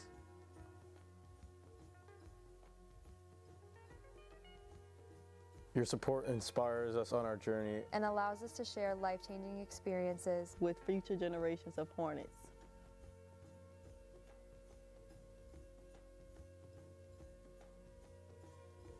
My favorite experience here at Lynchburg was the 2021 ODAC Championship here. Underway here in this first section of the men's 400-meter dash. It could be a quick one. Chance to break 50. We'll have to watch how many athletes can do it. You see Crawford in lane 5.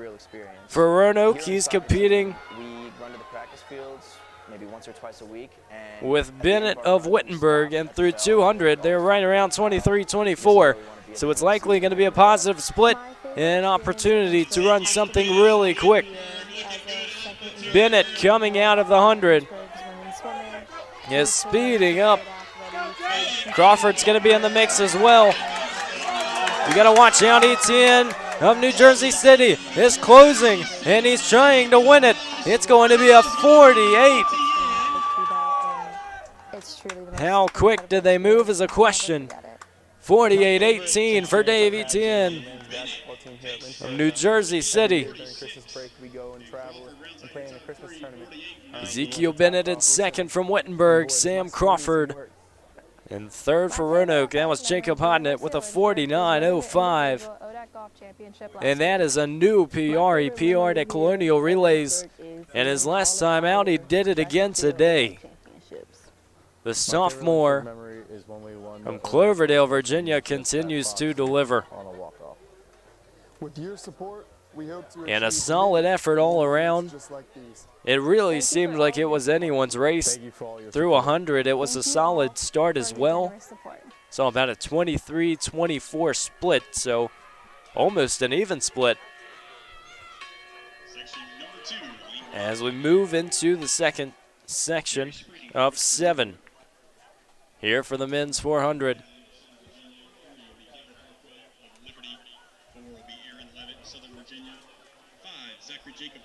Let's go ahead and introduce you. There are a few more Hornets in this one as well. Perry Spring of Christopher Newport will be in 1. Ben Landheim of Southern Virginia in 2. Caleb Barkwell of Liberty in 3. Aaron Leavitt of Southern Virginia in 4. Zachary Jacobs of Lynchburg in 5. And Gabe Kwake of Lynchburg in 6. Micah Dennis of Liberty in 7. And Tasker Brown of Pfeiffer in 8. Lane 1 will be vacant. 2 through 8 are full. As we prepare for the start, Dave Etienne of New Jersey City ran away with the first section.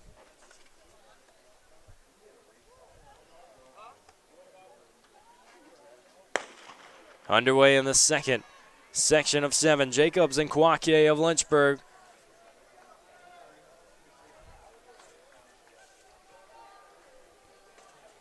Running smoothly is Kwake in 6, but also lane 7, you got to watch Micah Dennis. It will be interesting to see what it looks like coming out of the turn, as Dennis has a very solid lead, but he's going to have to fight off Aaron Leavitt of Southern Virginia. 100 to go. They're at about 35. Leavitt is going to cruise into the lead. Micah Dennis is still following closely in second. Looks like it'll be about 48 for Leavitt as well. Aaron Leavitt, 48-41. An incredible performance as Caleb Barkwell snuck into second. That puts Micah Dennis into third. So that rounds out the podium for the second section. There was a moment at the 200 mark where it really looked like Leavitt was in a good spot to move forward, and that he did. Did just enough to really hold on.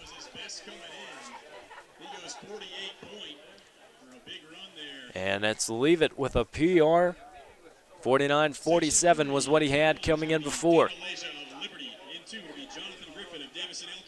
3, James Edwards of Washington and Lee. 4, Brian Flowers of Lynchburg. 5, Quadre Witcher of Ferrum. 6, so efforts continue to be high, and it's yet another heat with Hornets from Lynchburg.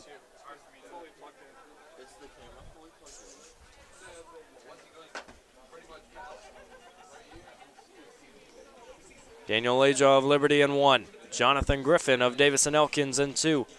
James Edwards of Washington and Lee in 3. Brian Flowers of Lynchburg in 4. Quadre Witcher will be from Ferrum in 5, along with his teammate Deontay Lawson in 6. Jerry Allen of Lynchburg in 7, and Brandon Heffinger of Roanoke in 8.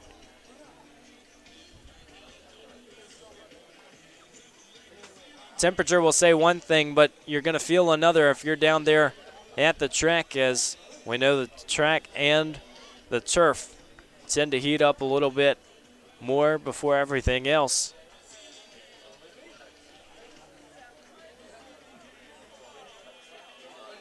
Athletes getting ready.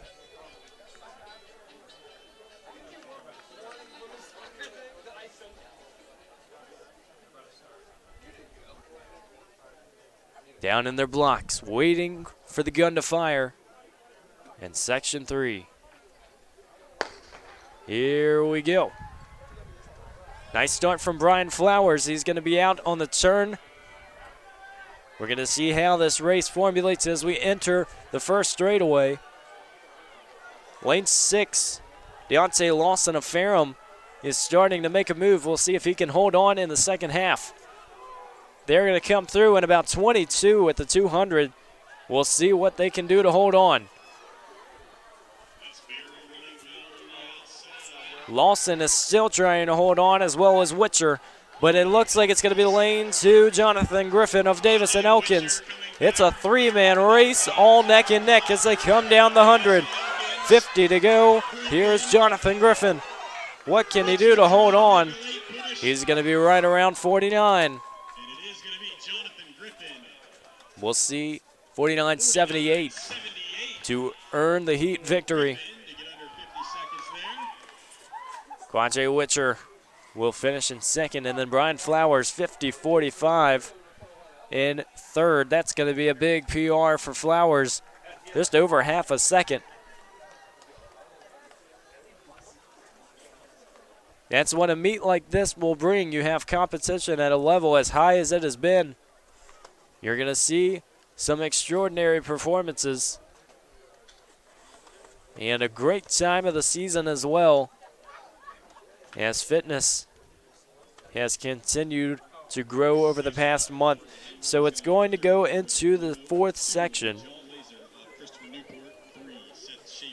And the standard has been set these last couple of heats. Victor Cardwell of Roanoke in 1, John Laser of CNU in 2, Seth Schaefer of Ferrum in 3, Anthony Bryan unattached from Liberty in 4, Connor Mackey of Bridgewater in 5, Shaheem Holmes of Mary Baldwin in 6, C.J. Alderman of Bridgewater in 7, and Gerard Victor of New Jersey City in 8.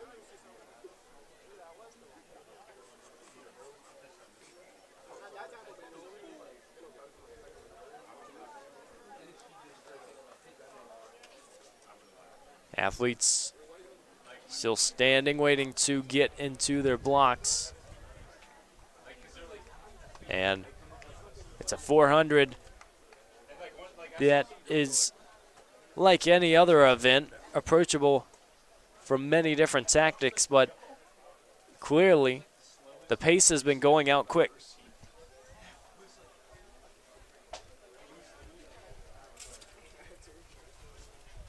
Hand up. Gun fires. Here we go. It's the 4th of 7.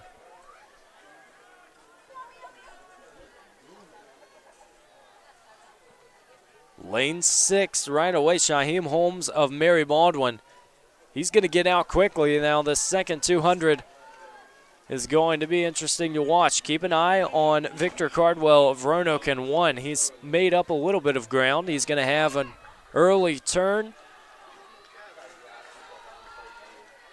As Cardwell comes out of the turn just about even with Shaheem Holmes, but who has it in the final home stretch? It's still Shaheem Holmes who has maybe a footstep on Cardwell, and they're going to go just over 50. Shaheem Holmes of Mary Baldwin will win it with 59.7, and then Victor Cardwell will be in second, 51.56. Gerard Victor was able to work his way into third to earn that podium finish here in the 4th section. Section number 5, lane 1 is going to be Kyle Kurtz of Randolph. 2, Walker Shirley of Davis and Elkins. 3, Ebenezer Baby of EMU. 4, Hunter Lee of Liberty.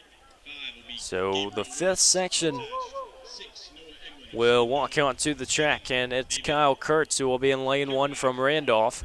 Walker Shirley of Davison Elkins in 2. Ebenezer Abibi of Eastern Mennonite in 3.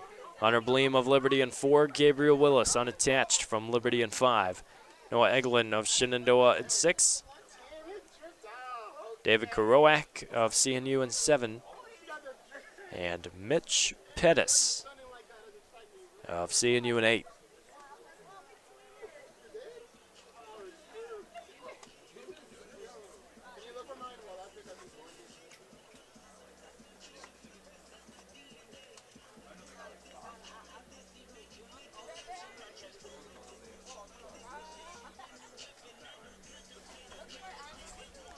Here on the Lynchburg Hornets Sports Network, we're taking you through every race today around the oval. Field events continuing inside the D zones. We've had throwing events going on throughout. It's been a joy to broadcast this and bring all the heats to your screen. Just about ready as the athletes are down. And the gun has fired.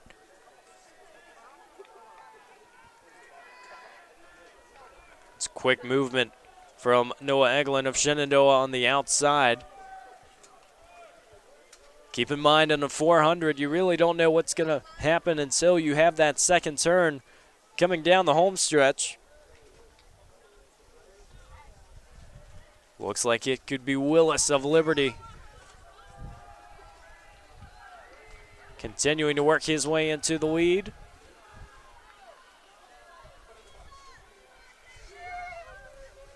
It's actually going to be Hunter Bleem running in lane 4. And he has about 5 to 10 meters on everyone in the field. But it's going to be a tight finish. He started to cool off a little bit. He's still going to finish right around 52.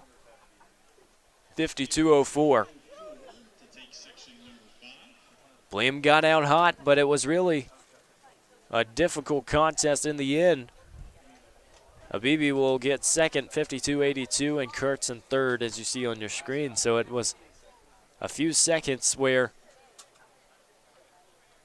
really half the field was settled behind Bleem, but he's trying to slow down a little bit before getting to the line. He still holds on for a solid time. Seems that the consensus for these 400s has been to get out and see what you have left. You don't want to have too much in the tank.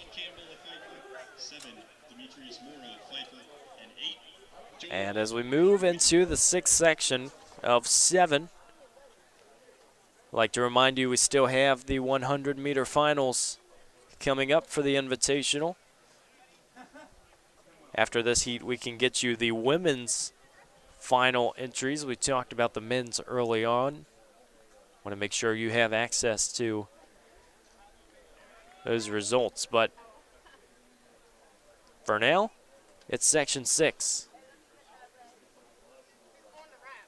Then Rach of Mary Baldwin in 1, Jonah Hammond of Roanoke in 2, Mason Duncan of Wittenberg in 3, Pratt Charles of New Jersey City in 4, Charles Vakos of Shenandoah in 5, Keyshawn Campbell of Pfeiffer in 6, Demetrius Mara of Pfeiffer in 7, and Joe Martin of Wittenberg in 8.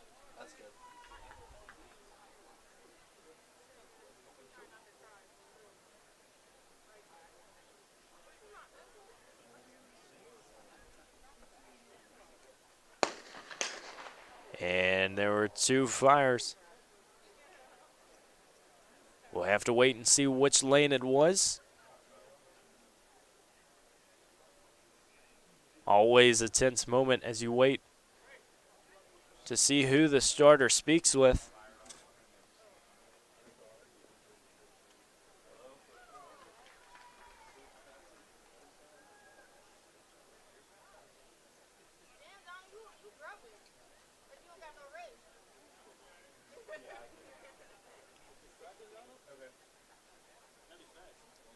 Could have been a timing issue as well. We didn't see any direct conversations. Now the starter will come out. It looks like it was lane 2. Jonah Hammond of Roanoke. He's just going to have a yellow, so he will be able to stay out there. And we'll do it all over again. For a yellow card to be ushered, it has to be a pretty tight start. So that means he probably just missed it. Ticks of the clock that separate having a phenomenal start and having to hold the field for another minute, but we're ready for the gun to be fired again.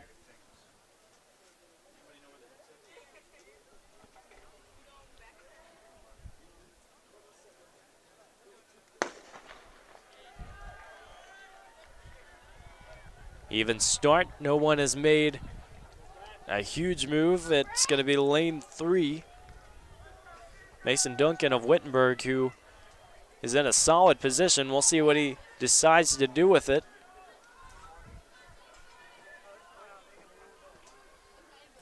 They're going to hit 200 right around 24.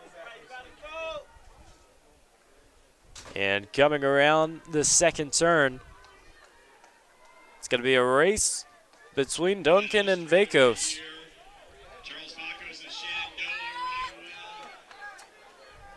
But hold on, it's going to also be Pratt Charles.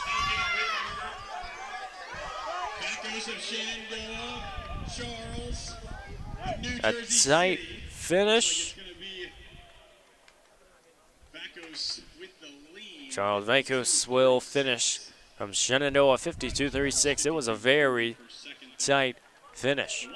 Charles will have to settle for second as Mason Duncan will get in with third on the podium. So we head to the final men's 400.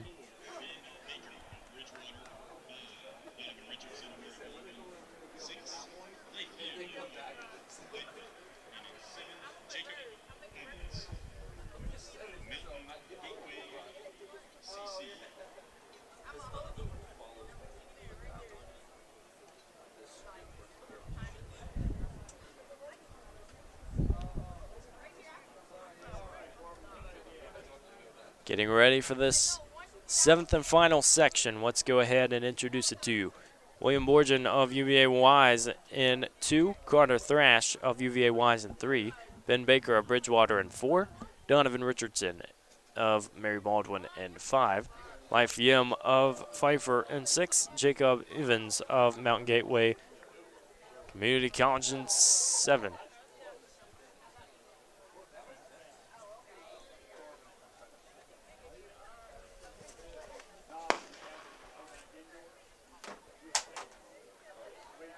And our last 400 on the men's side has kicked off.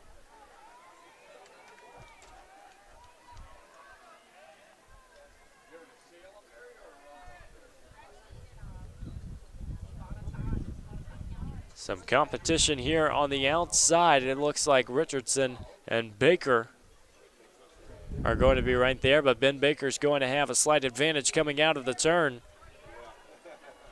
Out of Bridgewater. And with just over 100 to go, he's sitting right around 40.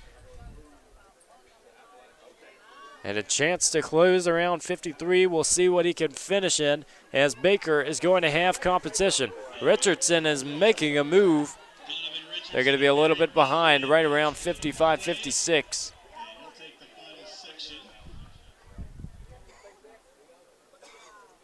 Donovan Richards. Will finish right around 56.74. Ben Baker will stick in second.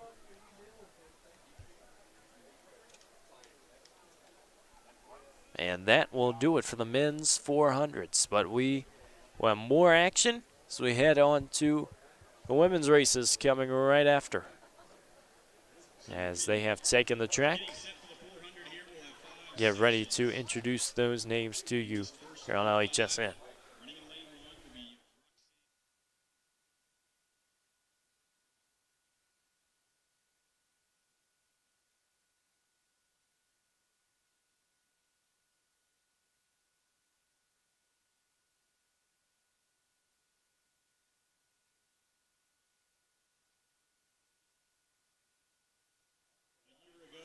As you see on your screen, we've got a new heat of 400s. On the women's side, we are excited to bring it to you as there are 2 Hornets competing in this first. Roxanne McFarland of Davis and Elkins, Tamira DeArmond of Wittenberg and Sioux, Adriana DeSantis of CNU, Casey Hooker of Bridgewater, Madeline Boyce of Lynchburg, Veronica Barnes of Lynchburg, Haley Gamble of Roanoke and 7, and Michaela Hefferon of Roanoke and 8.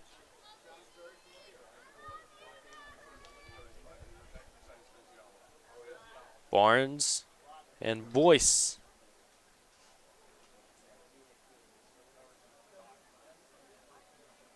We'll see what the Hornets can do in this first section. They've got the good lanes to do it. 5 and 6, 2 of the middle lanes. You're going to see your field. And a great spot to compete. Here we go. Anybody's game in the opening section. Casey Hooker Bridgewater is starting to make a move with the green headband on your screen. Hooker is in a phenomenal position if she can hold it. The Hornets are following closely behind in those middle lanes. Can they have a kick at the end? It's going to be a tight finish. Who will have it in the final 100 as DeSantis is coming out with a couple steps on everyone else? The Armand is right there. Who wants to have the opening section? The final 50 will determine it. Even lane 1.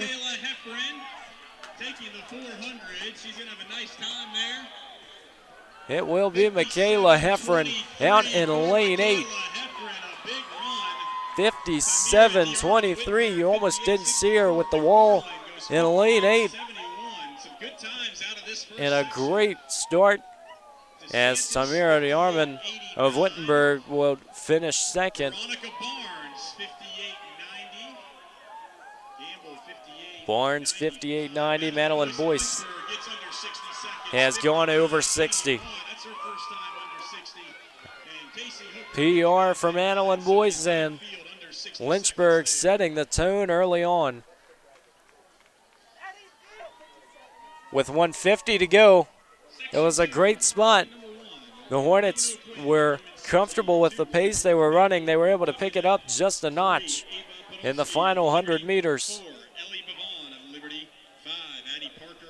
And it has brought some very solid times as we get ready for this second section. You see the information on your screen.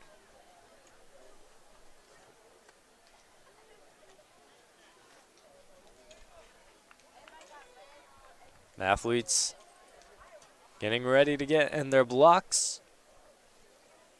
5 sections of this women's 400.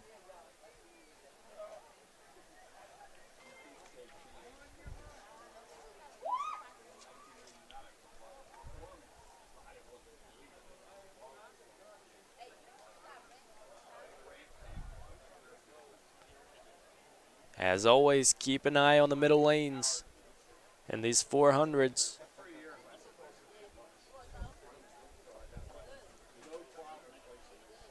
Such a hard race to judge off the gun. As the runners settle in.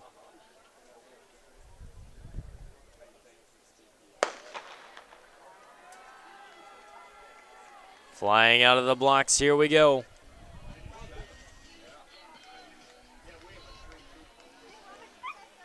Initial reaction is in lane 6. Lauren Henson will have a few steps.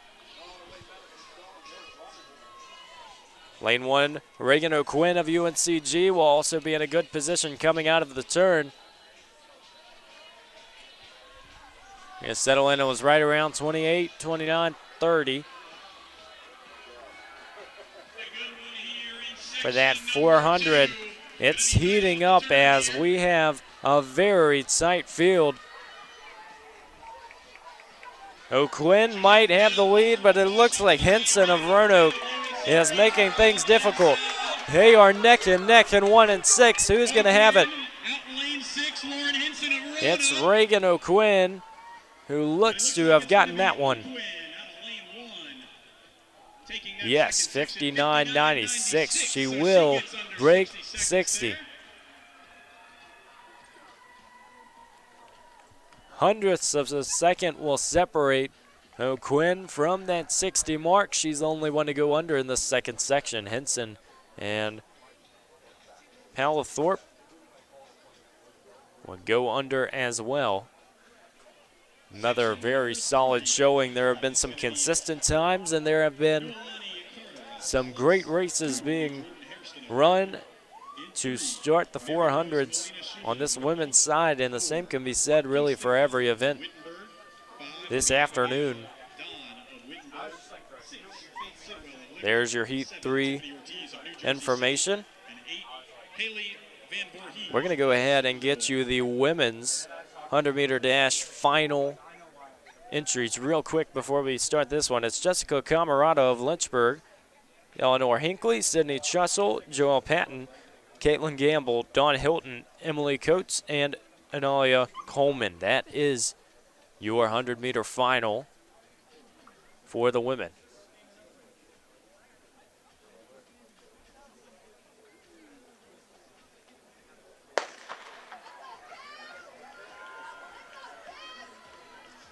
And off we go.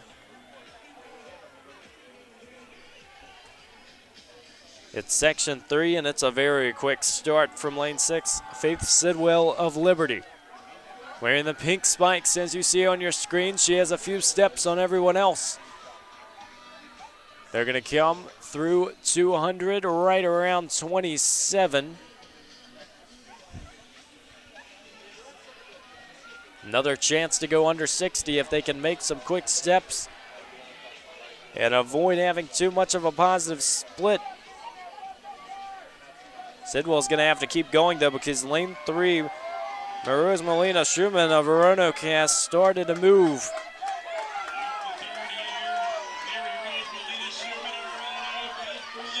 Mary Rose Molina Schumann is going to hold on for the Heat 3 victory. It will be over 60, but it will be in 61-17. And a nice effort as Sidwell got out extremely hot. She will still hold on for second.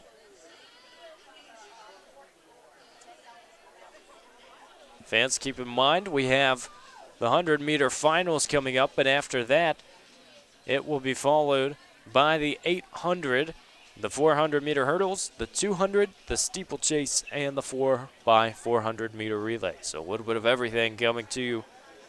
The remainder of this meet, projected finish would be around 5:30. Seems as if we are still on time with things.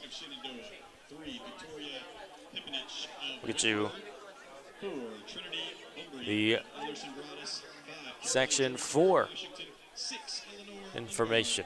Of CNU, 7 Trina Lewis of Ferrum, and in 8 Chelsea Valdivia Rizzo of UNC Greensboro.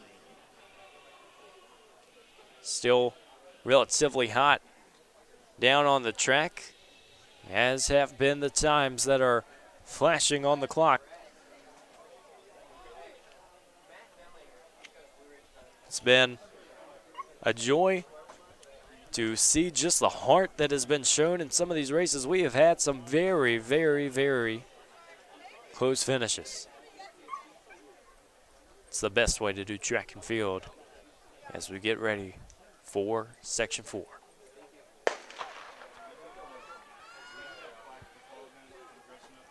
Block starts might not have as much of an impact in the 400-meter, but it certainly helps, and it is helping Eleanor Ungard of CNU. She is out in lane 6.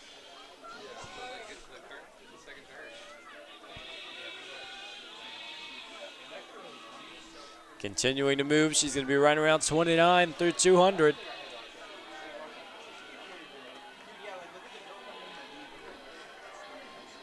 And as the athletes make their way into the home stretch,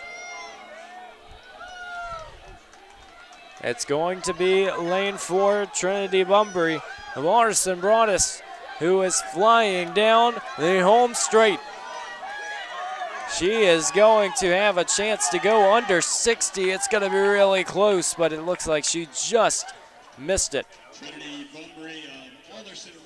It's a 1 minute .3 win for Bunbury, and she'll be followed up by Trina Lewis and Victoria Pipinich. Bunbury got out and never looked back. She really had a nice split down that final 200. I mean, the pace coming out on the first part of that race wasn't anything extreme, but the last 100 really decided things. As we head into the 5th and final section of the women's 400, we are continuing to see some times that could compete with those first few sections.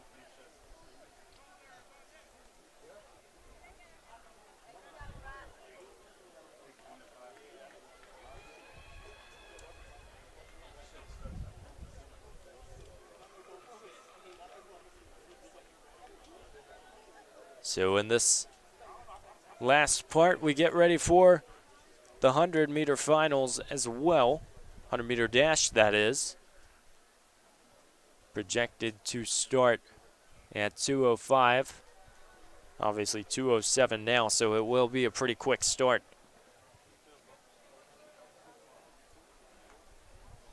After the conclusion of this heat that has started now.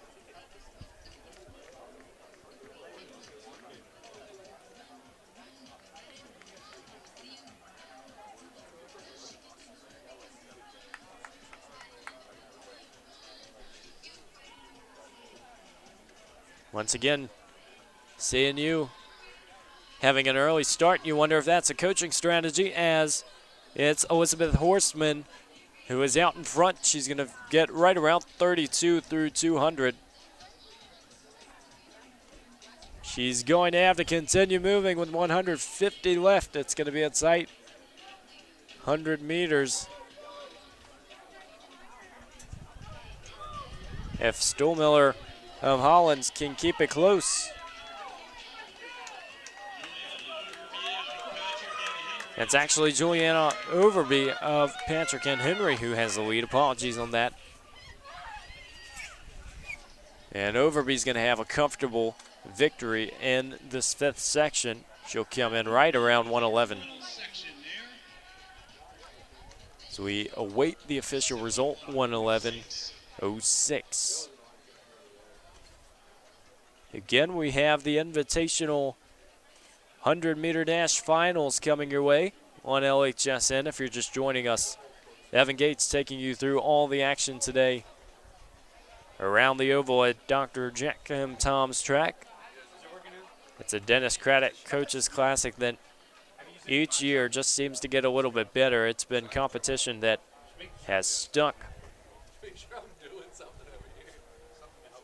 And whether you are rewatching this or watching it live, we hope you are enjoying all the action. The rain has held off on this Saturday afternoon, and it's been a welcome sight after last night having to end a little bit early with the 5Ks.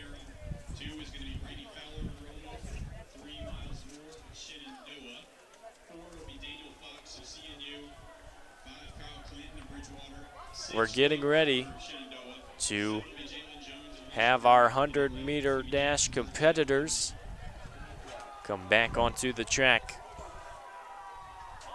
See some of the 800 athletes as well beginning to warm up.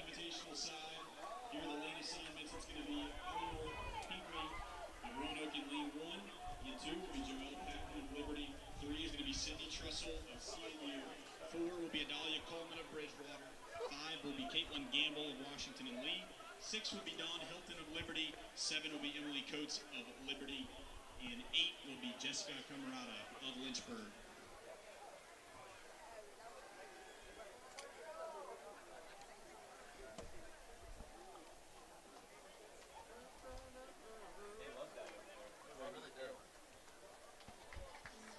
See some of the Lynchburg athletes on the infield. Coach Jake Reed. It's a great atmosphere to host a meet. People are out and about. It's the fun part of the sport. Being able to have a little bit of downtime here and there makes for long days, but it's always a fun memory in the end, nevertheless.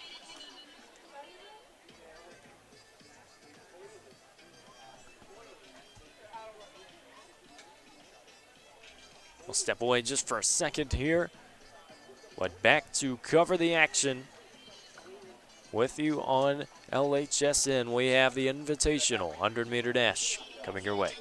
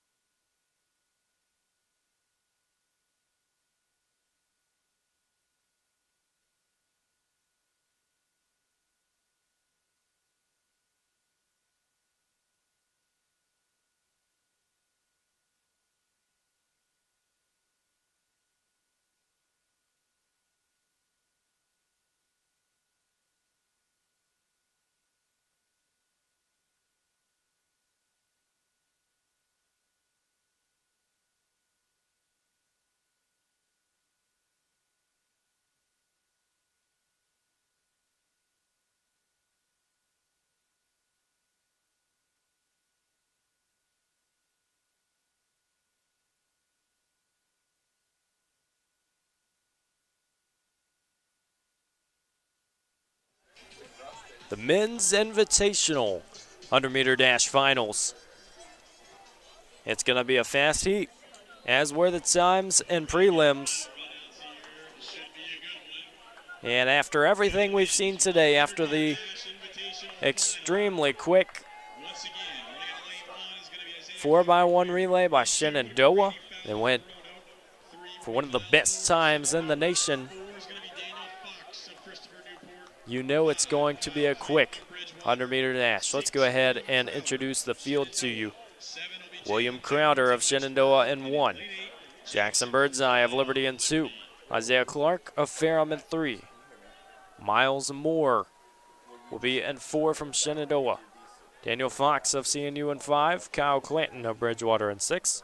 Brady Fowler of Roanoke in 7. Jalen Jones of Lynchburg will be in 8.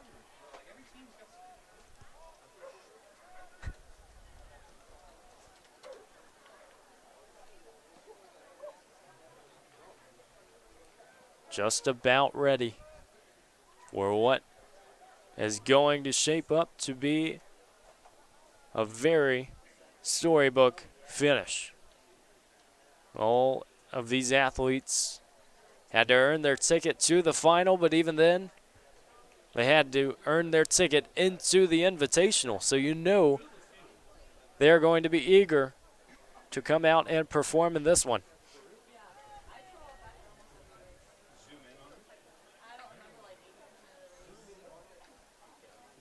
And by the starter's instructions, they are ready. Let's see how fast the field can go.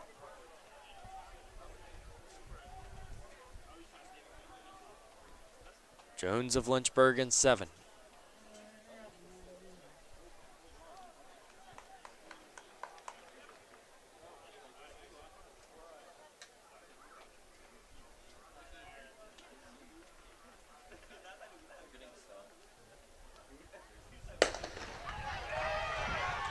They're underway. It's going to be a tight finish as Fox has moved out into the lead. It's going to be a super fast time. Daniel Fox has ran 10:42. One of the most impressive times you'll see all meet long. And 10:49 for Kyle Clanton. Miles Moore rounds out the podium, but it was an incredible effort from Daniel Fox.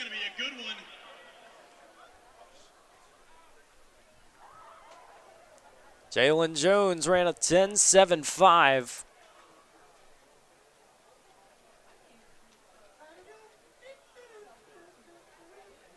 And if that holds with, obviously, wind, you wonder if it's official. It should be. The wind hasn't been too much of an impact. That will be a PR for Jalen Jones, sitting at 5th. But Daniel Fox took over from the gun. That time for Daniel Fox, based on times coming into the weekend, is going to be a number 2 Division III time. And that is number 2 in D3. Behind only Sam Blakowski of Wisconsin Lacrosse. So a big run there. CNU, a squad that has always been able to perform when it matters, and Daniel Fox has just put himself in a phenomenal position for the rest of the season.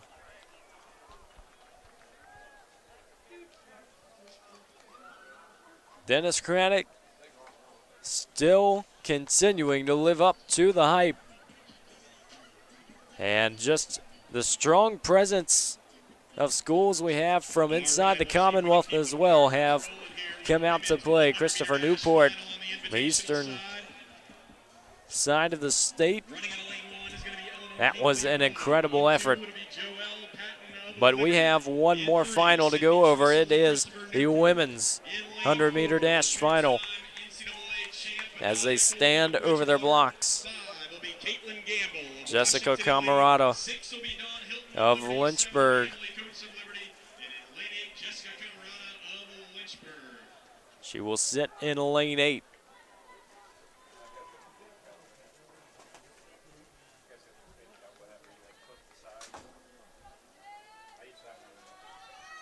Three Liberty Flames. It's Camarada, Hinckley, Trussell, Patton, Gamble, Hilton, Coates, and Coleman.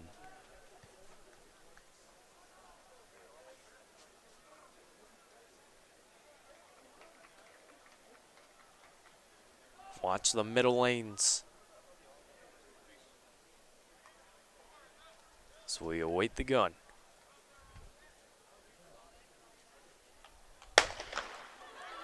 And the 100-meter final is underway.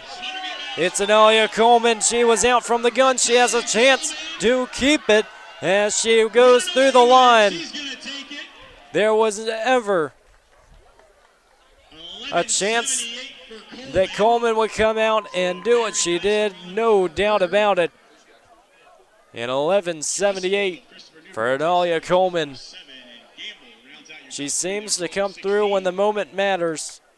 Every time she steps on the oval, and a great performance as Trussell and Gamble round out the podium. Fox and Coleman earn their respective victories in the men's and women's 100-meter dash. We're getting ready for the 800. It's going to be another special affair, another chance to run fast, but we say this after every event. It really seems difficult to top what we have just seen. Some top 5, top 10 marks in the nation today.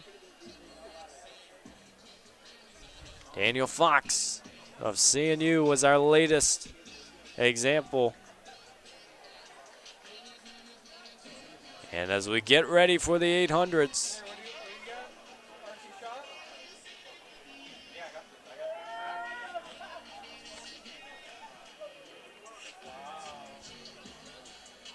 it's time for the men's 800-meter dash. 800-meter run. It's going to feature Lynchburg heavily throughout. It's time to have some fun down at Jack M. Tom's track. And you can feel the energy continuing to pulse around the oval. We'll be right back here for the 800-meter run.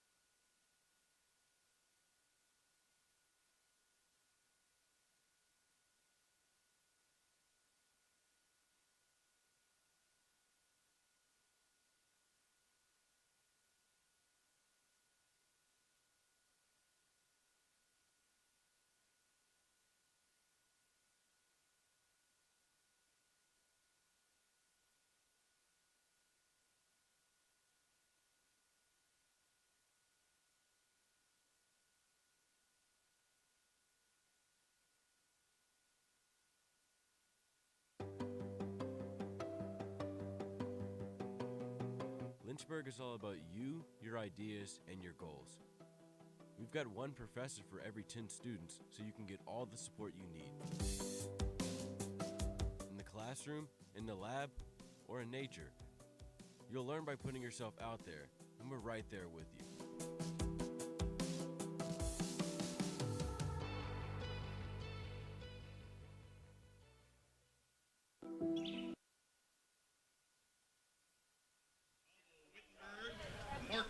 We've got a large All-American presence here in this first section of the men's 800-meter run. It's going to be Tor Ho-Tung Davidson of Lynchburg, and the high seed of this heat, it's Sam Laneza of Lynchburg as well. And McCandlish of Wittenberg, Marco Kovacevic and Jason Hunt of Lynchburg, Daniel Ferrante of Christopher Newport, Martin Lucas of Davison Elkins, Luke Demos, the freshman out of Lynchburg, Luke Avigliano of Washington and Lee, and Cooper Albright of Lynchburg. We're joined by Sam Graham. He ran earlier in the 5K. He's going to join us here in the Dennis Craddock Coaches Classic.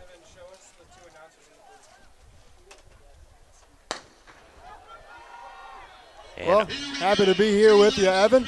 Should be a super fun 800-meter field here. Obviously, I know you're a freshman, but last year this is where Tor Ho-Tung Davidson ran his PR, nearly got under 149. 149, I believe it was .04. That's my best guess at it. So we'll see if there's something special in the water again here today. Absolutely, and you knew they would get out quick. They're going to be right around 27-28. Jason Hunt has taken the lead early on, but Tor Ho-Tung Davidson's going to be right behind him. Ho-Tung Davidson doubling back from pacing duties in that mile last night. Did a great job kind of keeping his foot on the accelerator, but obviously this is the cherry on top, as they say. And you knew it would be Lynchburg Gray up front. The question is how quickly can they run the second lap? They came through in 53. The freshman, Jason Hunt, is putting on a show with Ho-Tung Davidson right behind him. And here comes the move. Looks like Ho-Tung Davidson's going to get some help from his teammate Laneza. Laneza said earlier this week he wants to get under 150 himself, so we might see two. Let's see over this final 200. It's going to be a lot of effort as they come in the final 200. It was about 123 through 6, and they are lighting the track on fire as they enter the final 100. How far can they go? Laneza has continued to close in on Ho-Tung Davidson. It's going to be a tight finish, a chance for something incredible. They're going to get right under it's 149 for both. Laneza and Ho-Tung Davidson have continued to deliver for the Hornets. Looks like it's going to be Laneza, but they do both get under 150. How about it? Big PR for Sam Laneza, 149.6. And Tor Ho-Tung Davidson gets under the barrier yet again. Again, how about those next two? Ian McCandlish, big 153. How about seeing you representing again? Cooper Albright, 153.86. Maybe feeding off his teammate Daniel Fox in that 100. That big speaks performances. Just the level of competition that we've seen all day long. And for Lynchburg, you have to think, for this second heat especially, you see what those guys were able to do, and coming out into this next heat, you hope the energy will continue. Yeah, Luca Vigliano there from Washington Lee, another big effort. He gets under 154. So the ODAC field really shaping up here. Now less than a month away from that ODAC championship meet. That'll be at Bridgewater. So great one there for Vigliano, just across the board. Fast times. You had a feeling it would be something special, and especially for Laneza, who came in off an incredible mile last night, able to deliver once again. We'll go ahead and introduce this second section. Tyler Modrzewski of Liberty, he's unattached. Cody Thompson of Randolph. Jonathan Kennedy of UNCG. Zach Moore of WNL. Jamison Mantooth, one of the freshmen from this Lynchburg distance squad. Andrew Hamilton of UNCG, Bellamy Emanuel of EMU, Danny Miller of Lynchburg, Josh Fretwell competing unattached, Andrew Wallace of UNCG. The gun fires for Section 2.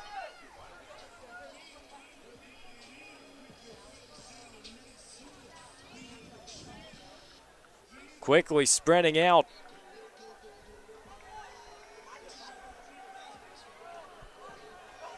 Bellyman Emanuel there in the lead. He's doubling back from an effort last night as well.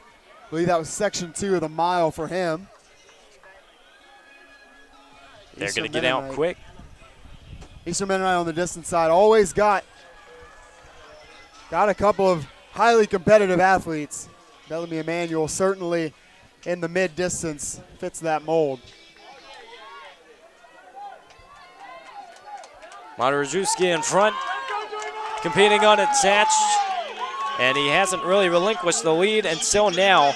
It's going to be Zach Moore who comes through in 56 for the first 400. On 154 pace there for the leader. We got Zach Moore from Washington and Lee. Formidable opponent in the ODAC in recent times, and Zach Moore continuing to prove why as he opens up his stride. These final 200 meters, though, are going to dictate what the time looks like. He'd have to come back in 30 if he wants a 154. A little bit of a move there across the back curve from Jamison Mantooth. He's running in third right now. Right there. It's anybody's game as Mantooth is trying to move into the lead, and he does. The Hornets have struck again as Jamison Mantooth will come across with a 155.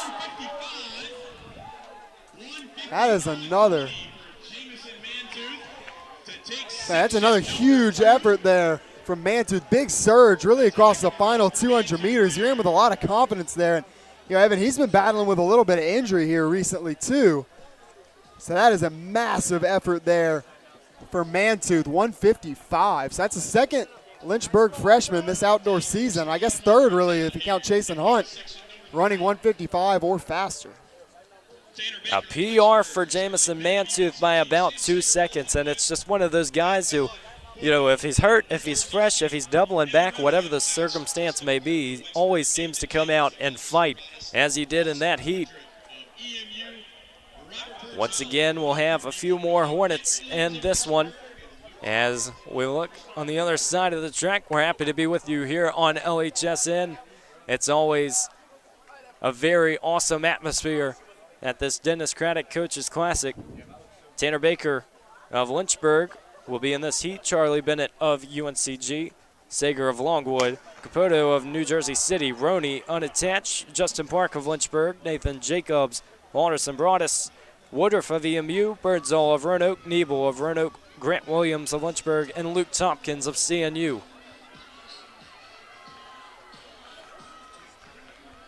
Cooper Nebel there from Roanoke. Looks like he did not ultimately make his way down to the start line. That would have been a really tough double. He was in the 5K earlier today.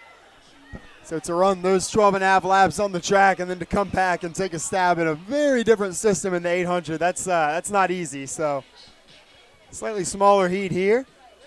Already starting to string out just a tad. A little bit of jostling for position there. So they'll come down the home stretch on lap 1. Looks like that's going to be Evan Roney competing unattached. He's out in front, but Charlie Bennett and Tanner Baker are trying to hunt him down as we enter the second lap right around 57. We saw last heat, it's anyone's game up until the finish line. Roney extending that stride. He is looking comfortable in the second half of this race. Seems like there's always somebody with a kick over those last 200 meters, so we'll see if that's the case again today. We might start to see it right now. Looks like that's Luke Tompkins from Christopher Newport. Giving a little bit of a surge here. Let's see what he's got across the final 100 meters. Sager swings out wide as well. It's going to be a tight finish as Sager is going to overtake Roney. And then you have in the outside lane, it's another chance for Nathan Jacobs. Who got it is the question. As we await the official results, looked like it was Sager. Yes, Sam Sager, 156. As you see on your screen, it was the exact same time between Sager and Jacobs. We're seeing a common theme of these races coming down to the last 50 meters. Seems like it's all about timing, doesn't it, Evan? You don't want to kick Absolutely. too early, certainly can't kick too late. And you got to kind of ride that pace all the way throughout. So 159 for Grant Williams. That will be a PR. His previous PR at 2:02. Justin Park was right around the same time as well.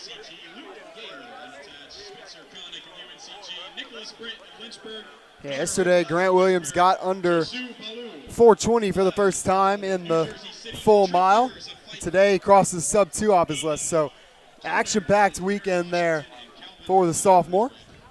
So much improvement from these squads as we get ready for Section 4. Scott Barker of Davidson Elkins, Noah Hurd of Shenandoah, Chase Maters of Lynchburg, Jack Bergener of UNCG, Luke Gaylor running unattached, Spencer Connick of UNCG, Nick Brent of Lynchburg, Carter Herklotz of Lynchburg, Joshua Palau of New Jersey City, Trent Rivers of Pfeiffer, Aiden Kemmener of Mary Washington, Calvin Holman of Bridgewater. Rounds out this fourth section of 8.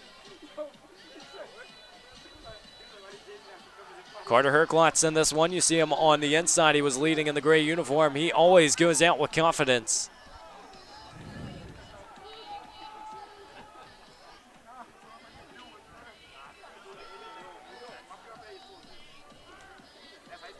Was right around 31-32.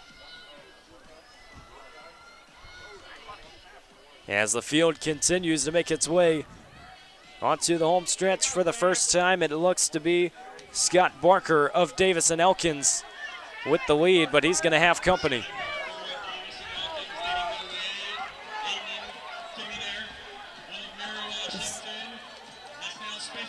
Look at the PRs. Certainly felt like we had a chance to see a sub-2 effort in this heat. We still certainly could, but it's going to take pretty close to an even split here. It's not an easy thing to do in the 800, but certainly can be done. So we'll see what we get on this back half.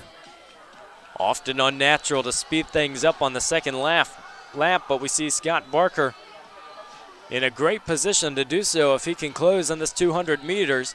He's going to need about another 30 to get it. Are we going to put some more guys under 2 minutes here? Noah Hurd of Shenandoah has taken things into control as the clock ticks down at 150. He has a very nice shot at breaking 2. It's going to be really close. And he will get there comfortably. Not as close there as I would have thought. He gets under comfortably. Have to wait on the live results on that one. That may have been a negative split. I don't believe Hurd was leading after the first 400. Big close there from him. Heck of a race.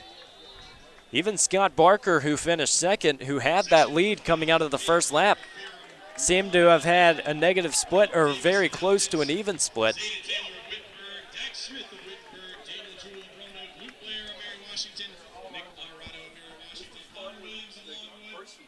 Nick Brent will have a PR. He previously ran 2:03. He got down to 2:01 with that effort today. So once again, the Hornets continuing to pour on the PRs.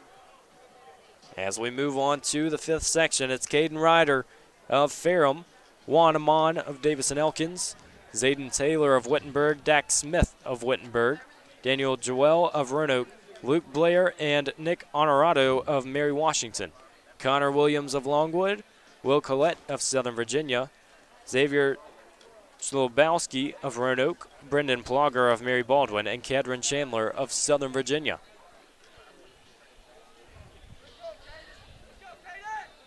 Moving up to the line, and the gun fires. Sam, I know it's important in an 800, but it just seems like there's been so much urgency in the first 200 to be in a good spot, especially working on the outside on the break line. Yeah, again, it's about timing, it's about balance, and especially when you're coming off that break line. It's an interesting thing that they've started to do now. I think this is coming down either from the NCAA or USA Track and Field. They started doing it with our 5K, and they kind of explained to us they've started to put the top seeds in these races anytime there's a waterfall on the very outside of that waterfall.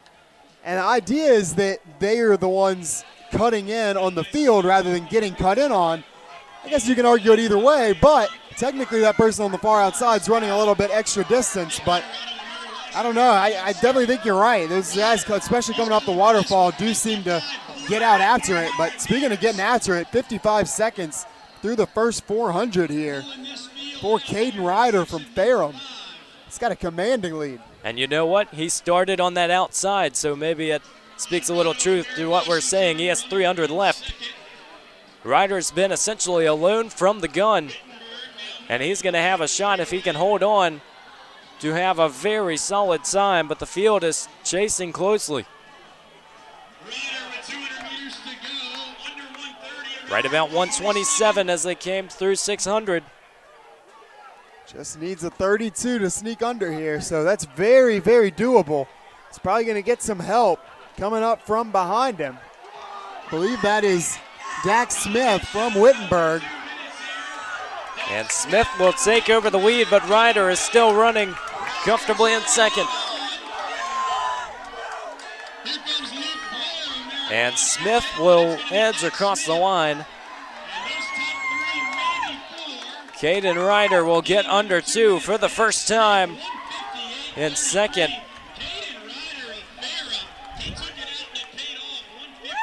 A special effort all across the board as Luke Blair sneaks into third with a 1:59. There were 4 athletes under 2.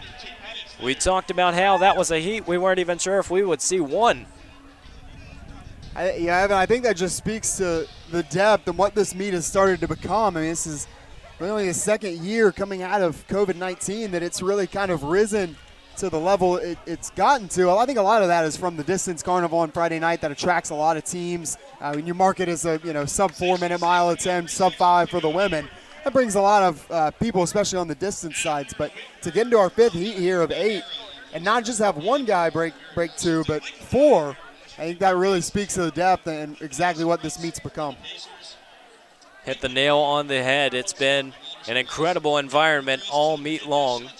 As we dig into the 6th section, it's Adam Arndt of Wittenberg, Armando Nahera of Lynchburg, Aiden Gerard of Mary Washington, Michael Dye of Mary Washington, Reed Davis of Shenandoah, Matthias Grutz of the Pacers, Franklin Reed of Roanoke, Vernon Smith of Alderson Broadus, Denver Norcross of Southern Virginia, Sean Tolliver of Roanoke, Nathan Lee of Shenandoah, Jacob Lohr of Mary Washington, William Zeeland running unattached, Lucas Isle of Wittenberg, and Riley Brim of Patrick and Henry Community College. Nahera's taking things out quick inside for the Hornets. That's the flip side of what you were talking about in the last heat, Evan. If you are on that inside, you don't want to be getting cut in on. You don't want to get buried in a race that's so short. So vitally important to get out from that position as well. Nahera, one of the freshmen, trying to break into a big PR. His PR is just 2:07 at Randolph. He took things out about 2-minute pace. We'll see what he can do to hold on. Looks to be Reed of Roanoke following right behind. Nahera getting after it here. He looks to be running with a lot of confidence. Running on the home track. He's certainly going to have a lot of teammates cheering him on across the second 400, but he's on sub 2-minute pace for the time being, so he has set himself up very nicely for a new PR.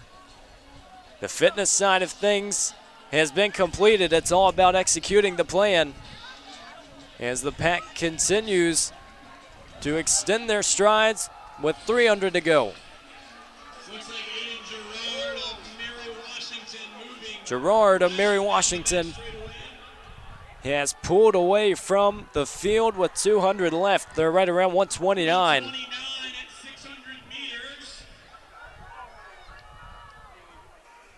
we extend our streak here, Evan, to 6 heats with a sub-2. We got a shot. It's going to have 15 seconds to do it. It's going to come down to 6. That's Gerard giving everything he's got down the home straight. Zeeland is going to be in the mix as well. It looks like Gerard will get it.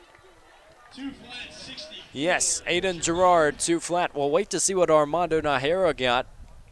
Believe he snuck under that PR of 207.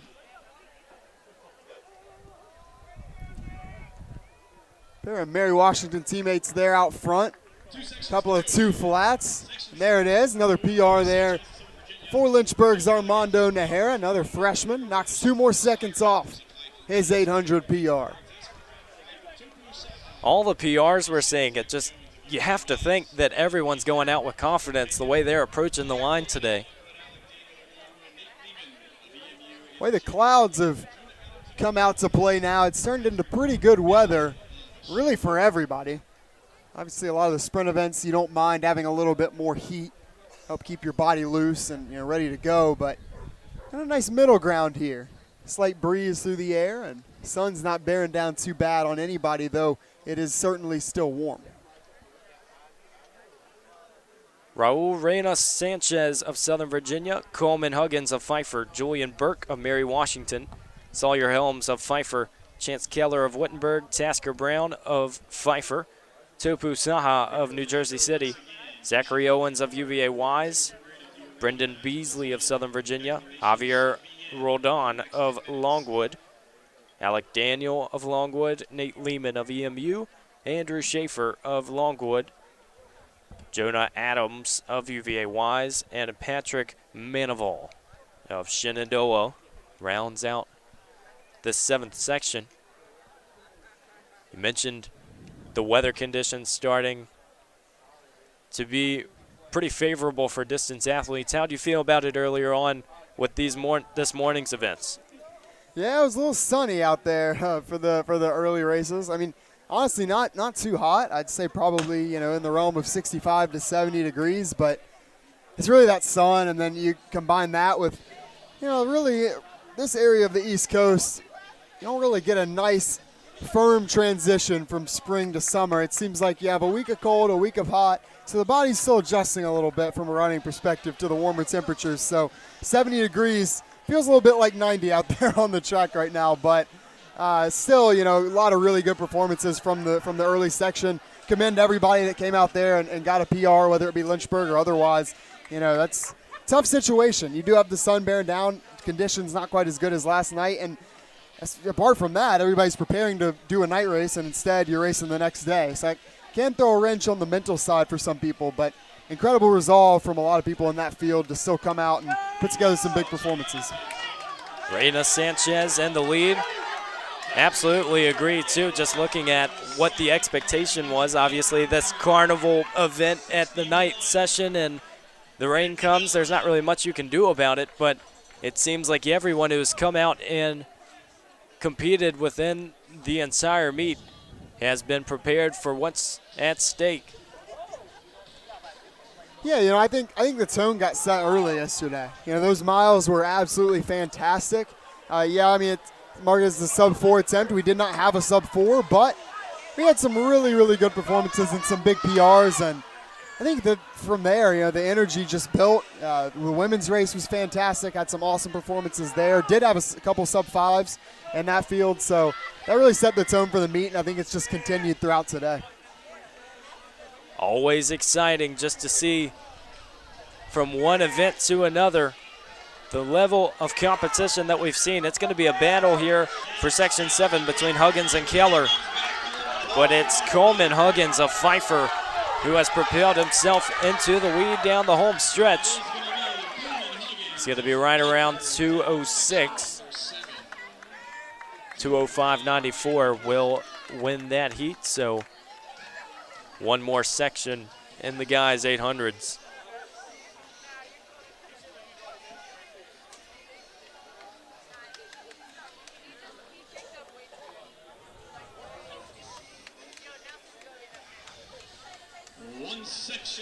go here in the men's 800.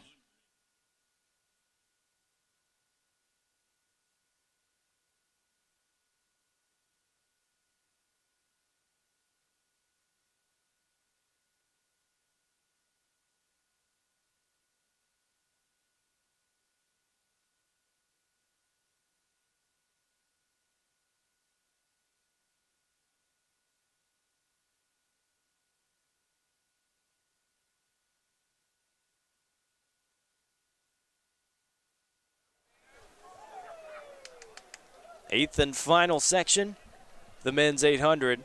Nick DeBoard of UVA Wise, Kellen Bishop of Roanoke, Jay Norton of the Pacers, Denelson Lopez of New Jersey City, Jackson White of Randolph, Tyler Smith of Shenandoah, Joel White of the Pacers, Ethan Pettyjohn of Longwood, Richard Mast of the Pacers, David Schultz of Mary Baldwin, Joseph Smith of Pfeiffer, Tyler Mullen of Shenandoah, Grady Baggett of Shenandoah, Tim Hofstetter of Roanoke, John Thompson of UVA Wise, and Joshua Canavan of Shenandoah. 16 athletes in this final section.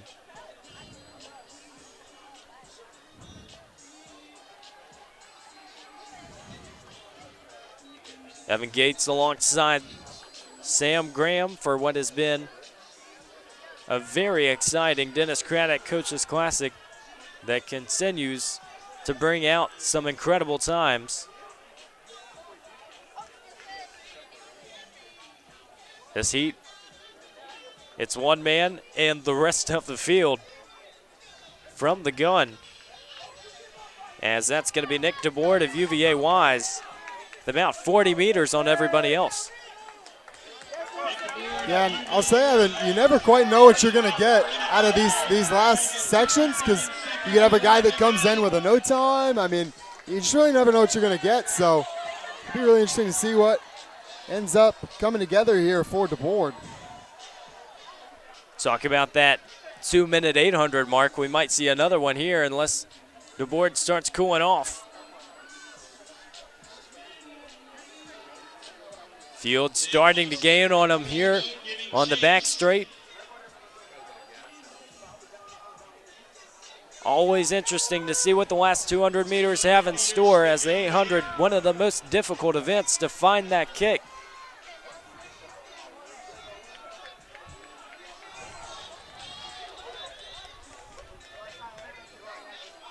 Looks to be Tim Hofstetter coming around the turn. We'll wait to confirm. Yes, Tim Hofstetter for the Maroons of Roanoke with 50 left. Looking around 206, 207.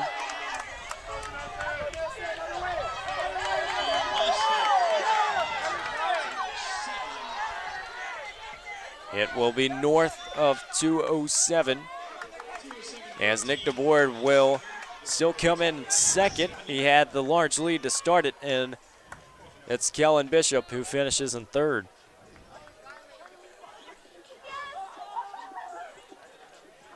Another big close there, this time from Hofstetter to round out our men's 800. We'll see.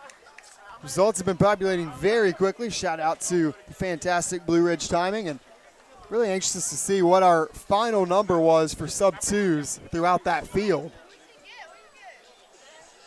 You have to think it's a number that will certainly go into the double digits. It feels like heat after heat where everyone's just coming out and allowing the competition to move them forward. We'll touch on it in a second after we introduce this heat, but it's also interesting seeing the strategy from some of these people to just either get out from the gun or to be able to come back. We have 30 athletes under 2, and Justin Park, one of those for Lynchburg, who snuck under with a 159.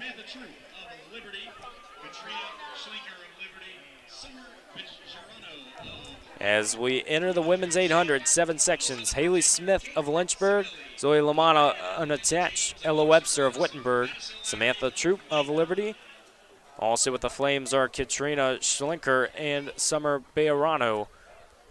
Keandra Chandler of Southern Virginia, Kate Chiavelli of Washington and Lee, Layla James of Aldous and Broadus, Madison Lowry of Pfeiffer.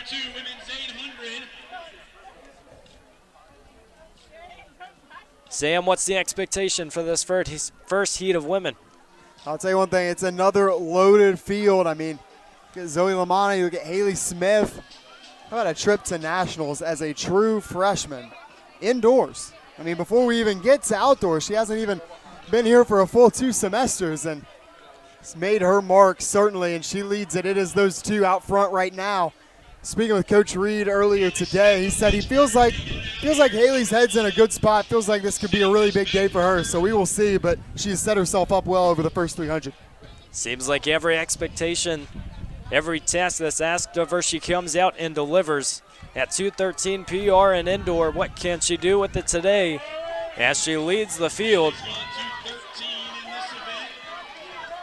She's going to come through the line right around 103.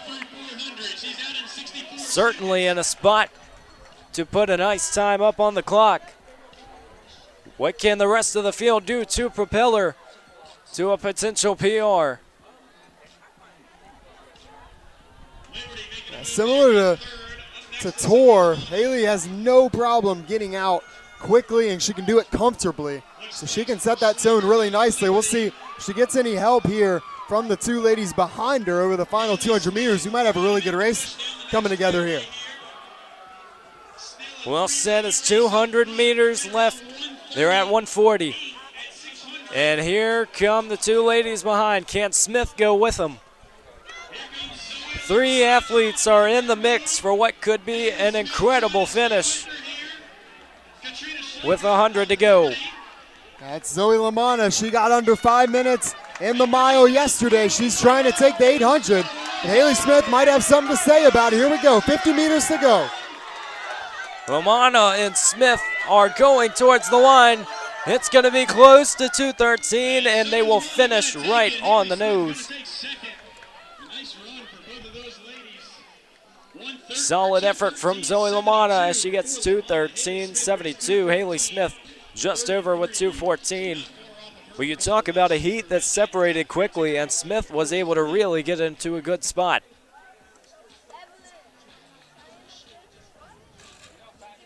Katrina Schlinker would end up third in that heat.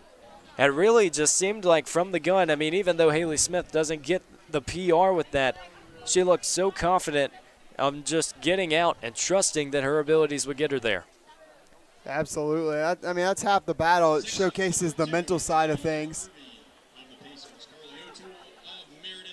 Never an easy race, because when you get out there, even if you're feeling great physically, you have to be able to connect and have the right headspace as we move into the second section. It's only going to have 10 athletes. Emma Irvey of the Pacers, Carly O'Toole of Meredith, Lauren Twyman and Hannah Moore of Davis and Elkins, Rebecca Simmons of Liberty, May Savoy of CNU, Anya Miller of Davis and Elkins, Zoe Dunlap of Roanoke, Liz Morgan of Southern Virginia, Anna Fletcher of the Pacers. We mentioned yesterday that is Jake Reed's high school group, one of the high-performing groups, and obviously it seems like each year they just continue to get better.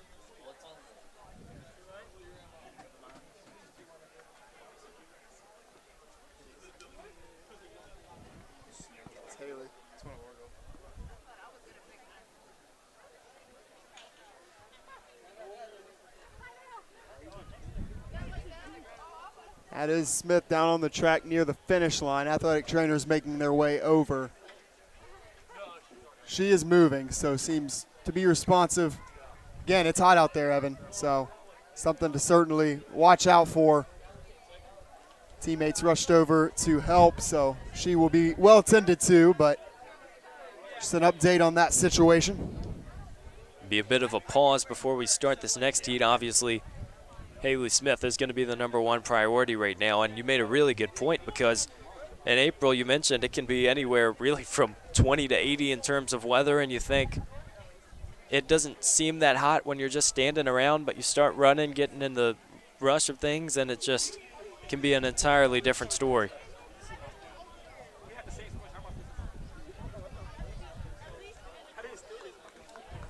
Didn't look like it was anything contact related, so we assume it's just either heat related. We don't want to speculate too much, but hopefully nothing major. Yeah, I saw someone motioning for water, and again, she was moving the whole time, legs were moving. Looked like she was speaking, so imagine just exhaustion. Again, battling with the elements. Like you said, it can be tough this time of the year. Just never know what you're going to get on that front. She's able to walk off the track. Again, help of the athletic trainers. When you're running a second off from a time that you ran at Nationals, and so it's not an easy feat just to go out there and be able to perform at that level.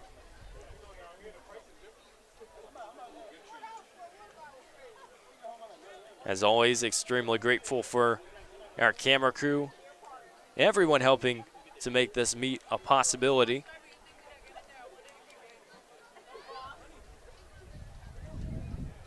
Smaller group here for section 2. It's like just 6 ladies getting ready to start this one. Here we go with section 2.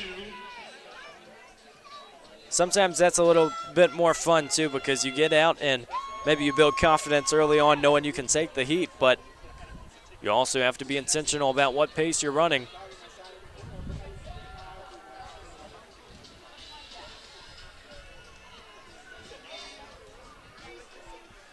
I can give you a little bit more space to work as well. You don't run into the issue of those big groups, which in the 800 is we do get a little bit of tangle up right as I say that, and not always how it goes.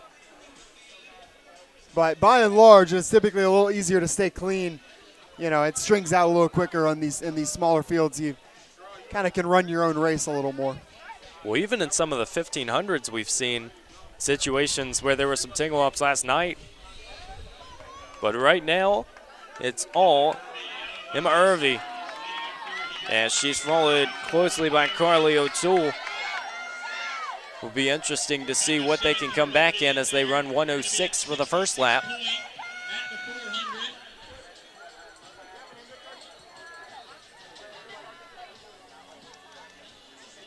It's strung out quickly, and Irvy is trying to make sure that she's on top of the pace, but she is going to have company as O'Toole will wait till the straightaway to take the lead.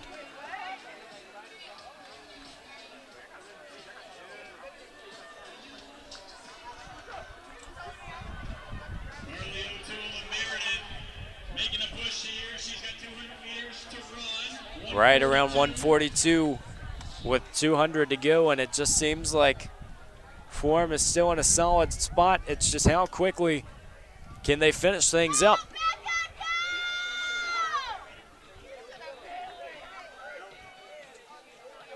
Final 100 of an 800 might be one of the hardest aspects of a track and field race, but right now O'Toole is putting it to rest. Will easily go under 220.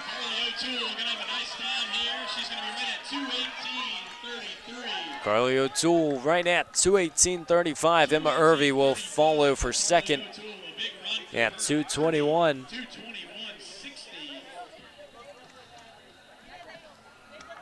They got out and stayed out. Yeah, certainly a very, very quality section 2 there. Irvy again. Another Jake Reed product with the Pacers. Seemed pleased with that time. Little fist pump as she crossed the line. It's always what you like to see, you know, the emotions that, you know, really any sport produces, but especially down here on the track, you know what you've put into it, and when you're kind of able to reap those rewards, that's just always a great feeling. Jake Reed, it seems like he has so many athletes in a meet like this, obviously with the Pacers and with the Hornets of Lynchburg.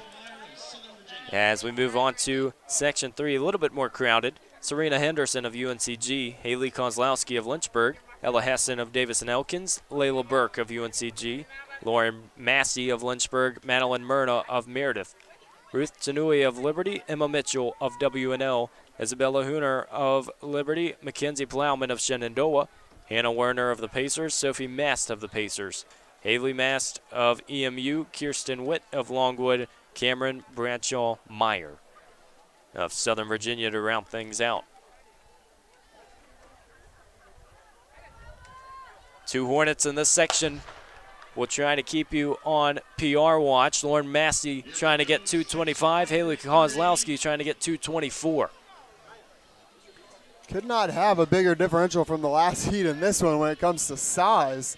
Had pretty much the entire, I'd say about 2/3 to 3/4 of the start line full of athletes plus the waterfall. So never 2 races that seem like they're the exact same at a track meet. Certainly a different dynamic here. But yet again, they do start to string out as everybody finds their position within this first 400. Looks like Massey going to move around, try and take the lead of this one. With her fitness, you have to think she's confident with taking the lead early in this first lap. Still being worked on that outside a little bit. It looks like it's going to be Ella Hessen of Davis and Elkins who holds on to that lead. This is a really important time if anybody is going to make the pass for the lead. You don't have to force yourself to do that on either curve. It looks like we might have most people content to just sit behind for the time being. We'll see if we get a big move there on the back stretch. That's pretty common. Still Massey in second. We've seen those moves all day long, so don't put it past them here in this third heat of the women's 800. Still Hessen with the lead, but now she's passed by Madeline Myrna. There's that big surge on the back stretch. Let's see who takes it. Myrna's looking confident, but you might see a little bit of leapfrog down the final turn. Tell you one thing, Evan, I almost guarantee you we'll have some kind of kick there from Lauren Massey, currently running in third. We'll see if she's able to catch anybody with it. As we said, it's going to be a PR if she can hold this one. 225 is all she has to hit. Myrna is out alone, but Massey has a chance to get second. It's a battle, but Madeline Myrna will finish it out, and Lauren Massey will get that PR. We'll wait for the official time. She just needed 2:25.03.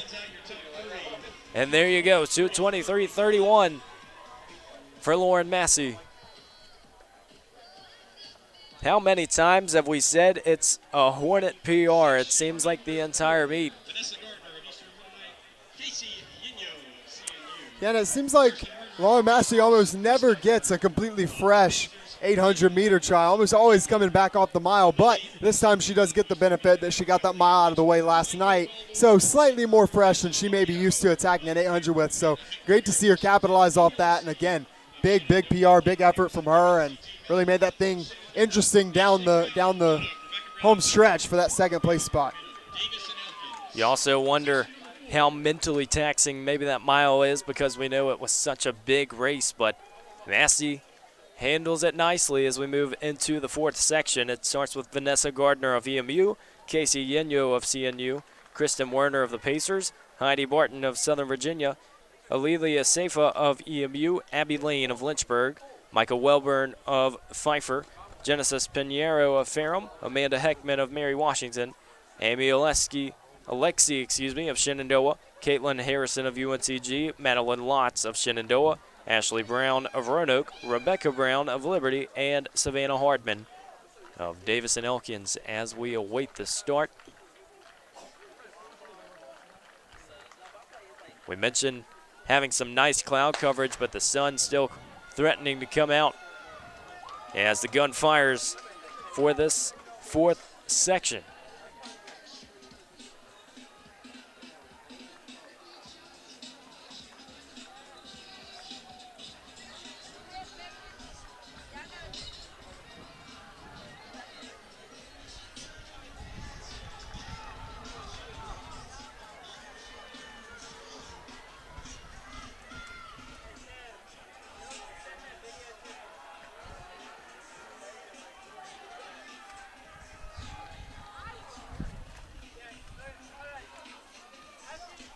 The leader from EMU's got about 10 meters in front. Believe that is going to be Asafa. Yes, Alili Asafa taking out in front, but it's going to be Kristen Werner also trying to follow closely.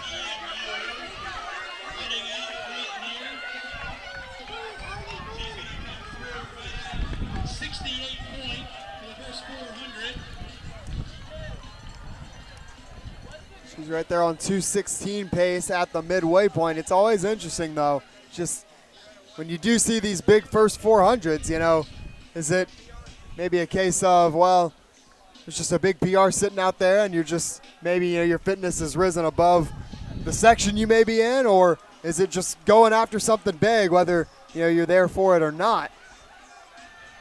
Stat sheet will not tell you a whole lot at a track meet because there's so many changes from meet to meet, from season to season, but Asafa is still holding on to the lead. We'll see if Werner has a chance to eclipse it.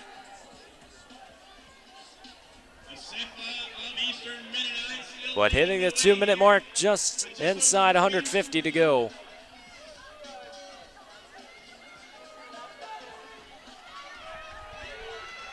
The whole rest of the pack are following behind.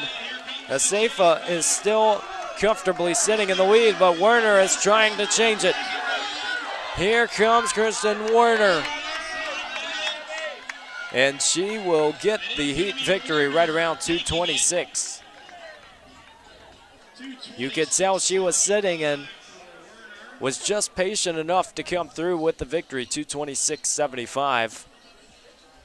Alexi came in for second, and Barton came into third. So Asafa falls to fourth. Still a very tight finish. All basically within seconds of each other. Asafa just about took that thing wire to wire. Again, like you said, coming up just short there over the final 100 meters. But, yeah, that's still a huge effort, you know. And like we've been saying all the way through these 800-meter sections, it's a tough line to walk, you know, when it comes to the timing of it. You know, when do you want to push? Because most people will say you really only get one kick in an 800, and you don't want to waste it. So a whole lot of tactical aspects to the race and a lot of different ways to run it. That's what makes this event so special.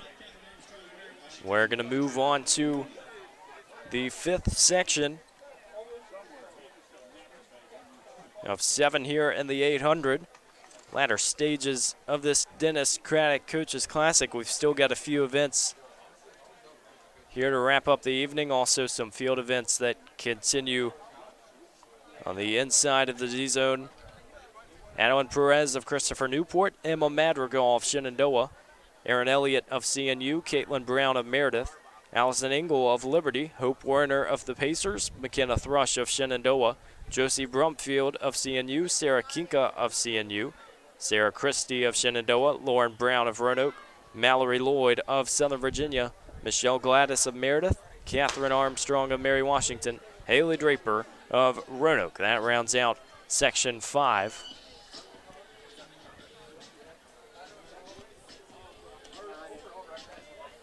Celebrating D3 week. It's senior day down at Jack M. Tom's track. We've had about every festivity you can imagine throughout the week. It's been something that's exciting to watch, and especially seeing what these athletes have been able to accomplish. Never an achievement that we are numb to seeing.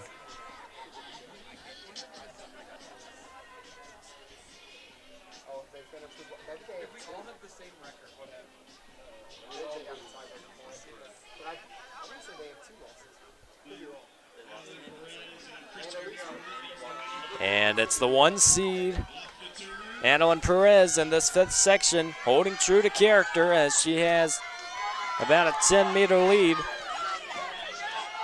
Again, it's always interesting to see what the start lines up like in the end. As our PA announcer we'll say it's about a 71 through that first 400, still looking comfortable.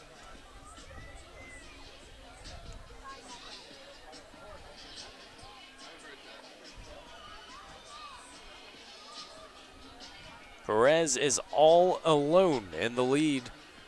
And we've seen that a few times in some of these 800s. What do you think it makes it easier or difficult when you're out there doing it all by yourself? Well, I will say it does always seem like it's easier to be the hunter than the hunted. Now, in this specific case, it's a pretty large lead. I think Perez should be safe here over the final 150 meters. I guess knock on wood. But yeah, I mean, I think it depends on the type of runner you are. Some people thrive on being in the lead from start to finish. Some people like to sit and kick and make things interesting there at the end, but definitely pros and cons to both. Again, just depends on who you are. Runner to runner, you'll hear different opinions across the board, but Adeline Perez put that question out of the water as she is going to come through about 2:27. Again, CNU continuing to have a successful day as well. It really seems like every school has come out to compete, but it's a 2:27.39. Caitlin Brown and Josie Brumfield will follow. 2 more heats of this women's 800.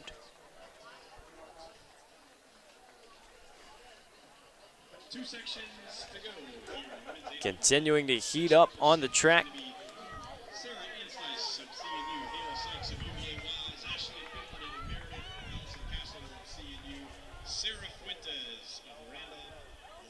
As we begin introducing this 6th section, it's Sarah Ann Stice of CNU, Haley Sykes of UVA Wise, Ashley Pemberton of Meredith, Allison Castle of CNU, Sarah Fuentes of Randolph, Olivia Loven of Washington and Lee, Jessica Buckwalter of EMU, Bailey Deaver of Longwood, Kylie White of the Pacers, Rachel Simmons of Longwood, Juliana Overby of Patrick and Henry, Catherine Eulier of Longwood, Caitlin Voss of Pfeiffer, Eliana Ramirez of Mary Washington, Kaylee Sykes of UVA Wise. 12 of 15 have showed up to the line as we get ready for the gun to fire.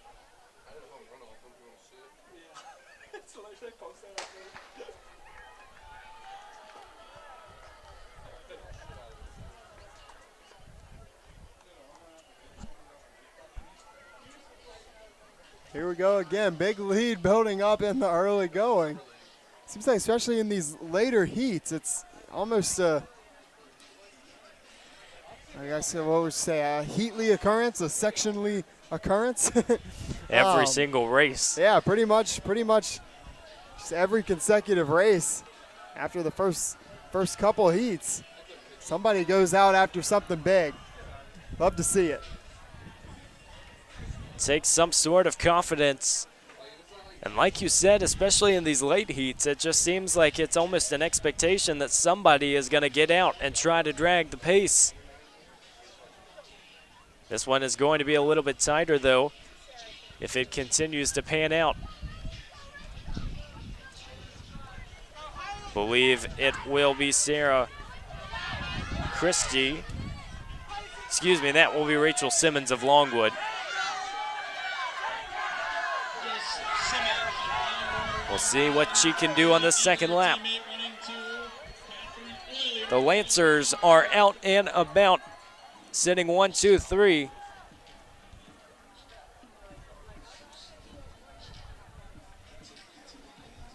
Newreel in the leader again here.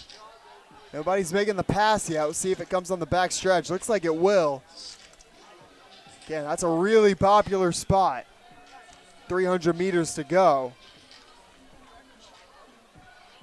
You wonder how much of that is coaching or how much is instinct, but either way, Longwood still sitting in a solid position.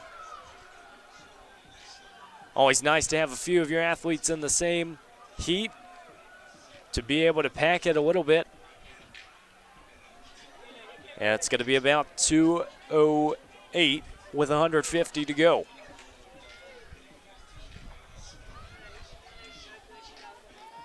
Certainly big for confidence when you're running with your teammates. Always a good indicator of how tightly knit a team is. If you watch athletes be able to feed off one another and run in a pack, that's generally a good sign for team culture. Longwood put something together here today in this section. And you can tell with this Longwood team, they have continued to feel confident in what they're bringing to the table. It looks like Euler will come away with the victory. Yes, Catherine Euler, 238, Bailey Deaver, 238, and Rachel Simmons, 241. They did go 1, 2, 3. Simmons took that heat out quickly. Simmons warmed up the track and her teammates finished it off, and then Simmons still comes back for the metaphorical podium sweep for the Lancers there. And I always think it's interesting because you see someone go out that quick, it's normally, if they fall from first, they're not staying in the top 3. But it was a nice job by Simmons to come back as we go into the 7th and final section of this women's 800. It will be Brianna Parker of Mary Baldwin, Dawn Forrest of Hollins, Samantha Stuhlmiller of Hollins, Haley Beliski of Meredith, Rebecca Sullivan of Roanoke, Laura Brown of Meredith, Angel Skeen of Pfeiffer, Jessie Sherrill of Pfeiffer, Savannah Maloney of UVA Wise, Lacey Flanagan of Ferrum, Morgan Martin of Mary Baldwin, Isabella Sturgill of UVA Wise, Allie Clarkson of Shenandoah, Island Garcia of Longwood, Isabella Mullins of UVA Wise, and Gracie Kress of UVA Wise. So we'll essentially round out the distance events minus the steeplechase. Obviously, that's a bit of an unconventional race.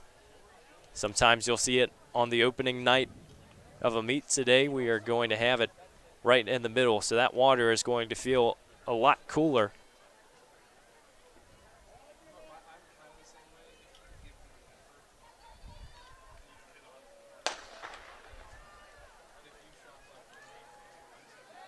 No Hornets in this heat, but it's been a very successful day for a Lynchburg program that throughout the season has continued to grow and develop its identity. Speaking of that steeple, pretty highly anticipated opener for a certain reigning Division III national qualifier, one of our teammates, Kelsey Lagunas. First steeple of her senior season. Didn't even attempt the event until she was a junior, and hey, it turns out she was pretty good at it. So have that to look forward to later on.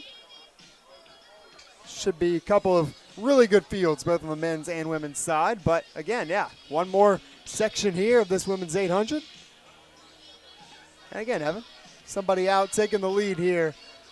Somewhat convincing fashion early on. How about that? We've talked about it. It's essentially every single time that someone takes the track.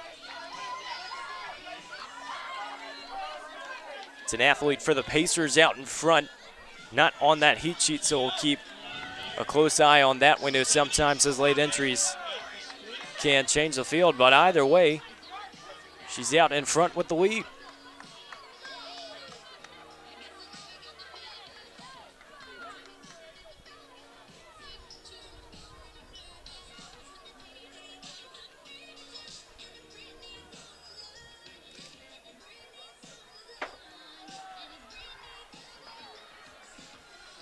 By the end of this meet, as we know we had that nighttime opener for most of the distance events, it seems like we've really seen every angle the sun can throw at us. Between the rain and having a midday start, we had the 5K this morning. It's all over the place. Well, you know what they say about the weather, Evan. Always changes. Always sticks out. That's Virginia in a nutshell. Never going to stick around.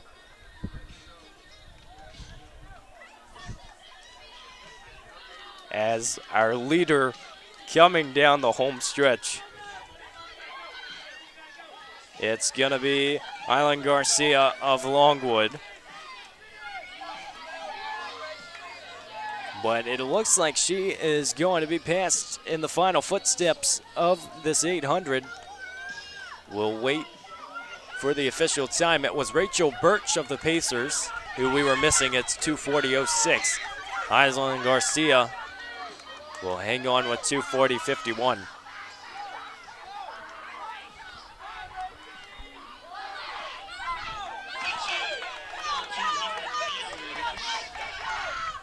Well, really solid showing today from a lot of teams, but big shout out to the Pacers. Seems like right there near the top, either with big PRs, big runs, or just winning their respective heats. So great performances out of the hometown club. And I mean, it's a collegiate event, obviously, but the way that they approach these meets, especially under the direction of Jake Reed, it never seems like they really struggle in the big-time situations.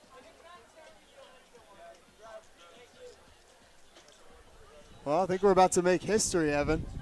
First ever three-man broadcast in LHSN history.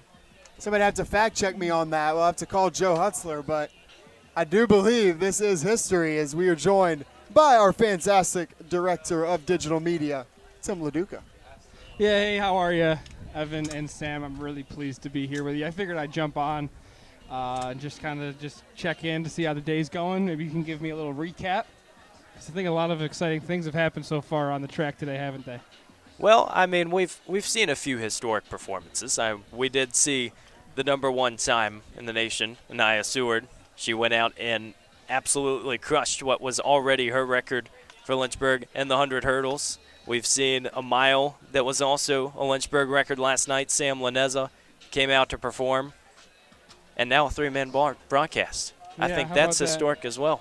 Well, tell me a little bit about the 800, because it seems like every single meet, a new Lynchburg men's 800 runner gets himself into a top 5 or wins a race. So what's up with the 800 in Lynchburg? Why are the Hornets so dominant in that race? Yeah, it's funny you say that, Tim, because it's not something that I think a lot of people would have expected necessarily coming into the year, or really from coming out of last year, I guess I should say, is obviously we had dominant performances from Tor and Sam.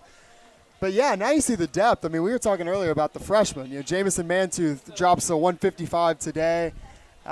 Luke Demos with a 155 last week. That earned him ODAC Athlete of the Week over there at Randolph across town. And obviously Chasen Hunt's had a fantastic freshman campaign. I'm not sure if he's actually even run an 800 officially on the outdoor track, but I guarantee you that 800 probably be somewhere in the 151 ballpark. So, yeah, it's really come together this year, and I think that's the biggest credit to those first two guys I mentioned, Tor and Sam, just kind of setting the foundation of what can be achieved here at Lynchburg. Well, then what about Coach Jake Reed? What kind of role does he play in not only making sure the top of the pack is so successful, but there's so much depth in that?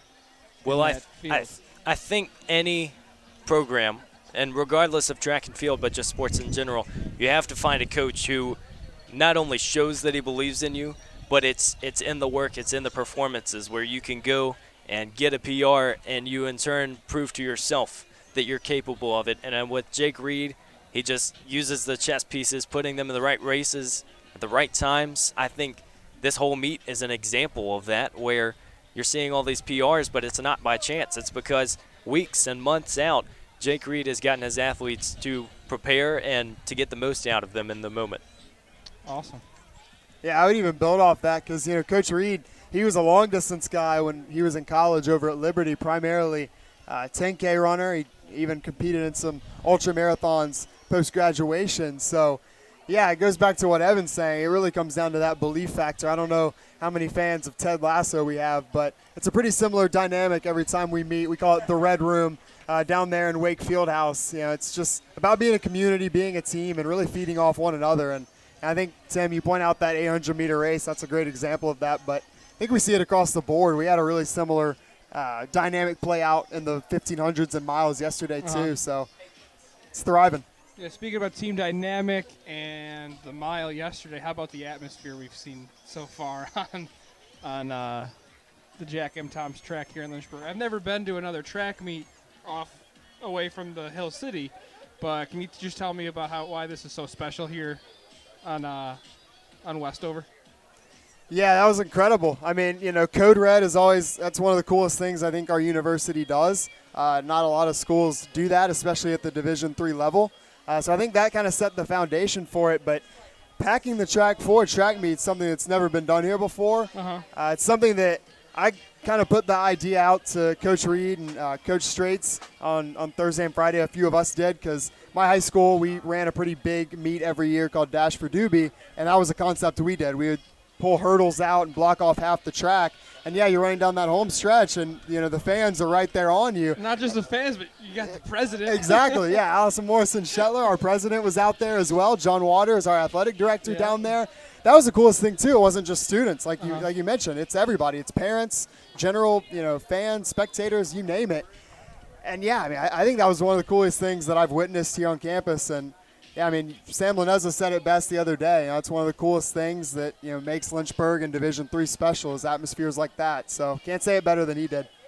And, Sam, I think I can confidently say that is one of the loudest places to be in Division III, because how many universities, how many track teams can afford the opportunity to bring everyone, not just fans and spectators, but other athletic teams for Code Red onto the track.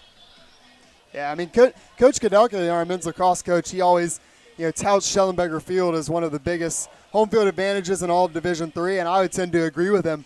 But, certainly we don't want to forget about the track either. And, obviously meets can be long. It can be hot. You can have a hot day like today. But, again, it goes back to the Code Red dynamic. It just shows kind of the buy-in of both the Student-Athlete Advisory Committee, our athletes, our student-athletes, really just the campus as a whole to come together and support one another. I think that's just a super cool thing that we do here on this campus. And, again, it's just something really special about Lynchburg. So what are we getting ready for right now? We can see the hurdles out on the track. Very different event. Obviously, we've had the high hurdles earlier, but this is going to be the 400-meter hurdles, as there will be 5 sections for the men. And it's really just an event. We've touched on it with the earlier events, but there's so much focus that goes into each jump and being able to execute at the right time.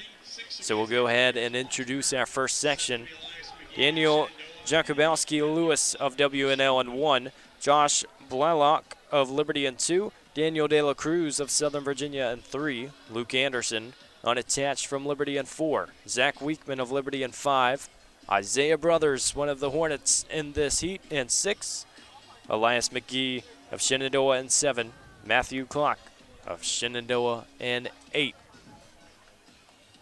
As they get down in their blocks.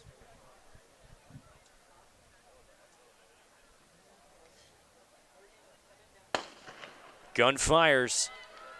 Takes a little while for races like this to materialize. With the stagger, it can always be difficult, but you're going to watch these athletes glide over the hurdles as they enter the back straight. From a spectator perspective or a broadcast perspective, I always enjoy the 400-meter hurdles as opposed to the open 400, because you can kind of track where everybody's at when they jump over the hurdle. You can kind of see the race materialize, so it's always appreciated from that angle.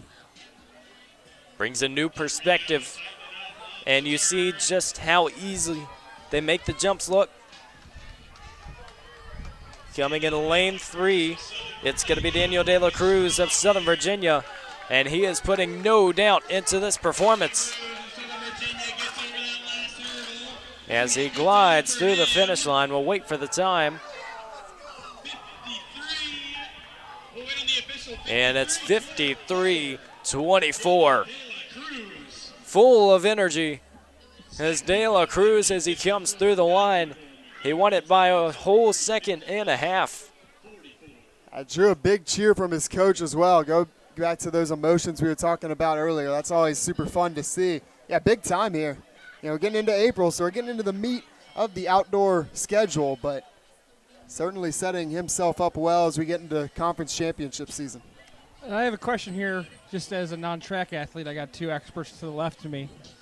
Does being on the outside of the track, does that kind of give you a little bit of extra confidence because you see no one in front of you for the beginning of the race? And conversely, being on the inside, do you kind of feel like I got to make up some ground that actually isn't there? Yeah, I mean, I don't know how much that we could speak to that from a personal perspective, given that we're on the distance side. But I will say that they typically order it so that your top seed times are in lanes 4 and 5, and then you go outwards from there. So I guess going off that, balance would be what you're looking for. You know, if your top seed gets lane 4, then you could assume that's kind of your ideal lane. Yeah. And there's 3 guys you can't see, and there's 4 guys that you can. So, yeah, I think it's all about balance in that regard.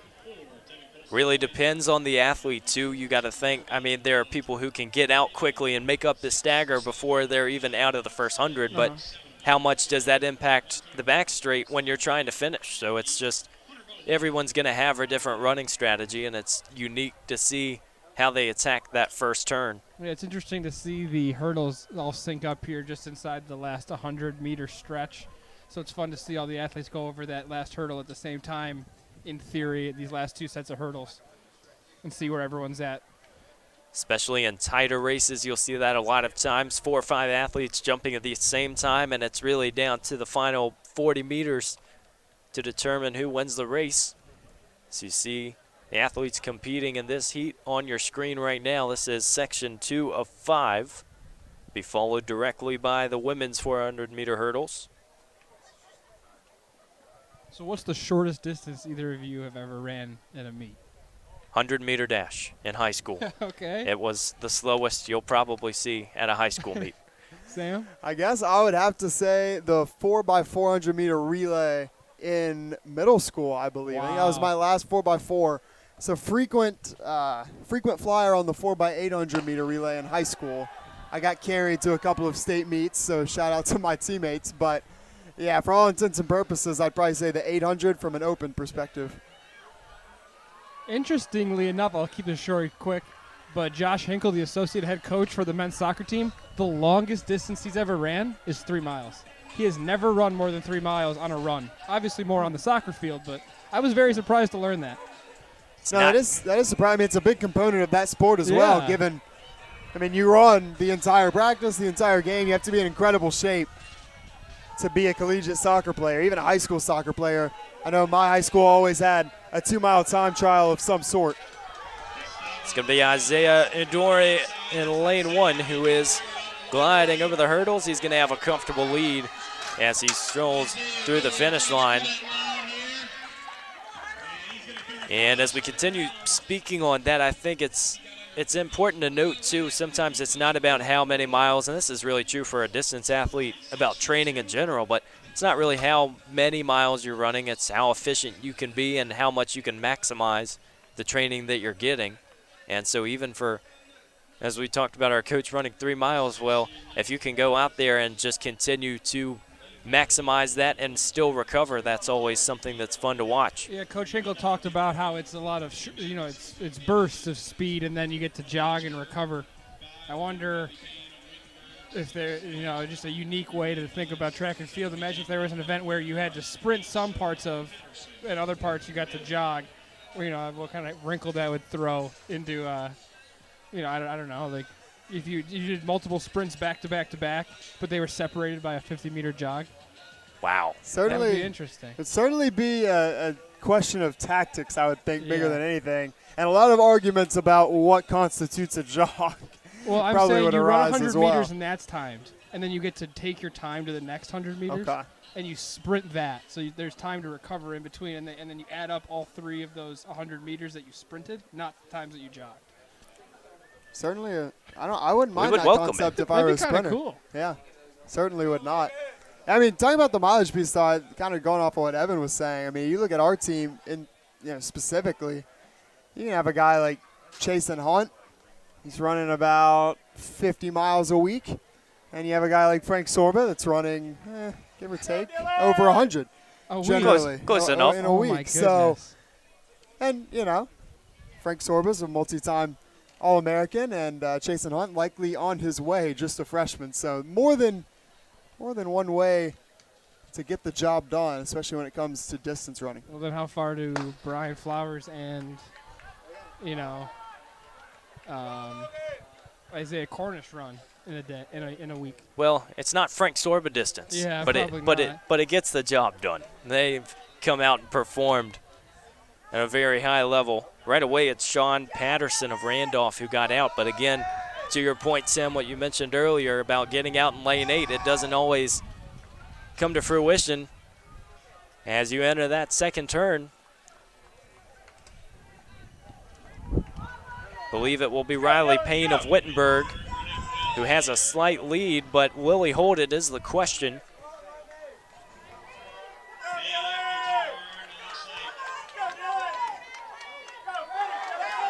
It's Riley Payne competing against Cameron McDonald. Dylan Nick was in on the action, and we're going to have a good finish in Section 3. McDonald might have gotten it out of lane 2. It's going to be Riley Payne of Wittenberg, 58-20. And a very close second place finish for McDonald.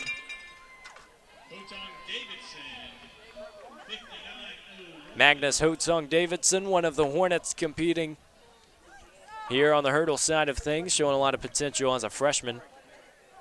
You know, it's always so interesting, too, because you get the stats down, and obviously they're going to be extremely close having this many heats, but you start on the line, you're running an entire 400 meters, and it all comes down to hundredths of a second.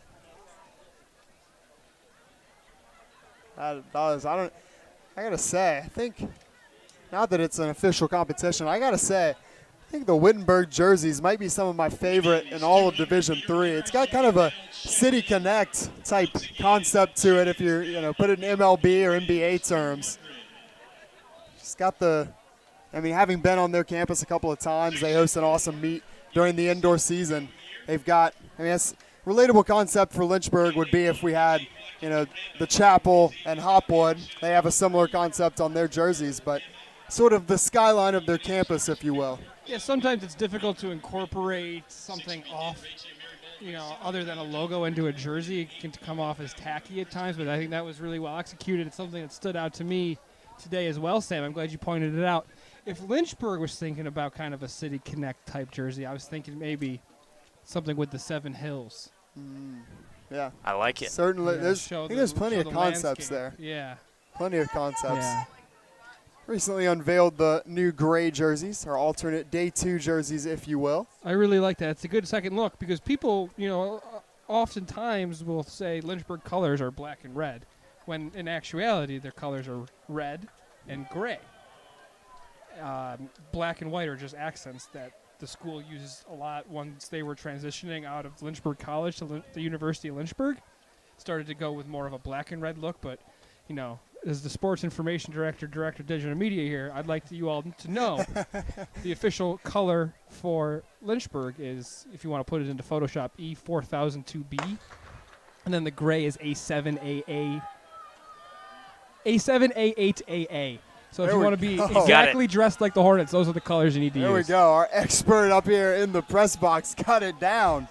Now I will insight into the job description there. Now I will say I have to give a warm shout out to Charlie Suter, one of our coaches. He wanted to come out with the gray uniforms on Code Red Day last night, and Jake Reed had a little bit of a comment to say about that. Again, the gray isn't bad. It's just it was Code Red Day, so we had to come out with the home uniforms. Speaking of Wittenberg, they're going to be out in front here in this 4th section of the 400 hurdles. It's Parker Baker who is cruising down the down the home stretch. And he's closing in. It's going to be about 59 if he can finish on pace as we wait the official results. 59-37. So I'm not looking for too deep of an insight into Wittenberg, but I'm just curious. It seems that Wittenberg's been outpacing a lot of these hurdle events. When you think of Lynchburg, you think of their distance runners and stuff. How can a school build, good hurdle runners compared to other events? And, why does Lynchburg build good distance runners compared to others in some ways? What makes the hurdles Wittenberg's event? Yeah, I think a lot of it just comes down to niche and what a program's willing to invest the most into. It can come down a lot to coaching. So it could be, maybe their hurdle coach, but, I mean, you think within the ODAC, Virginia Wesleyan always has fantastic jumpers. Bridgewater always, I mean, especially this year, national champion, always has great throwers. So, yeah, I think a lot of it comes down to coaching and what you're able to draw people in with through the recruiting process. And then, you know, building on past success. Like for us here with Lynchburg Distance, you know, we've had several All-Americans now, and I think when you're going through the recruiting process, that's a tool you use, and it's pretty attractive to a lot of kids coming out of high school. So I think it's a very similar concept across other disciplines. Steel sharpens steel. Exactly. Hit the nail on the head. I Hit think the steel nail on the head. Oh, you got it. Well, I think one of those things too, I mean, it's not only a recruiting tactic, but it just helps you realize how tight that the guys or the ladies on the team are, because to have an All-American, it's not just a one-person affair. They have to train with somebody, and especially, I mean, you saw that mile last night between, you know, Laneza and Sorba. We had Otung Davidson pacing them out, and then Chase and Hunt, they're all training together, and that's something that regardless of the level you're at, you have to be able to use it. As we have the final section of men's 400 hurdles underway. Parker Baker took the last one from Wittenberg. One last thing on that Wittenberg point, too. I'd certainly keep an eye, if you're just a general track fan, I'd certainly keep an eye on their distance program in the coming years. Head distance coach Brandon Litz, a former assistant here at Lynchburg, and he's certainly got a real passion for coaching and knows the sport well. So at this point, it's just about getting the right guys and girls in the door and, you know, cultivating a program out of it. Always takes time, but when it pays off, it is something special. As Rayshawn Johnson of Liberty is putting on a show, he has a relatively large lead. Entering the final line of hurdles. And with a large stride, he cruises through. It's going to be right at a minute. We'll see if he got under. It's going to be 60.21. Not that you two aren't doing a great job, but just thinking for the future. I wonder what it would be like, you know, if we have our primary play-by-play person and then a representative for each couple of events comes up, because I have a few more questions here about the hurdles. You know, because obviously doing the distance hurdle, you know, 400-meter hurdles, you're going to have a lot more run-up time. And, you know, Rayshawn Johnson there, he won it, but it looked like he was taking 2 to 3 stutter steps before he took the jump over the hurdle. And it's interesting that he's able to take those extra quick steps before jumping over the hurdles when he's coming in first, and you don't get to see that in the 100-meter hurdle. So just curious, just something that stood out to me. And as I think how I can better this stream for next year. It's something to think about. Yeah, absolutely. I mean, speaking on that point in particular, since we do have a couple steeplechase athletes, we got that event coming up here following the 400-meter hurdle. In my observation of the event, certainly not my forte, but I know we always encourage confident steps approaching the barriers. You know, you don't wind up with those stutters. So when you get to be 4 or 5 steps out, well, maybe you try to take 5 steps in 4. Take confident steps, approach it, you know, with keeping your form together, standing up tall. You know, just don't change your form too much. And, you know, that's always interesting to see how that goes on lap, 5 and 6 as opposed to 1 and 2. 400-meter hurdles just 1 lap around the track, so fatigue doesn't set in quite the same way. It certainly sets in. But, yeah, I think a lot of it's just about confidence and reps, getting those reps in. And then another hurdle question. You know, I know a little bit about every sport. I'm a master of none, so I do have a couple extra track and field questions that I'm not embarrassed to ask over the air. Penalty for hitting the hurdles while you're running.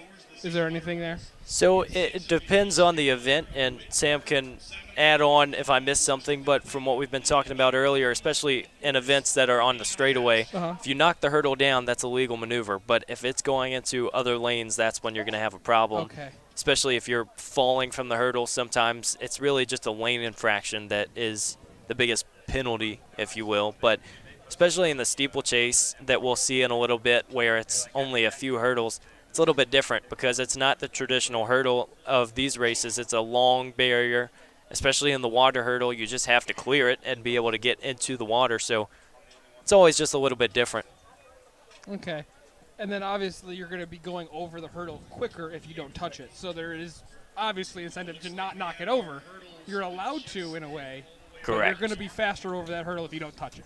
The best athletes find a way to just glide. It's not getting too far up, not too far the head out. Stays on the same level, I've noticed. Right. Yeah. If you go back, there's some phenomenal tapes of this. You'll see Olympic clips, or maybe it's an NCAA championship where the camera is literally in front on the 110 or 100-meter hurdles, and the athlete's head just stays so engaged that it doesn't even look like it's moving.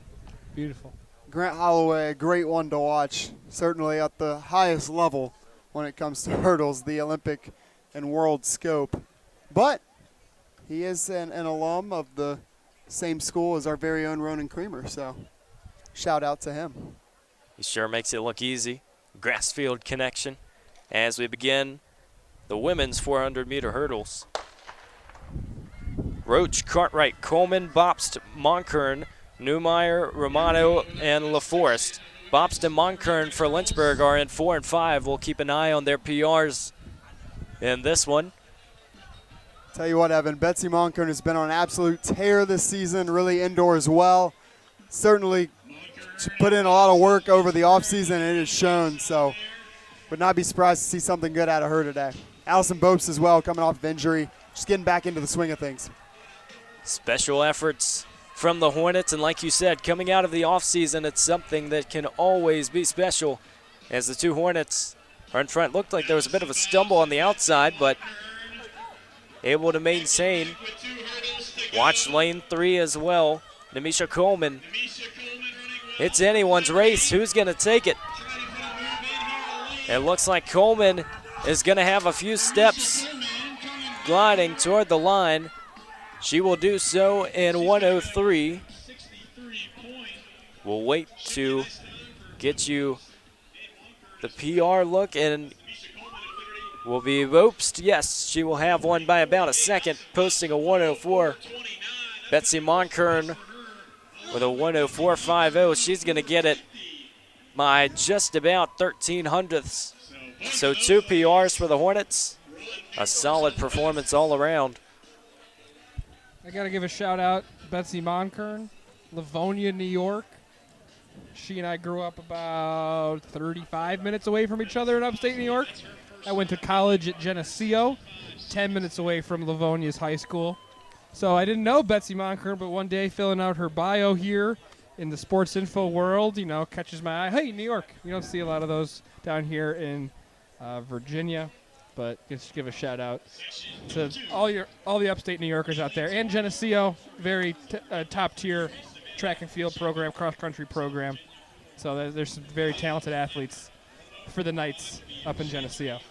Yeah, when you talk about the scope of Division III track and field, and you want to talk about the teams that show up the best at the big meets, you really cannot add that list without SUNY Geneseo. It seems like every national championship. Can't overstate that, what they did at cross-country nationals this year. A team that was good all year long, a top 25 caliber team. Nobody expected them to get on the podium at nationals, but that's exactly what they did. So every national meet, they come out ready to play, and they get the job done. That's something that can't be coached to, showing up in the moment. Another shout-out to Luke Demos on this distance squad. New York. Absolutely. Yeah. And we've seen the tear he's been on. There has to be a common theme of greatness coming up from New York as we begin this second section. We're starting the pipeline from New York. We're just laying the foundation for this Lynchburg program. The New York to Lynchburg pipeline is not very beaten trail yet. I'm paving the way, though. It's becoming one. I found my way down here. Trying to take Lynchburg sports not only national but global as well, especially looking at the tennis team, field hockey. I'm glad you brought the tennis team up. They deserve a lot of credit, and this is a good platform to give them a shout-out. 10 wins is their most dating back over 20 years. Levi Vigdorchik is a second-team all-conference player, and they just have a really deep lineup this year. I'm excited to see how those guys fare in the ODAC. Ophelia Ladner is going to cruise through the finish line. It'll be right around 107. One of the Roanoke Maroons, that's going to be 108.81. As you see the results pop up on your screen, it's been an awesome meet all around as we continue with the 400 hurdles. We have the steeplechase and the 4x400 meter relays on our way. Evan Gates, Sam Graham, Sam LaDuca. It's potentially the first three-man booth here on LHSN. Very fortunate to bring it to you here at the Dennis Craddock Coaches Classic. Had Jack Toms just a few weeks ago, trying to not get it messed up for you. You're always right in some regard. It is Dr. Jack M. Tom's track, so you're 50-50. Can't go too wrong. Dennis Craddock Coaches Invitational at the Dr. Jack M. Tom's track. Exactly. There you go. That's something. Exactly. Continue that tennis conversation, a big head coaching career milestone as well. Win number 300. Yeah, Coach Johnson reached out to me a couple weeks ago, put it on my radar. I appreciated that, but 300 is kind of that number for the tennis coaches across the board. You know, that's the number you're looking for, as you know, it's like 500 home runs in Major League Baseball. You know, you get to 300, you've made it. And he won over 100 matches with the women's team at Liberty. Just under that with the men's team, he was the Big South Coach of the Year in both the men's and the women's. Coach of the Year in the Big South, came over here, you know, brought the women's team at Lynchburg to great heights. You know, Christina Harris, 100 career singles wins. And this men's team is in a place it hasn't been for many, many years. So big shout out to Chris Johnson and the Hornets playing tennis. Joins an elite group on campus as well, the 300-plus win crew. Obviously, Coach Kadelka, Coach Enza Steele in that group. They have continued to just elevate the athletic programs, not just on the field, but in every aspect, going all the way to the classroom. As we continue, this will be the third and final section of women's 400 hurdles before transitioning to the steeplechase. How about Haley Bird? She's sitting all alone. As she crosses the final hurdle, she can cruise into the finish line. We'll wait to see the time.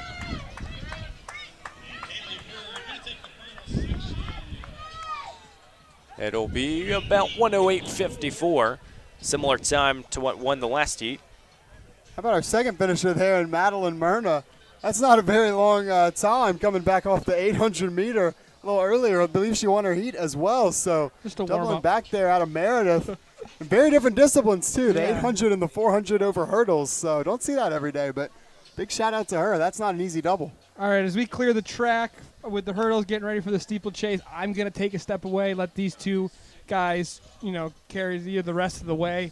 I want to get on air and say this in front of everybody. These two, Sam and Evan, are just absolutely crushing it, you know, helping bring LHSN to, you know, new heights is a weird way to put it, but just really, you know, student broadcasters, you aren't guaranteed the professionalism that these two individuals bring. We have Andy Watson as well, who does an amazing job as a student athlete on the call.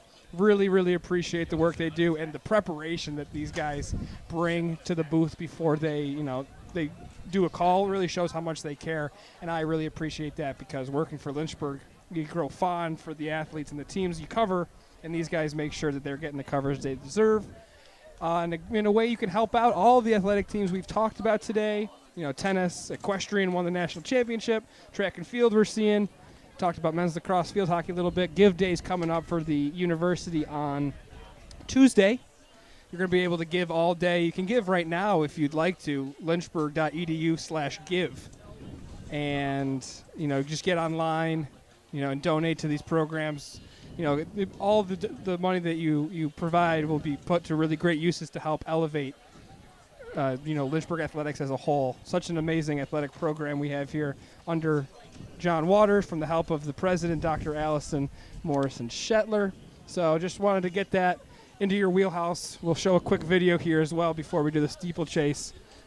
Give Day, Sam Rice made that video. So signing off. You two, thanks so much. Keep up the great work.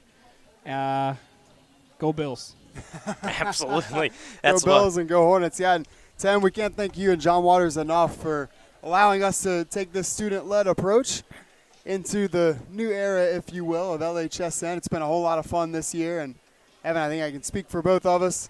I say that it's just a fantastic opportunity all around, and again, like Tim said, getting to cover, you know, people you go to class with, people you know. I think that just adds a certain level of passion that can be hard to quantify sometimes. So it's been a heck of a pleasure and a lot of fun, and hope to continue to bring that quality product to you each and every time.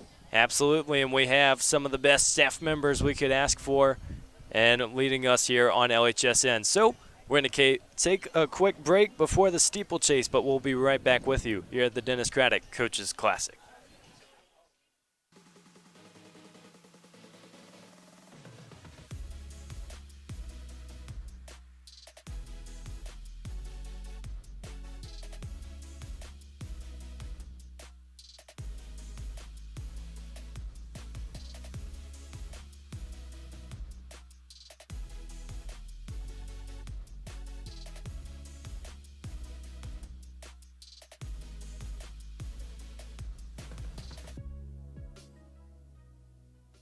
At University of Lynchburg. At the University of Lynchburg. At the University of Lynchburg, our athletic teams strive for excellence on the field and in the classroom. Our coaches, professors, facilities, and campus community empower us to reach new heights and succeed each day.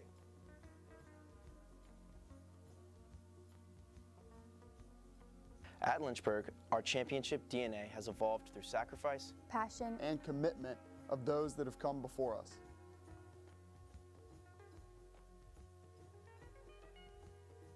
Your support inspires us on our journey and allows us to share life-changing experiences with future generations of Hornets.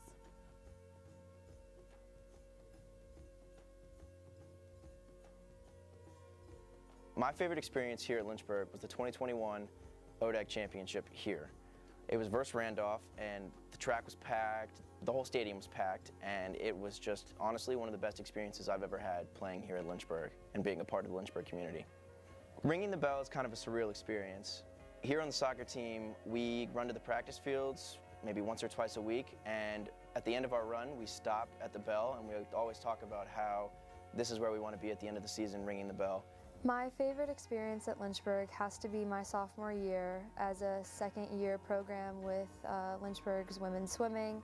We came into the ODAC ready to compete that year, and we ended up winning our ODAC championship.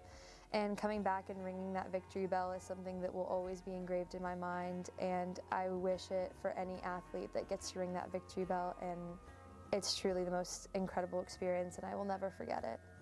My favorite experience I've had being on the men's basketball team here at Lynchburg. Every year during Christmas break, we go and travel and play in a Christmas tournament. We went to Topgolf recently, and boy, does my swing need some work.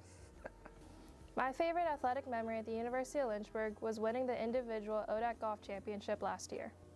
My favorite memory here at Lynchburg is winning all of our track and field ODAC championships. My favorite Lynchburg memory is when we won the ODAC baseball championship at Foxy on a walk-off. With your support, we hope to achieve many more moments just like these. Thank you for all of your support. Thank you for all your support. Thank you all for your generous support.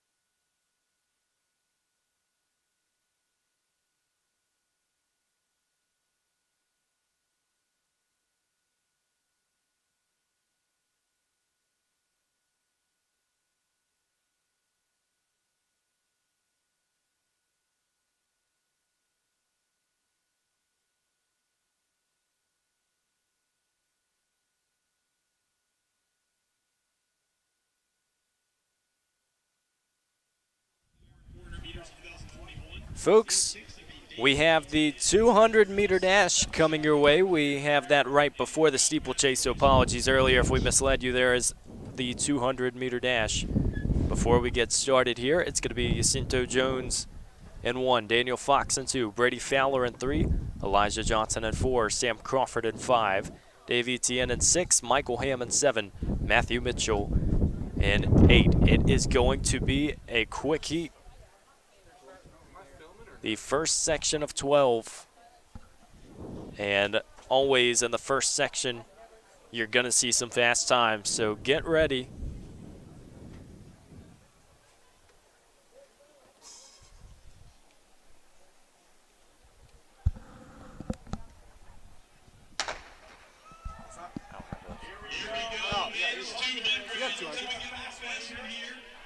Here we go with the 200-meter dash, and they are out lightning quick.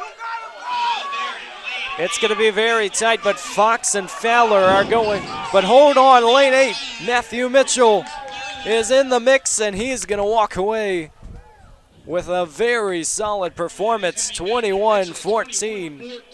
Daniel Fox, he was inside in lane 2, and it just came up short as it's Mitchell who will come away with the victory. Tell you what, the ODAC has some very good short and intermediate sprinters over those 100 and 200 meter distances. Although Mitchell and Fox, fantastic races, are not necessarily in that group, but Brady Fowler, Elijah Johnson, Sam Crawford, they all are. And that's not even to mention Shenandoah's, they've got a whole crew of guys that are very, very solid every year in the 100 and 200 meter dashes. So a little preview there for the ODAC championships. Again, just a few weeks away now. I think it's 2 or 3 weeks from today over at Bridgewater. That's going to be a fun one. Absolutely. And I mean, it's a Sunday, Monday meet, one of those things you don't see often. It will be the last day of April and the first day of May. So kind of a neat quirk there as we enter section 2. As you see it in the bottom right of your screen, keep your eye on Nick Raya in lane 6 for Lynchburg. His PR is right at 22:09. We'll see if he can break that mark today. And obviously 200, one of those events, you got to get out quick, but really coming out of the turn, you see there are some different strategies. You have to be quick once you hit that straightaway. 12 sections of this men's 200. Makes things interesting. Lots of different race scenarios going on. Absolutely. I mentioned earlier, you talk about the weather kind of getting all over the place. Now we got a very beautiful summery day out here. Partly cloudy, but again, great weather on the sprint side of things. It helps, again, keep you loose. Those cold weather races, or even like a 50, 45 degree type that's sometimes, lauded as the best conditions for distance racing, your muscles get tight. They get cold, and you have to take extra precaution to stay warm. So these guys don't have to worry about that now. Should see a lot of fast times down the track. You know it as the field set to get out, and it's almost even, but Raya has a few steps on his competition. Can he run the PR time is the question. It's going to be really close. And it looks like he might have dipped under 22. We'll wait for the official results. 22:06, and I believe he got it by 3/100ths. So a PR is a PR, and it's another one for the Lynchburg Hornets. Nick Raya just edging closer and closer to that sub-22 mark. That is a big one, which comes up just short there. But again, like you said, PR's a PR. Got to be happy with it and just move on to the next one. It's a guy that I think also has a lot of potential over 400 meters as well. So, but again, PR race and takes the win in the section. That's arguably just as, if not more important. So, good race there in section 2.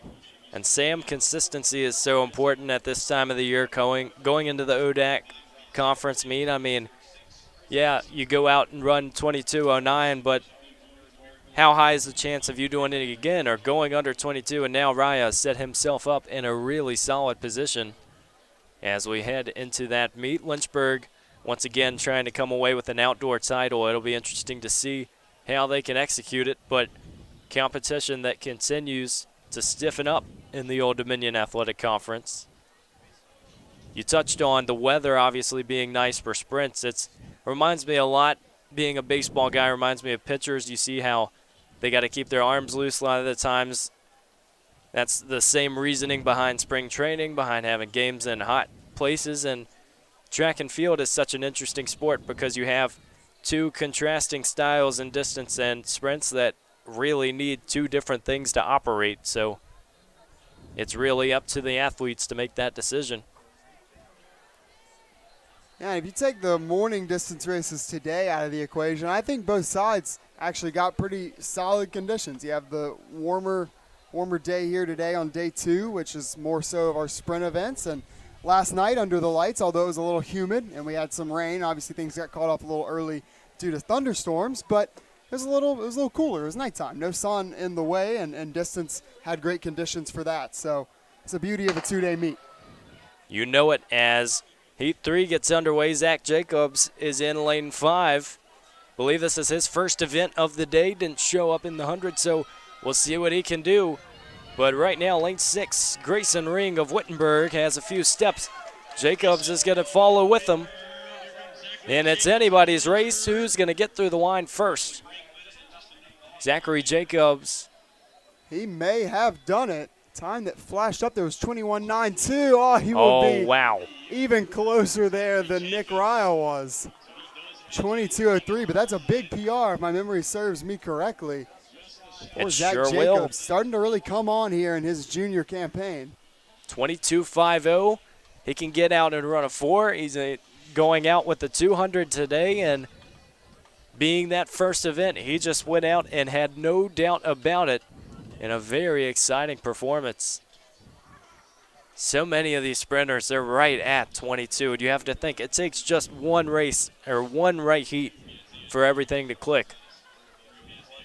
You also wonder with that many guys that close, maybe one guy dips under and then it's waterfall effect. Get all 3 of our guys running in the 200 meter today. Just waiting on Jalen Jones. And we're going to see him in this heat.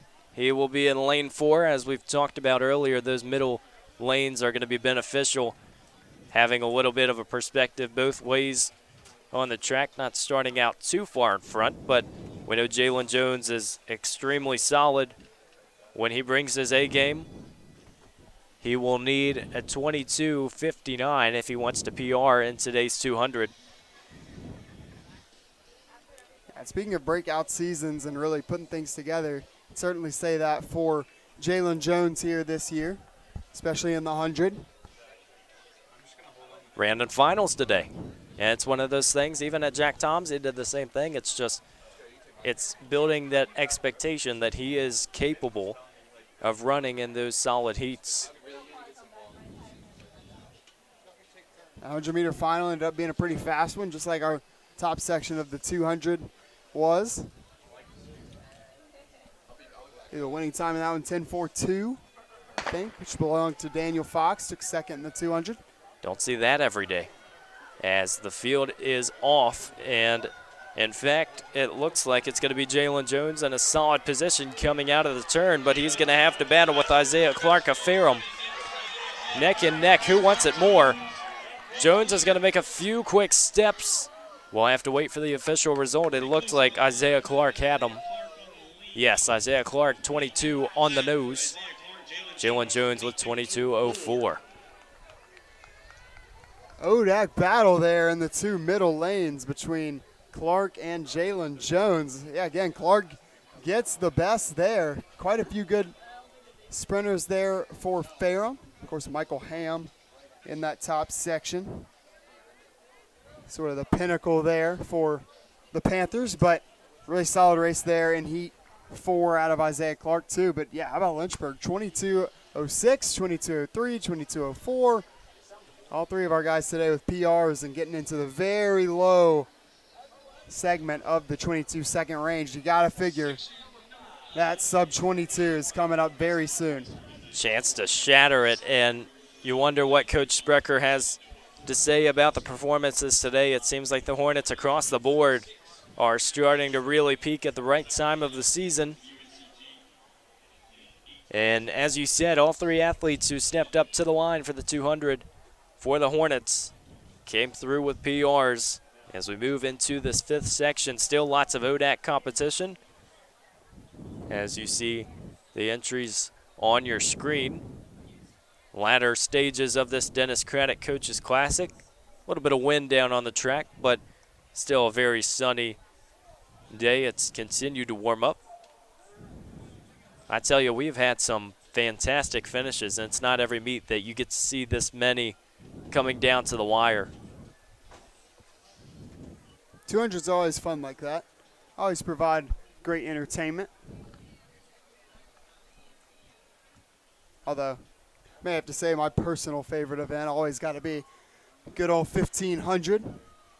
Certainly to watch, not necessarily to run. That one hits you like a truck sometimes, but Certainly a sacrifice for those who are competing in that one as we go into the 5th section. For half a second, it seemed like all 8 were really going to come out of the turn even, but it's going to be lane 2. Deontay Lawson of Ferrum. He's had a solid performance earlier, and he is going to hold on. Nice lean through the line. 22:38 for the victory. We've seen lots of these sprinters right around that 22 mark. You know, I'd have to agree because I think there's so many events in track. As we go back to what you said about the 1500, I think there's so many that just continue to pique our interest. But after that 1500 section or two yesterday, we had the mile. It's always exciting to watch. But the 200 is one of those, as I mentioned earlier, whether it's the 100 or the 200, if you're a kid turning on the Olympics and you want to see something special, these are going to bring the fireworks. As these heats continue to do so here at Dennis Craddock. speaking of that 200, which obviously we're still on the men's side, but I want to give a quick preview to the top section of the women's 200. That's going to be a fun one. One of the best sprinters in the country on the women's side in Division III, Adalia Coleman, as long as her teammate Casey Hooker, also out of Bridgewater, Haley Gamble, Eleanor Hinckley out of Roanoke in there as well, Sydney Trussell, Megan Frazier, Dawn Hilton, Emily Coates. That's going to be a really fun one to kick off the women's portion of the 200-meter dash. You know, the difference between the good and the great sprinters, as you name some of those athletes in that heat, it's just about consistency. And how many times have you heard their names today? That really goes to say how much, obviously, coaches trust their athletes to go back and double. I mean, it's an expectation in lots of meets, but they're not just going out to run. They're going to compete, and they're going to win. So it's going to be a very quick time that wins that one. It's section 6 of the men's 200. And out of the turn, it looks like it's going to be Duncan Meldrum of Washington and Lee. But it's anyone's game. Coming down, it might have been lane 3. Cy Alderman will wait for the official result. It's going to be John Laser from Christopher Newport. 22:85. Laser takes the heat win and the name win. How about that, John Laser? Reminds me of dodgeball. That's pretty sweet. Reminds me as well, Virginia Tech, their old broadcaster, John Laser. It's just in the air. Pretty special as we move on to the 7th section of the 200.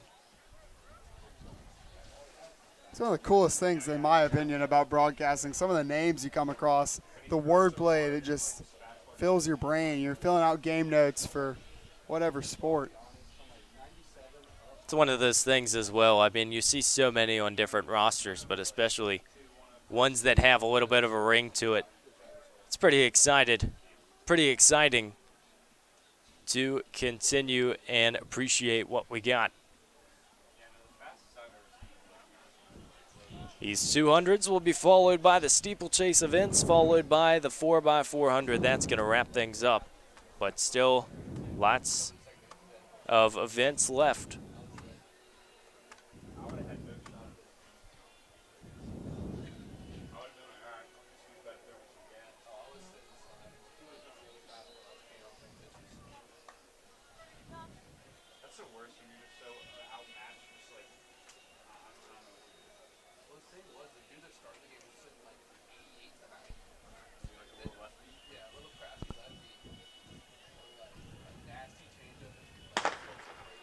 Gunfires were underway.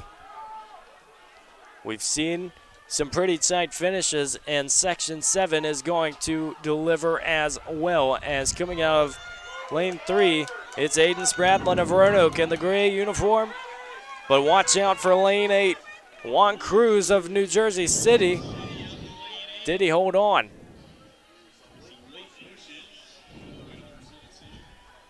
Yes, Juan Cruz for the Gothic Knights. He's going to get a 23-21 victory here in the 7th section.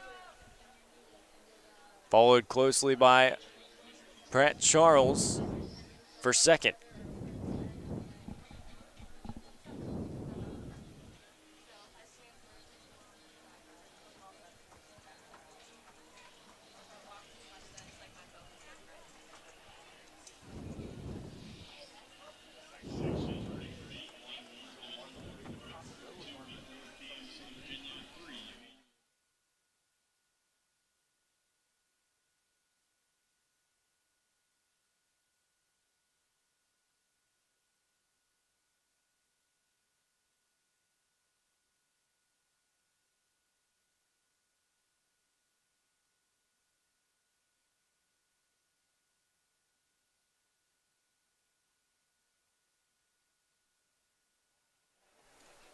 Here in Section 8 of the men's 200s, we have the women's 200s following right after. There's only 7 sections of their heats, so won't be as many, but we're excited to bring it to you.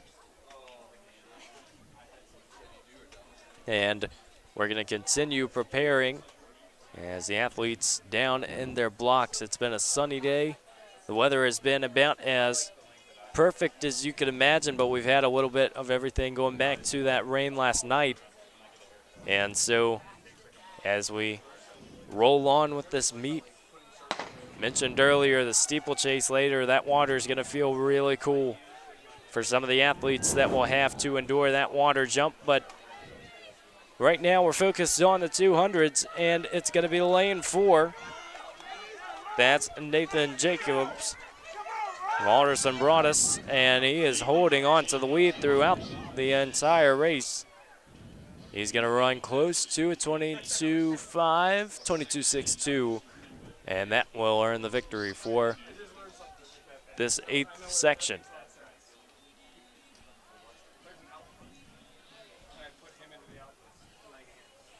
So we're going to move on to the 9th section, and the Hornets' day is done in terms of the men's 200. We still have a few left sprinkled in these next few events. It's been a long one. We started back at 8:30 this morning with the 10Ks, followed by that invitational 5K that we missed last night. But overall, we're having lots of fun with you here on LHSN. Yeah, a bit of a track metaphor for broadcasting. You certainly have more of your sprint events, your field hockey, lacrosse, running clock for the most part. And then you have your track invitationals, Saturday edition. That is it's your marathon, I would say. And Evan, you're doing a fantastic job here, going wire to wire on the broadcasting marathon, if you will. Well, I'm obviously very fortunate to have you alongside, because having that long of a broadcast, you got to have some fresh perspectives, and Samuel Gramiel is one of the best in the business to do so, as we call him. We've been taking you through all the action today, really the entire side of Lynchburg sports. We're going to have a fun next few weeks. I mean, obviously you work a lot of lacrosse games, but really all around it just seems like every sports team is coming out to perform in these last few weeks. Yeah, it seems like just about every team at some point throughout the season has been ranked in their respective national poll. Softball's had some really big wins, upset Salisbury at one point, #1 team in the country at the time. Obviously, baseball is on an absolute tear. That's your territory, Evan. Always impressive.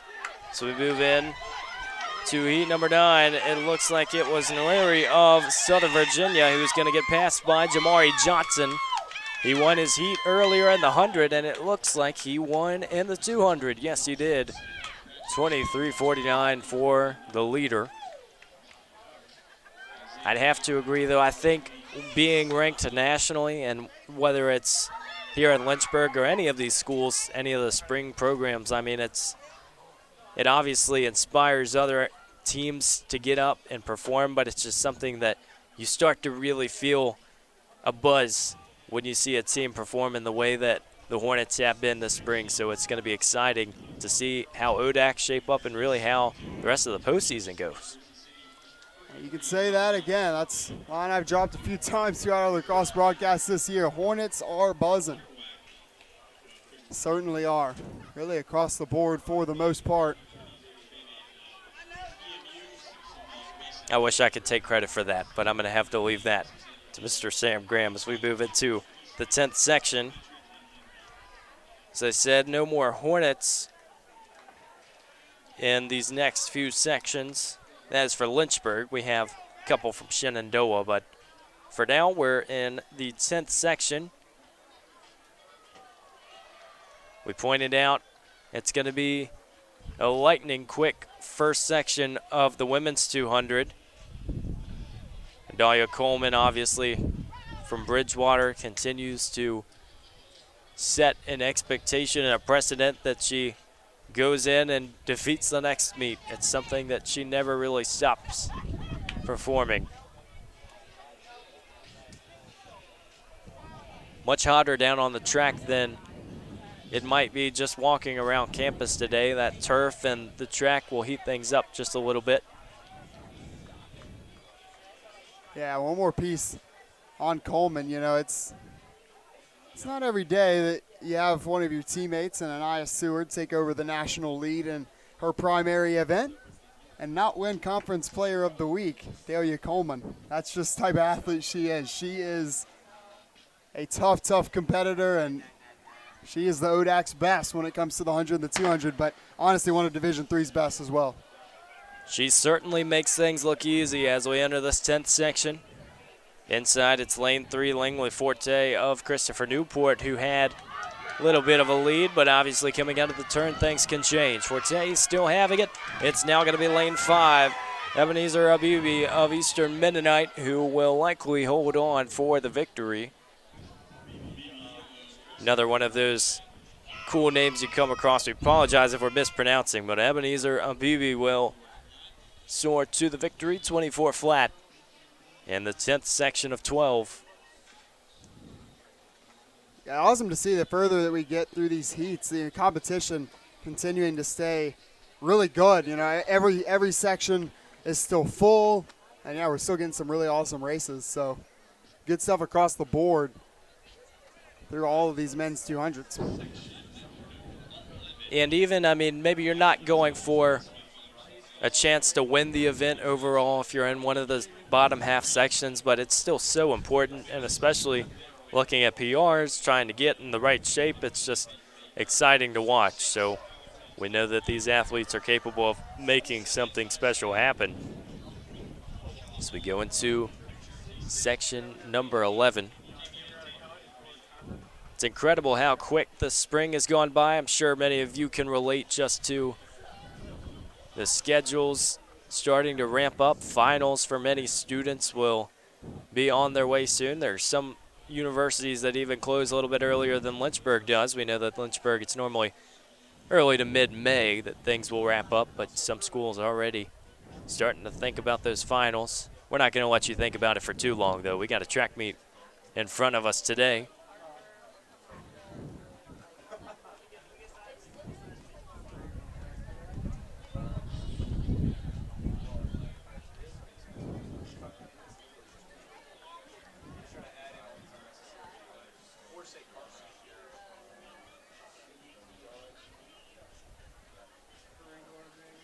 Athletes down in their blocks. Still see few people, and you'll see it more in the steeplechase events that are going all the way around the oval, but lots of people on the far side of the track still seeking some of the shade by the Westover dorms.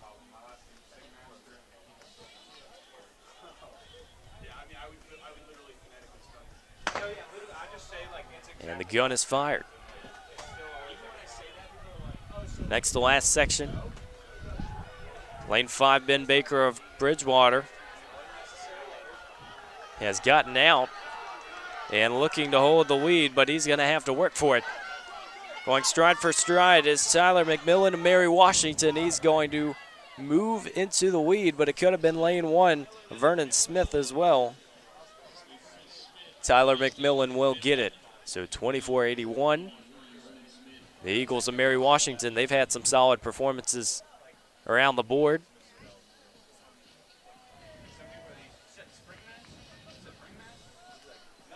All your results can be found on Blue Ridge Timing from this meet. We know obviously there are field events going on as well. And that's something throughout the entire day. It's been lots of action going on. We'll try to get you updated on some of those results as best we can as we get ready for the 12th section. The men's long jump, Nick Thomas of Christopher Newport finished first with 6.63 meters. Patrick Shelley of UVA Wise in second. Hunter Bohan of Roanoke in third. Jonathan Franklin of Ferrum in fourth. And Caleb Thorne of Pfeiffer in fifth. That's the men's long jump. Get you some more of those results after this final section of the men's 200. Obviously an opinion question, but Sam, what do you think in terms of all the field events is the toughest to go out and execute? Oh, it's a loaded question, that's for sure. Yeah, I think you have to say the 400. You know, it's kind of similar to the 8. Obviously, it's a little different than the 8 in that you got to give it's close to 100% for the whole race as you can, or maybe 99% until the last 100.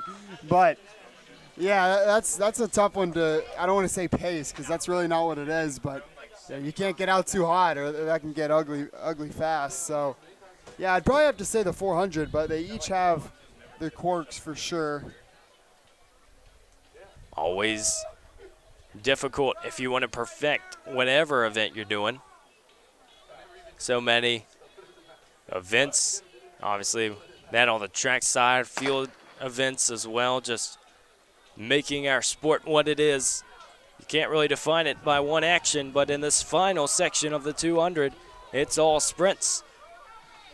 And running in lane 5 right now, it is all Donovan Porter of Mary Baldwin. He's going to try and hold the lead. Patrick Coffrin, one of the Hornets of Shenandoah, is going to go with them. It might have been William Borgen of UVA Wise who snuck in. He did. So 25-84. So many spots to look at, especially from an angle maybe a little bit above the track, not being able to see lane 8 as clearly, but it's Borgen of UVA Wise, Porter, and Coffron who will finish things up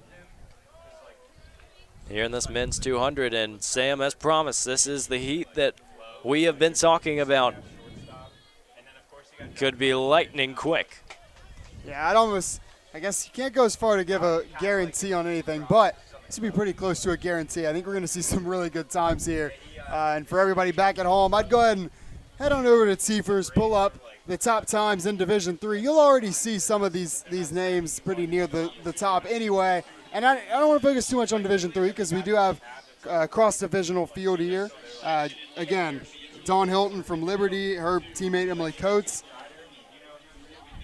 But other than that, all Division III. And again, yeah, you're going to see Adelia Coleman pretty close to the top. And I would certainly monitor that leaderboard throughout this section. You know it's going to get out quick, and no one is going to want to settle. Again, how many chances do you get to run with this competition? All on the same track, so we are getting ready for an exciting one, so hold your breath. If you're just joining us on LHSN here at the Dennis Craddock Coaches Classic, we're going to have maybe one of the events of the day right here in this women's 200. It's a meet that's already produced so many historic times, so many PRs. What does this one have in store? Yeah, honestly, it wasn't even that great. He probably shouldn't have won side. It was kind of just more like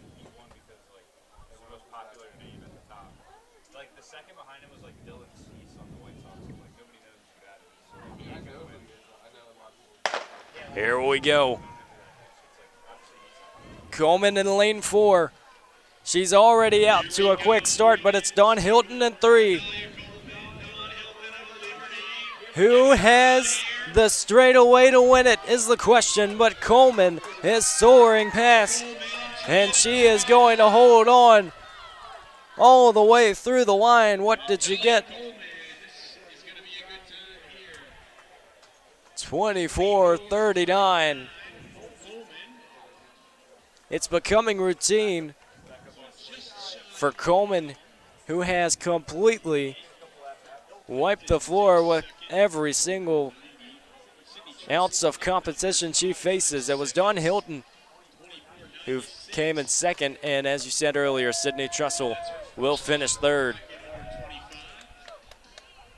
Yeah, I mean, for context, Delia Coleman's PR came just a couple of weeks ago, and that set the D3 landscape ablaze a little bit. Certainly made some waves. She was just a little bit off of that PR, so right near the top of her best there. 3 athletes sub-25. That's a great way to kick off the women's 200 here. 2 of them Division III representation, and then, of course, Hilton from Liberty finishes in second. Again, bringing a little bit of D1 flair over here to Jack M. Tom's track. We've talked so much about D3 week as well. That's something that is represented in a very nice fashion with Coleman's accomplishments. As we move into the second section, Jessica Camarada for the Hornets of Lynchburg will run out of lane 4, so she's in a solid spot to put up a solid time. Yeah, and speaking about Division III week, I mean, kind of technically rounding out yesterday. What a more fitting way than, Sam Laneza capturing that mile crown on his home track and staving off late race comeback from Joseph Thomas. Fantastic race from him as well, but from Division I, UNC Greensboro. It's quite the crescendo to D3 week here in 2023. Well, it seemed like everyone around the track was holding their breath as that event was uncovering. I mean, Laneza got out. He just didn't stop, just like these 200 athletes as we prepare for Section 2 of 7. The gun fires. Camarada's in 4. We'll see what she can do, but early on, it's lane 5, Joelle Patton of Liberty. Trip to the 100-meter final earlier in the day for Camarada. So she's got a pair of races under her legs already. It's going to be a tight race right now between 3 and 5. It's Patton and Redmond. As they go through the line, we'll keep an eye on the results. See Michaela Hefferon of Roanoke comes in for the victory. She snuck in.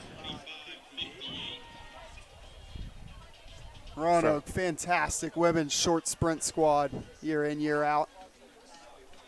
Taylor Poole in that heat as well. Roanoke, some fantastic coaching as well, just what they've been able to accomplish. It always seems like they come prepared. Coach Galloway has established a tradition there, and we see them each season, obviously within the ODAC, but it's something special to see the consistency at which they continue to perform. In this third section, another Hornet, it's Riley Turner. Another freshman. Yeah, and she's just, the way that she's been able to perform in different events is something that's special. You see sometimes athletes tend to stick to one, but she's floated around a little bit.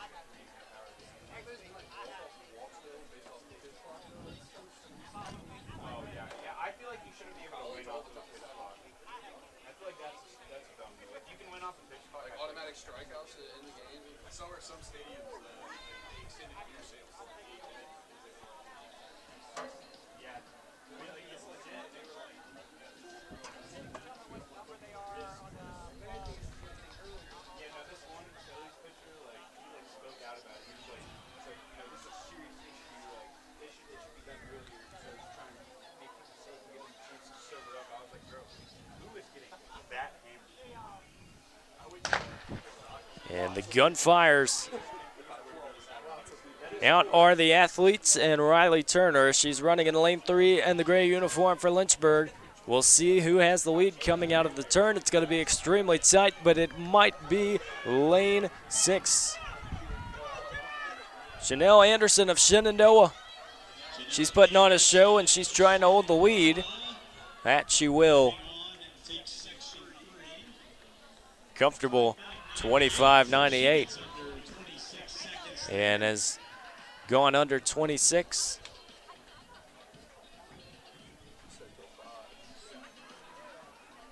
So a lot of sub-26s in the prior heat. Get another one here.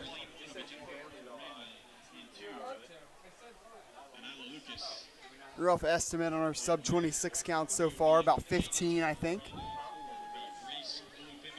It's always interesting looking at the different marks of different events. We mentioned how many for the 800 went under 2 last night, right around 30. I mean, it's just different marks mean different things, but by no stretch is any one easier than the others. They're all marks for a reason. Moving into the 4th section of this women's 200.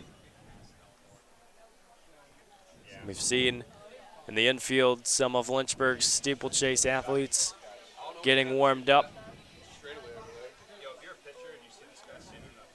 If you're just joining us and you haven't watched a steeplechase before, it is one of the very unique events around the track. Involves lots of jumps, 35 to be exact, and you got to face the water hurdle 7 times. It's not something that is an easy feat.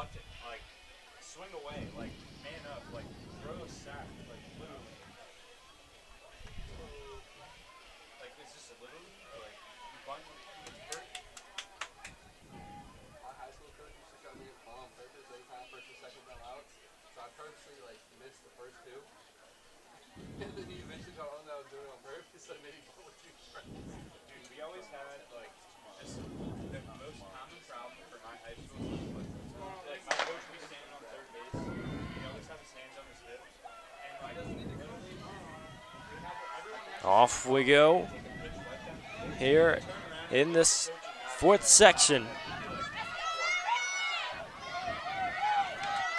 And it's going to be Wittenberg's Kingston Collins who is edging in front. Grace Olufemi Ajayi will have to settle for second. 26.76. They'll wrap up as the top time. Hey, let's take a look at some more field event results. We're going to go to the men's triple jump. We haven't talked to you about that yet. Again, Blue Ridge Timing has you covered for all the different results from this meet. Elijah Butler of Mary Baldwin won it with a 12.80 meter jump. Jonathan Franklin of Ferrum in second, 12.76 meters. Christian Moore of Shenandoah third with 12.49. Jack Hawk of Wittenberg with 11.67, and Sean Patterson of Randolph with 11.27. Sam, we touched on it earlier, asked you about your opinion on the most difficult track event. What are you thinking about the field side of things? 100% the triple jump. Yeah. 100%. I don't know from a, a strategic perspective. I don't know from a, necessarily, I don't know if that's the most difficult to literally do in the moment. But in speaking to triple jumpers in the past, I've heard them basically compared to the effect it has on your body with that kind of repetition, similar to again, different, but similar to a 10K, to put it in distance terms. So certainly an impact on the body. So I'm going to go triple jump there. Now the one that would scare me the most, I got to go pole vault. Hands down pole vault. Same here. Being that many feet up in the air. And again, you see some scary stuff with the pole vault too. I mean, poles ricocheting, poles snapping in half. Again, I'm not a big guy for heights outside of roller coasters, so I'll pass on pole vault, but certainly a lot of respect for the men and women who do compete in that event. You don't get a chance to strap in the pole vault like some of those other things. It's section 5 of 7 for the women's 200-meter dash. Obviously, an early call, but it looks like Heward and Young in 4 and 6 are going at it. Lamia Young of New Jersey City out in lane 6. She's going to have to earn it, but it's going to be Heward who comes away with the victory from lane 4.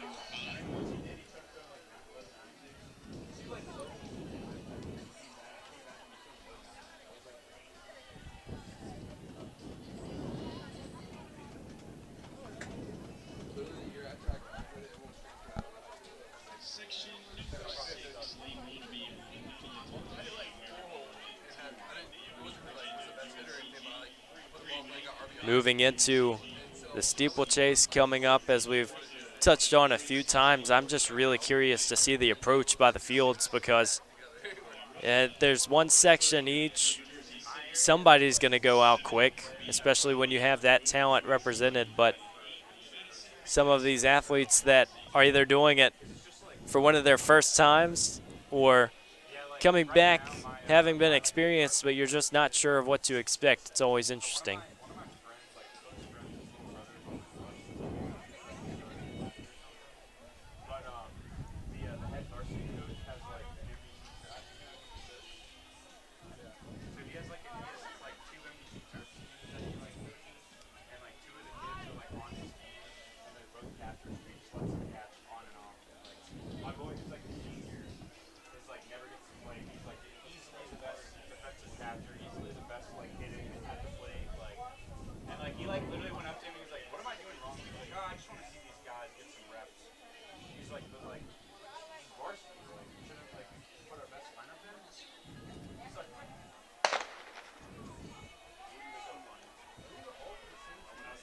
Section 6 of 7.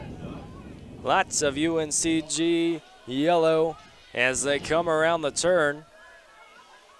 Anybody's game. But for now, it's going to be lane 4. Chelsea Valdivia Rizzo. Keep an eye on 7, though. She made it tight, but Valdivia Rizzo will come away with the victory. It's always so interesting, too, because those outside lanes, maybe you're not paying attention to it as much. That make these races so much more interesting.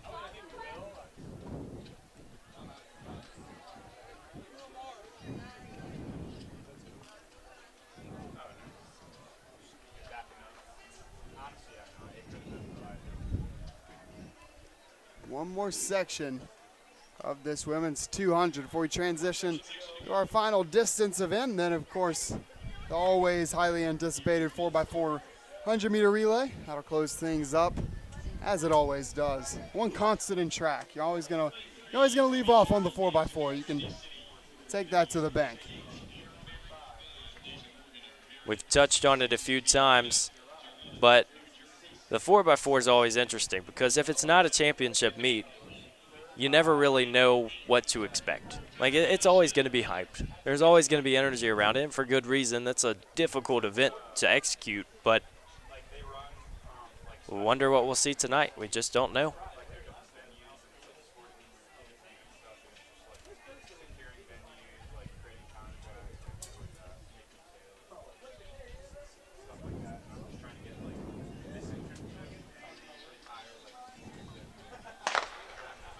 Gun fires for the final time in this women's 200.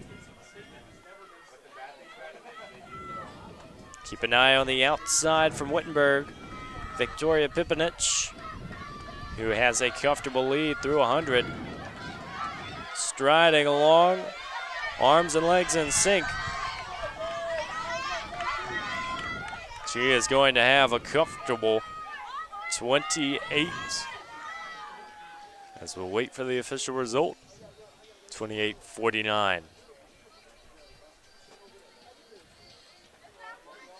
So Pipinich, only one to go sub 30 in that final heat of the 200. And Sam, you know what that means. It's going to be steeplechase time down at Jack M. Tom's track. Yeah, shout out the hurdle crew getting their last bit of action of the weekend, doing a good job as always. And yeah, prompt over there on the back stretch. They already got that first one out there ready to go. Again, our athletes, first time around, they don't have to worry about any hurdles. Get a free first 200 meters or so. And just past the start line, they'll attack that first barrier that's being set up as we speak.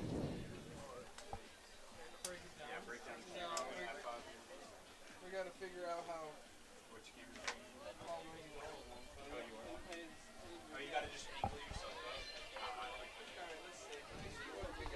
Just give yourself every possible shot. Yeah.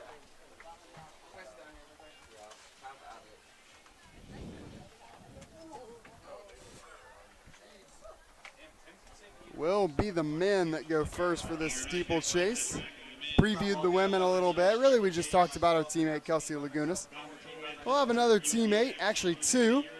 Connor McCroy on his senior day holds the ODAC championship record, holds the Lynchburg school record, and came up just shy of a national championship qualifying mark a season ago. Now in his senior campaign, racing his first one on his home track of the year, and he'll be joined by his teammate Cooper Hurst, running just his second steeplechase ever. So two guys in very different places in their steeple journeys, and they will be surrounded by 19 other men on the track here for the next 3,000 meters.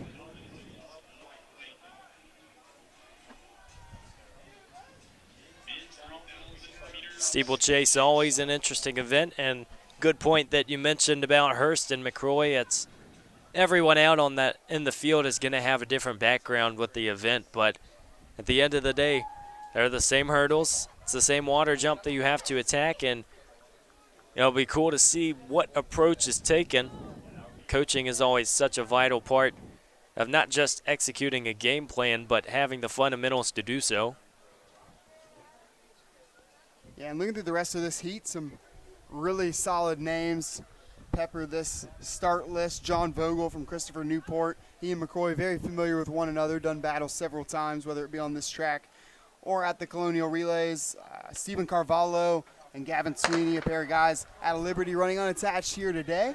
And then Cooper Nebel, if he does start here, he did not start in that 800 earlier, but he is on the track. I can't see just yet, but he holds an ODAC title in this event from 2 years ago. So good resumes on the track all around. From that first turn, it doesn't look like Nebel is going to show up on this one, but he is always an interesting part of the race because he brings so much talent. But McCroy is going to lead it so far.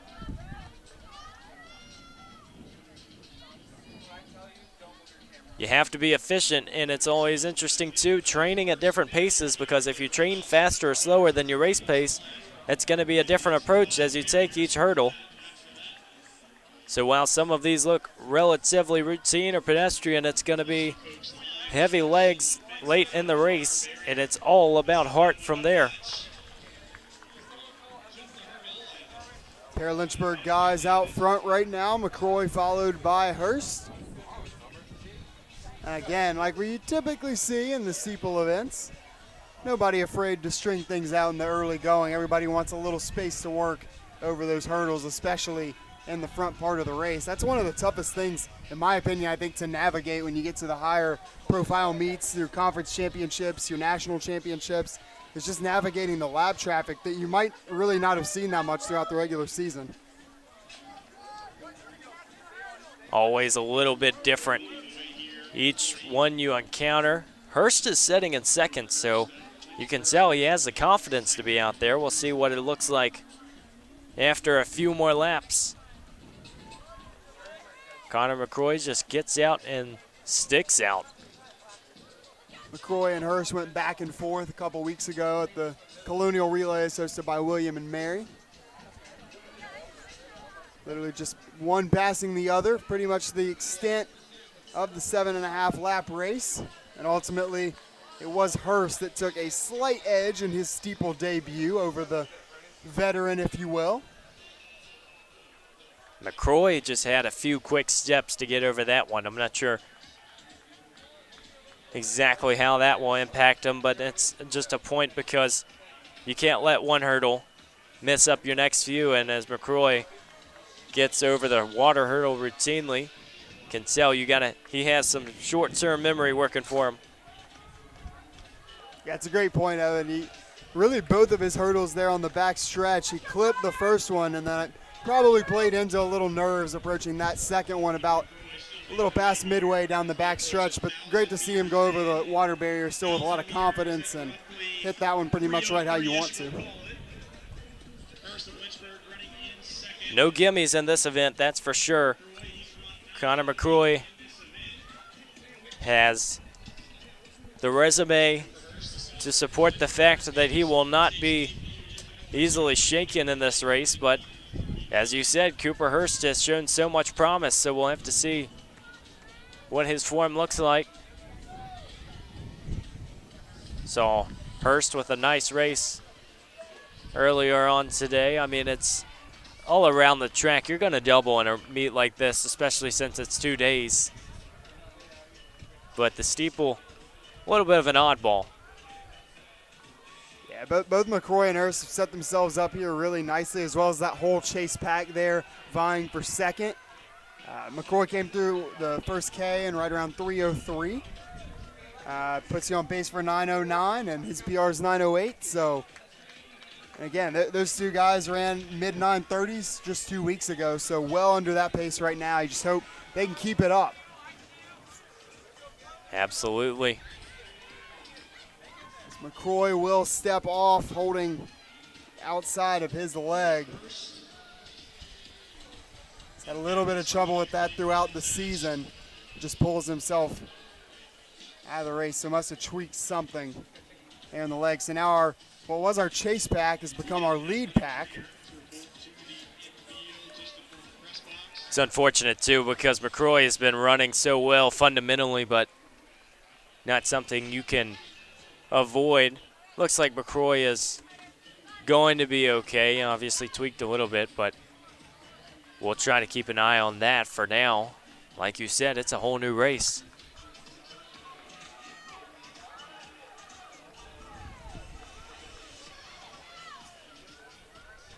It's funny, though, as soon as McCoy stepped off, you just kind of see the dynamic change in this chase pack. They were all bunched up. Nobody seemed to really want to take it. But once they realized that they were vying for the lead instead of second, the dynamic changes a little bit, and now they have all strung out. So, very good point, too, because, I mean, there's nothing that's changed in terms of strategy other than the fact that you don't have somebody in front of you. So, logistically, it should be the same pace, but it's never exactly that. Sweeney, Hurst, Carvalho, and Vogel approach their first little bit of lap traffic. Sweeney's opened up a little bit of a lead, right about the same distance that McCroy had on the field. We'll see how long this lasts, if he's able to push it out or if the field can reel him back in. Again, you got to pick very carefully when you want to make your move and try to separate yourself from the pack, because it's not an easy event to do by yourself. But at the same time, you got to figure out when is it appropriate to make that move, because you don't want to get slowed down by the rest of the pack. Interesting to think back to our last steeplechase at Jack Tom's, where the track was still wet. It had rained quite a bit. We were joking about how the 1 foot wet philosophy was out the window. Well, today, if you look at the track a little bit closer, things have started to change. The way the sun is shining right now, I don't want to check the water levels over there in the pit. Might have some rapid evaporation going on. But Sweeney continues to build upon his lead. He was on roughly 9:25 pace when he hit 2K, and he seems to be opening it up now. He's running with a lot of confidence.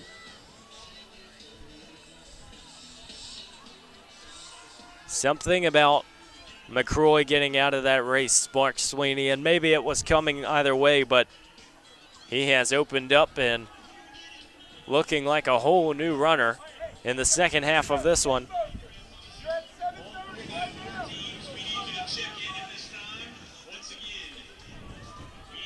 We got the men's steeplechase right now, the women's steeplechase to follow, and the 4x4s to bring things home.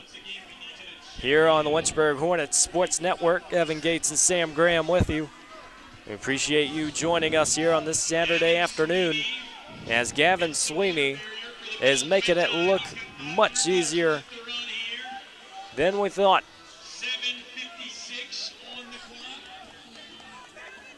Pair of unattached Liberty events out here in the first two spots. Cooper Hurst in third and Vogel in fourth. It's still anybody's race for second. Not to say that Sweeney cannot be caught, but it's not looking that way right now. He has really opened it up with now 400 meters to go. Have to imagine it would take a fall or something dramatic for Sweeney to be out of this race.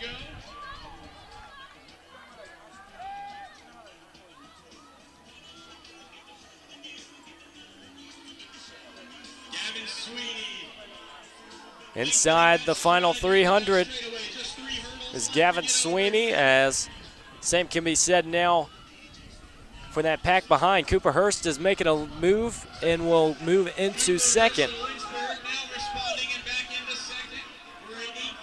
Big move in response there from Hurst, who had an awesome mile yesterday. Second time under the 420 barrier in a 3-second PR. He went 4:16 out of the second heat. Just the water jump separates Hurst, but Gavin Sweeney has just one more hurdle. He'll clear the barrier, and he has room to run. It's going to be an impressive 9:27. Sub 9:30 for him, and Cooper Hurst looks like he's going to get a slight PR as well, 9:33. We'll wait for the official result from Hurst. Another great showing from the sophomore.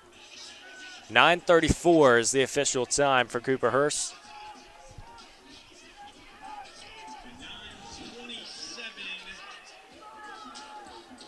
Such a different dynamic in this type of race. It's not the traditional distance race, but we have really enjoyed seeing some good performances today.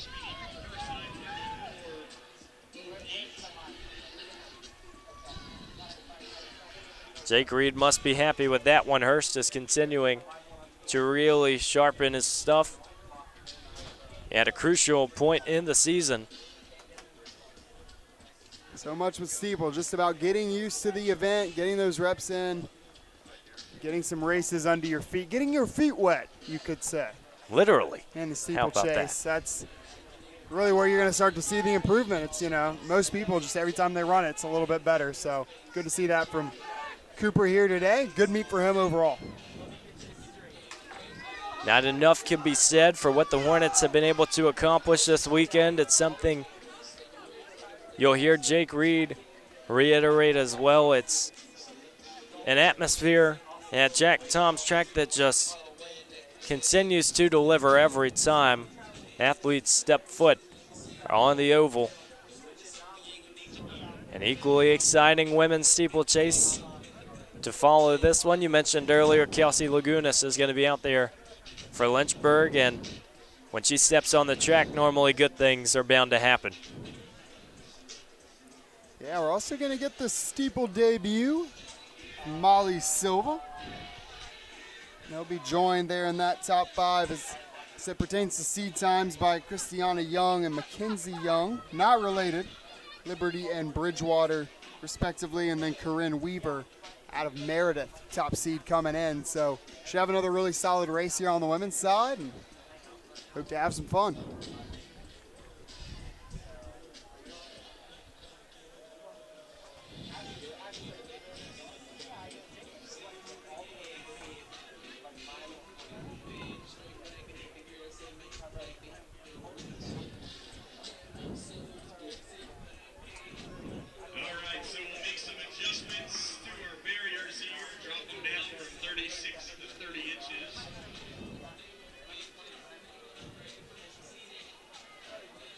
Not on your screen right now, but shout out to Cooper Hurst on the back stretch, helping his teammates out, lowering the hurdles here for the women's race. Not wasting any time, just jogged right on over there, ready to lend a helping hand. giving back to his community. Now that's special. It's hard to get people to help out even when they're not racing, but how Cooper Hurst said, hold on a sec. I'm going to be there to help. We joke about it, but there's so many teams. That's the type of attitude that has really earned lots of success for any of these programs in this meet. So many great teammate relationships we've seen throughout.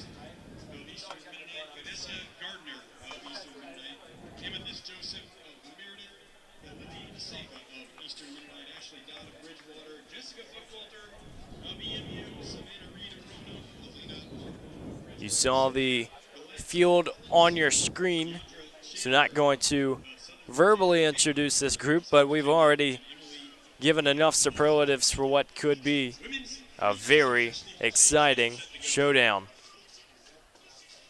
Technically the distance finale, unless you categorize the 4x4 as a distance event. You never know. That's always a question we've been trying to answer.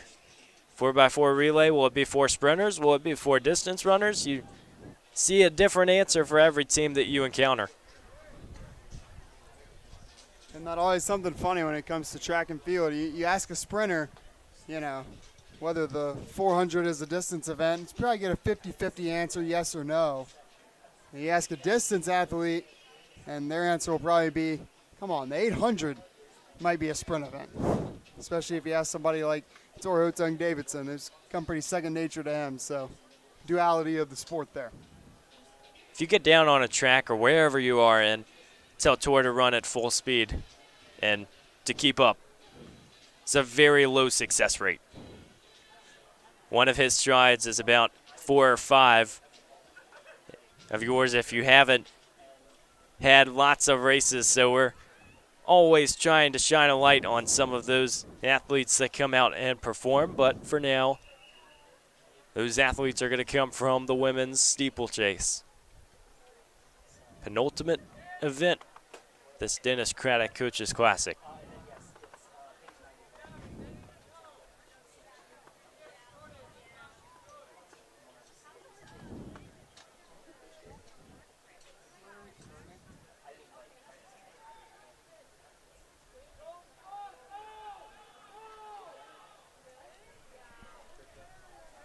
I got a question for you, Evan.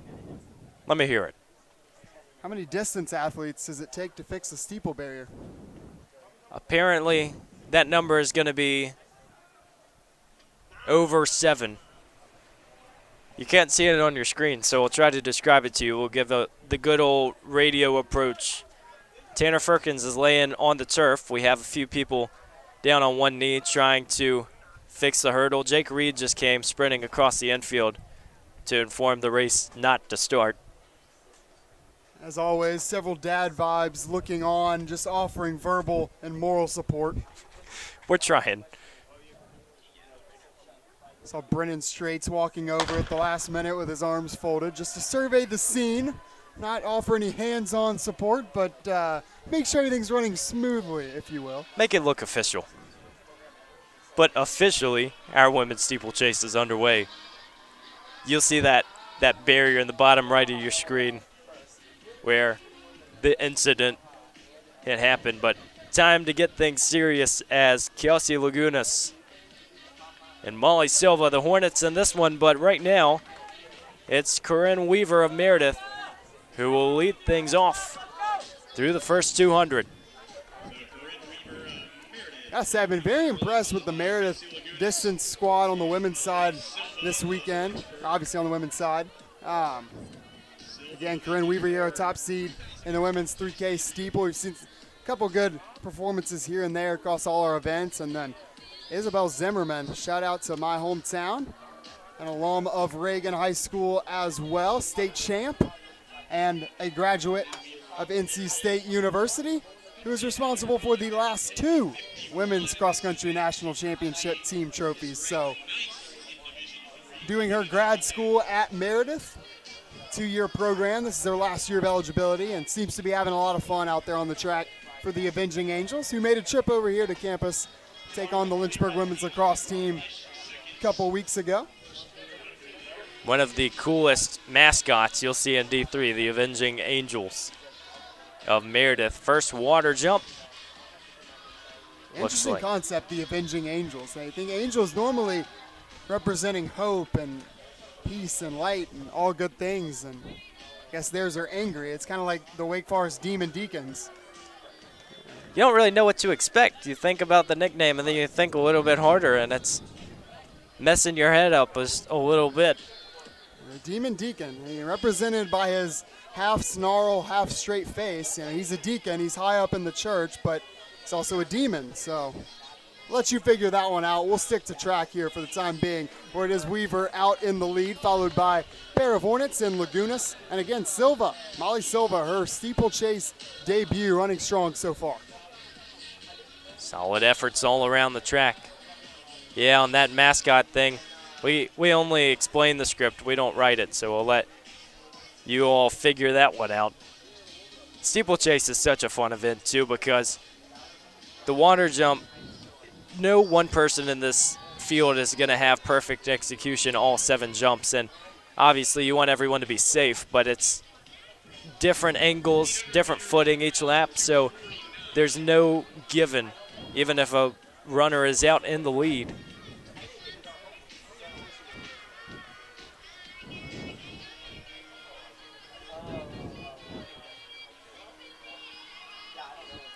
Each of these 3 out in the front looking really happy and comfortable with their position for the time being. They're coming up on the first K here. It's been Weaver, Lagunas, Silva the entire time, essentially after that first turn. And Molly Silva, despite it being her debut, is hanging really close to Lagunas. So the second half of this race, it'll be interesting to see what she is looking like.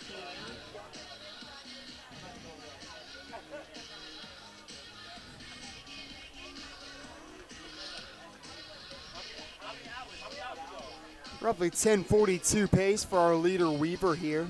Comfortably under 11. That'd be a really good clip coming out of Division III. Same can be said for Lagunas and Silva. And again, I cannot overstate how huge it would be if Molly Silva is able to hang on to that pace in her first ever steeplechase, even to go roughly around the 11-minute barrier your first time out. That would be absolutely fantastic, and I think that would solidly showcase an aptitude for the event that she may have. So much more than just a confidence boost when you can get out there and plaster a time down like that. Again, it's a long race, so she's going to have to hold on. Experience plays a key role. We're, knock on wood, not going to see many bad jumps from Lagunas. Obviously, again, that water hurdle can be a little bit of a difference maker, but as this one continues, it is still fluid motion from the top 3. Also want to pay attention to 4th and 5th. 4th place, it's going to be Christiana Young out of Liberty.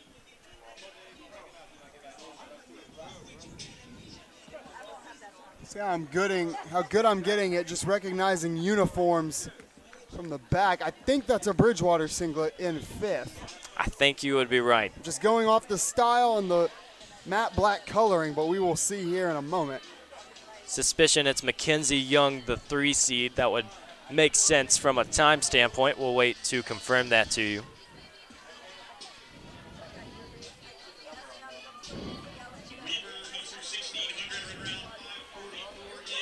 The gap between Lagunas and Silva has started to extend a bit, as has the gap between Weaver and Lagunas for 1st and 2nd. Weaver is just looking really comfortable.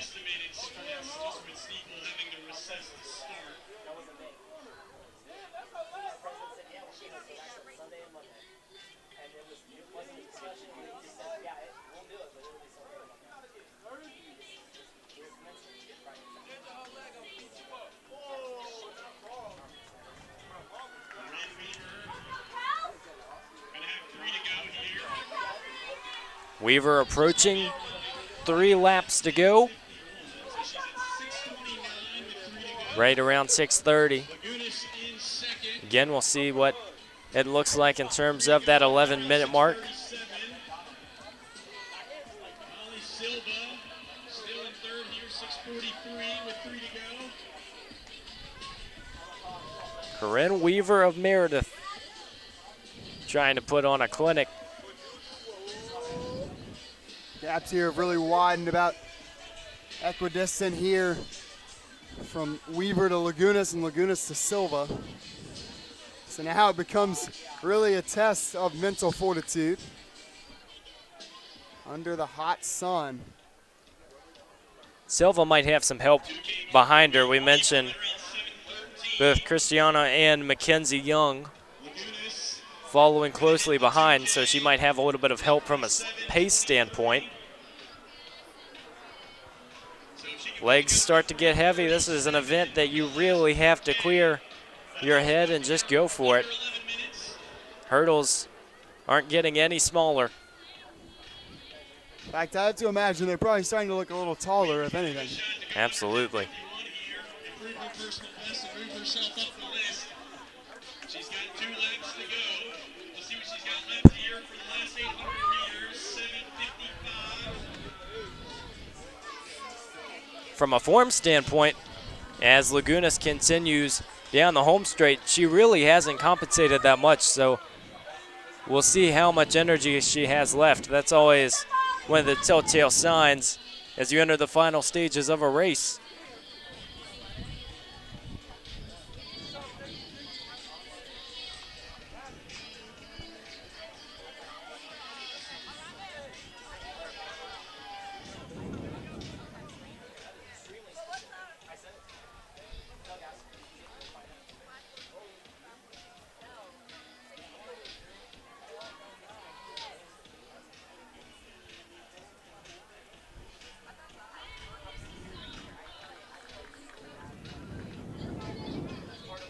As we get closer to the conclusion of this women's steeplechase, it'd be a great time just once again say how fortunate we are to have the LHSN crew, all the camera angles, all the meet volunteers and coordinators, everyone who has come out to experience the event in person at Jack M. Tom's track. We've had all of Friday night and Saturday just to see some phenomenal action across all divisions.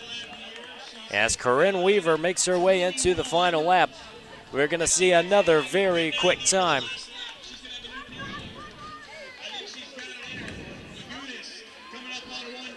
Weaver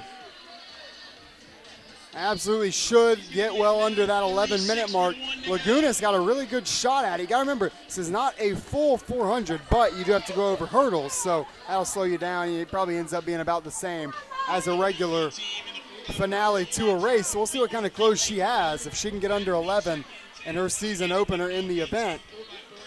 And we'll keep an eye on our next 3 as well, including Molly Silva, first ever steeplechase.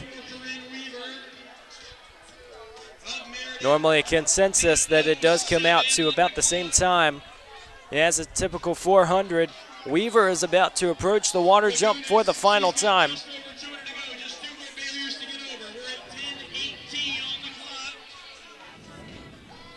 10:22 on the clock. Lagunas is going to have to fight. The water jump will dictate it, as Weaver will have her final barrier cleared. She's going to get close to about 10:45, but what can Lagunas do? Down the home straight, it's going to be tight. One more barrier. She's got a shot. 10:52 as she runs toward the finish line. It's going to be so close. And it looks like it will be 11 flat. 11:03 was the previous PR. It's going to be 11.49. She just missed it, but by no means was it an unsuccessful effort. As Molly Silva on her way to finishing up her steeple debut. And bear in mind, as Molly Silva comes in here just over 11:30. First ever steeplechase. Kelsey Lagunas just improved upon a PR that got her into the national meet last year. And again, Molly Silva, just a sophomore, plenty of time to really round into form in this event. That's a heck of an opener from her. Great stuff from the Lynchburg side, but how about Corinne Weaver, wire to wire? Big PR for her as well, and she sneaks under 10:50.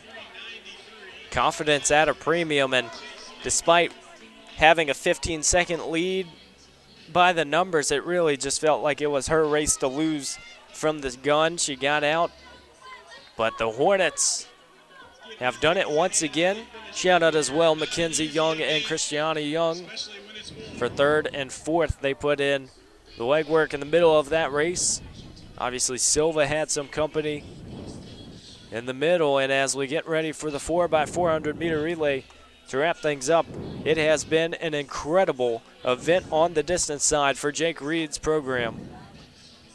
Extending beyond Lynchburg, we've seen efforts from every school to make some very nice finishes.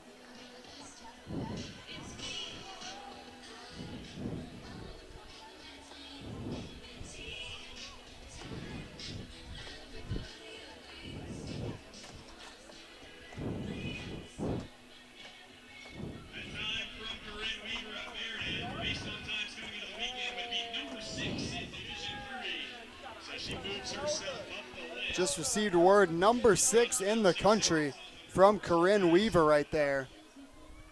Huge performance right here on Dr. Jack M. Tom's track. And Evan, you really can't say enough that obviously we're a pair of Lynchburg guys. This is the Lynchburg Hornets Sports Network. But part of what makes this event so special is just the talent it's able to bring in from other places. Obviously, we love competing with our teammates. We love competing on our home track. But the only reason that this event has become what it is because of the athletes that come from these other schools. And you see it there. You see it in our fantastic mile fields, our 5K fields from last night and early this morning. Just really across the board. 800 was a great group as well. So shout out to all the non-Lynchburg teams getting out here. Adelia Coleman's another great example that just come out here and really made their mark on this meet. It's been a very fun weekend. Really covered all of our bases here. 100%, and there's a reason why there's so much stock in both meet records and facility records, just these different marks that are so special, and it's because this event is so much more than just Lynchburg. As we'll see in the 4x4, it's going to be one final battle. What's been a storybook meet in terms of just finishes and PRs and improvement all around. You have to think there's one more special moment waiting for us on the other side of this relay.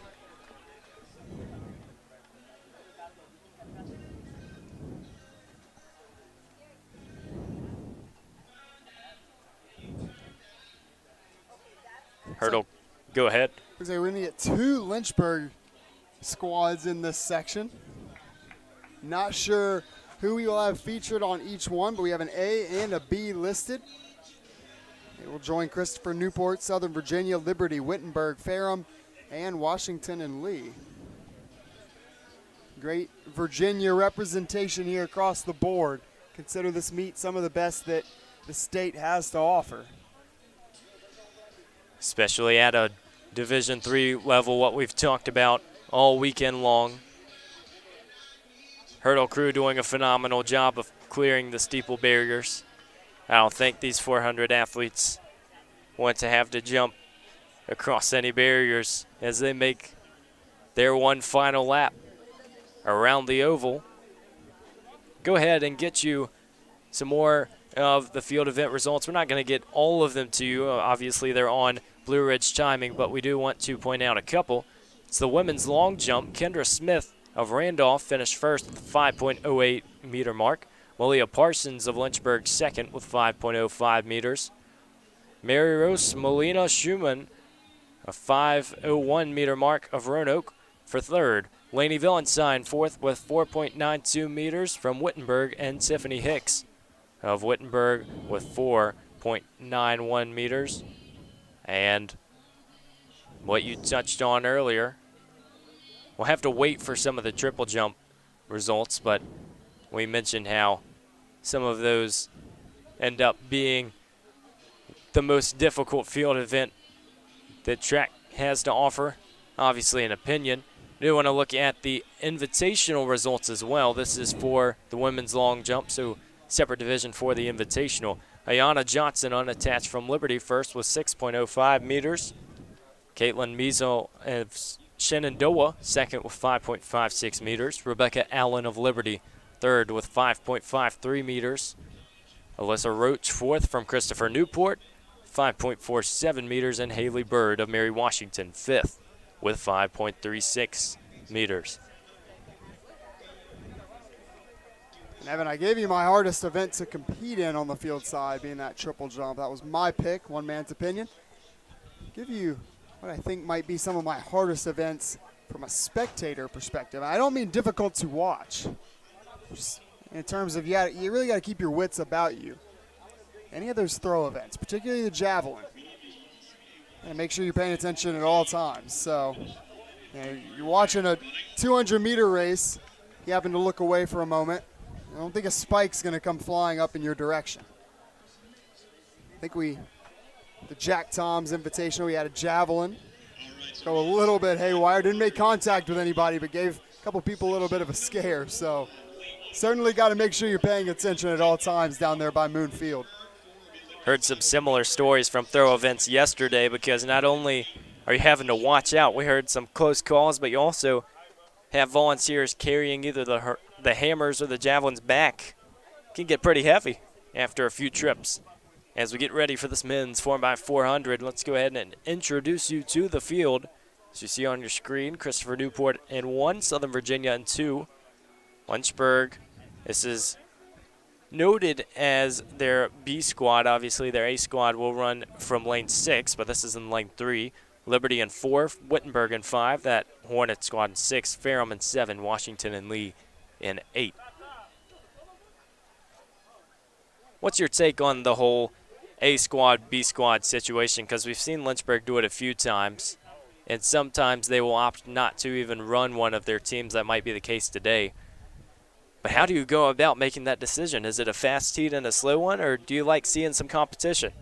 I think it would be awesome, especially if we got a distance field out here and then our, sprinting field as well. I think that'd be really fun to see. But yeah, it does look like the lane 3 Lynchburg contingent will not be making its way to the start line. So not sure what the plan was. I didn't hear any rumblings surrounding a potential sprint versus distance matchup. So it may have just been 2 sprint squads, and for whatever reason, that second one is out of commission here. But sure, we will still get a great run out of the A squad again in lane 6. This is the unofficial look, but Brian Flowers looks to be in one of the outside lanes for Lynchburg starting, and Zach Jacobs will follow with the second leg.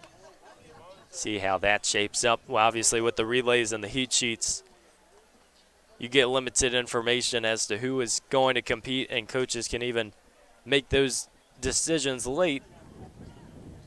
But either way, we're in store for a very exciting race.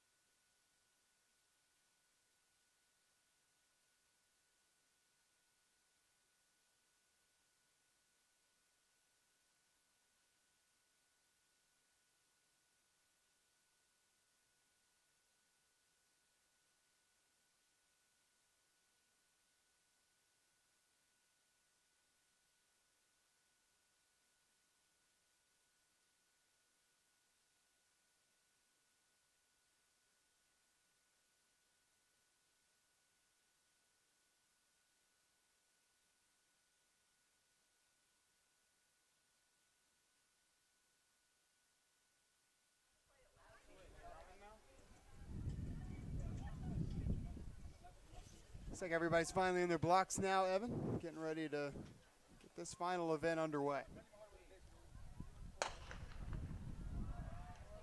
It'll be 2 sections for the guys and 2 for the women. As the first leg is underway. Last but certainly one of the most entertaining events from a spectator standpoint, always has some hype around it, as this first leg will stay in lanes the entire time. And right away it's going to be lane 5, Wittenberg, who has a few steps down the stretch. Brian Flowers has put the Hornets in a great spot for the exchanges. Got a little hairy there at the exchange. Zach Jacobs of Lynchburg and the Southern Virginia contingent, but looks like everybody's all right. We'll have to see if that's called anything. Obviously, you got to make sure you're staying in that lane, but for now, all is well, as Wittenberg continuing to nod in front.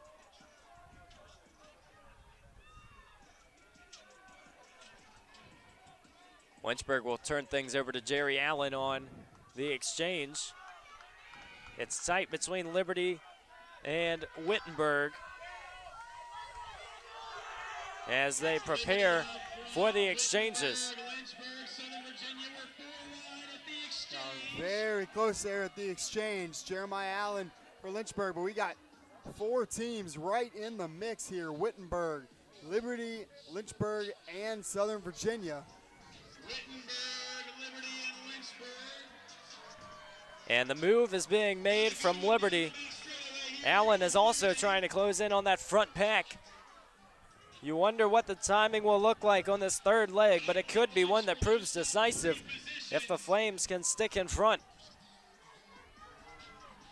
Hodnett for Lynchburg, the All-American, will have the final leg, but Wittenberg has propelled themselves into first. Allen is moving into second. They're going to have to move inside to get the handoff. There we go. Great battle here. It's crunch time on this final lap. See what Jacob Hodnett has left in his legs. You mentioned All-American on the DMR at the Indoor National Championships. You know these athletes are capable of posting some extraordinary times, but will today be the day? 200 meters, Wittenberg is not given an inch.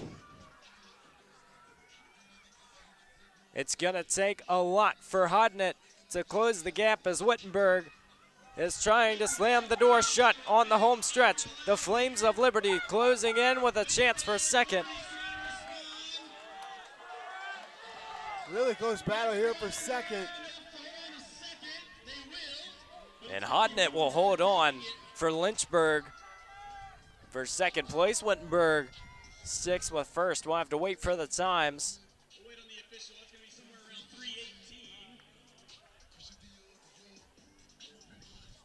Heck of a race there from the Wittenberg squad. 3:17 the official. That's a big sub-320 performance from Lynchburg, and then Liberty making things interesting for the second place spot, especially down the final 100 meters. That was an awesome race to kick off this final 4x4 event. We knew there was potential for it to end up being the quick heat that it appeared to be. First 2 legs as well just seemed extremely tight, and I know in a 4x4 that has some speed going with it, it's going to be a close field, but solid effort all around.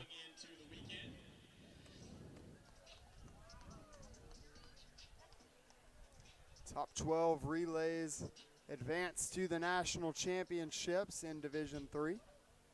Looks like both Wittenberg and Lynchburg flirted with that mark.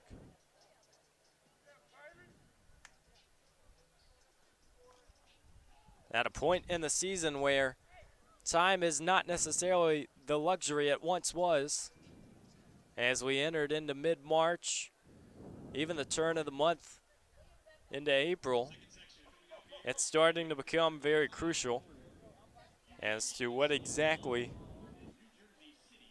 those marks will look like. Last qualifying time coming into today was Milliken at 3:19. So temporarily, both Wittenberg and Lynchburg moving into the field. Again, we have to see what results populate around the country. Great effort there from the Lynchburg and Wittenberg men's 4x4 squads. It's the reason you have a meet like this. It's to have a level of competition that allows teams to come out and truly put on a show.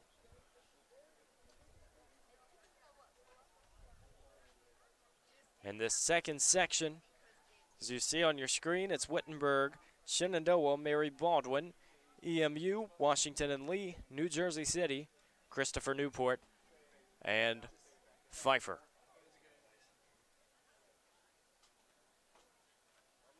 Not as many lanes filled for this one. Wittenberg is out on the track. Lanes will look a little bit different as well.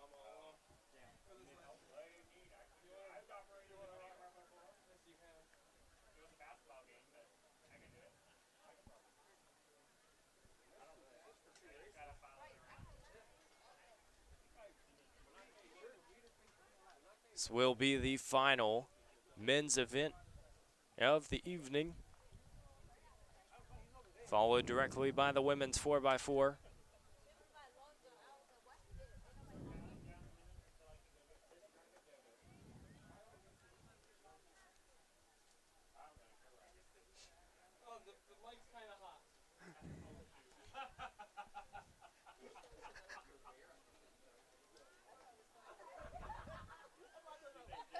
Still waiting the gun to fire from our starter. There we go. So here we go with section number 2. Whoops. Pfeiffer will be in that outside lane, trying to make some noise.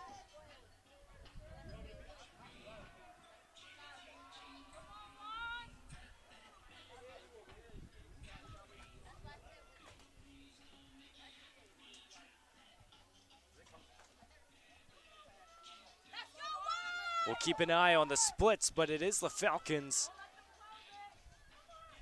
Excuse me, that's going to be the Gothic Knights of New Jersey City on the outside. They're going to have the lead. Wittenberg is following in second. UVA Wise in third. New Jersey City with their black singlets will move into the lead. Little bit of an iffy handoff.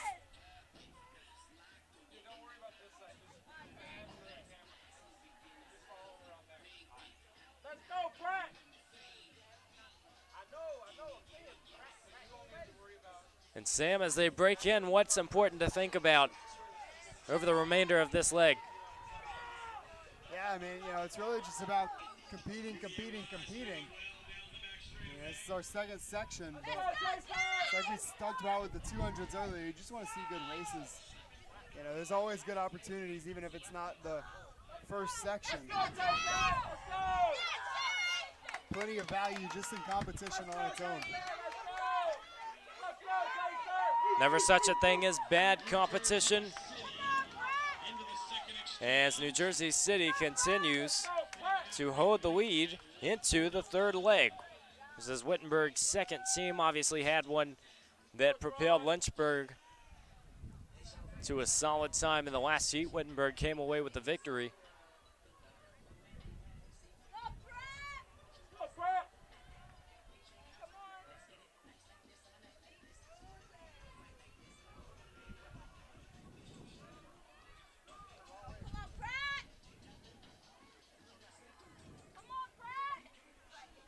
Looks like Wittenberg's making up a little bit of space here. Could have a dramatic conclusion to this one. Yeah, it's been a very solid leg, and even on that back straight, you could see the gap getting a little bit closer. you have to sense that Wittenberg knows they're in this race.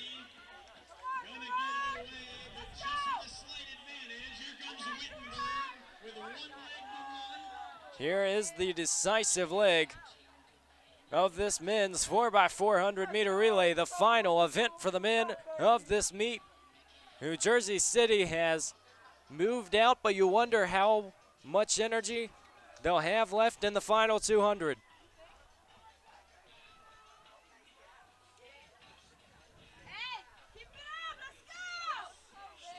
150 left for the Gothic Knights. And Wittenberg trying to close the gap. This is when it matters,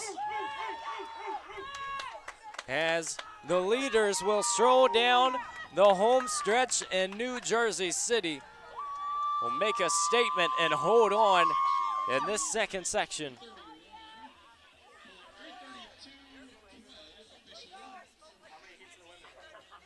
.332.12, as you see across your screen.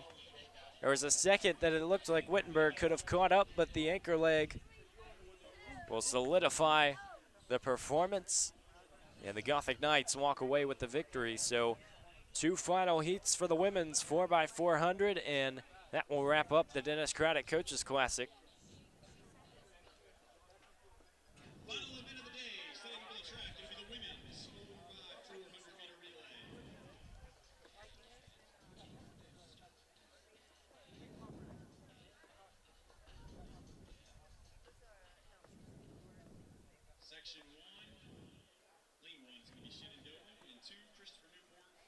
Go women's section 1 here. UVA-wise bumping up to that second heat on the men's side, so don't have to have that third section of 1. I'm sure that would have been dreaded for the UVA-wise squad had they not gotten bumped up, so I'm sure they're thankful for the competition there, but should be a great one on the women's side as well. Got a pair of Shenandoah squads in the mix. They'll be on the outside lanes, bookends in lanes 1 and 8, although like with Lynchburg, do not see blocks set up in lane 1. The Hornets will make an appearance in this one in lane number 5. So obviously it depends on preference, but that tends to be one of the optimal positions to start this race.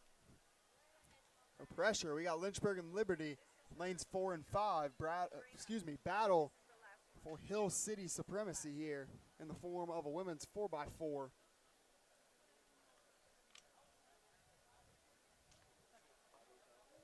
Two schools that have found success both at home and on the road with these track programs that seem to grow and continue to improve each season that they step on the track.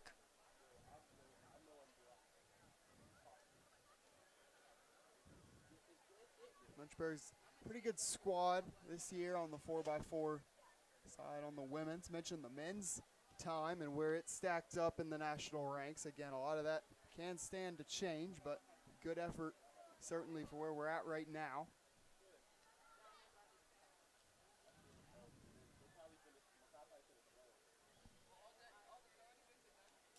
Athletes down in their blocks. Infield beginning to silence as we await the gun. Number 12 time in Division III coming into today is 4 flat 54.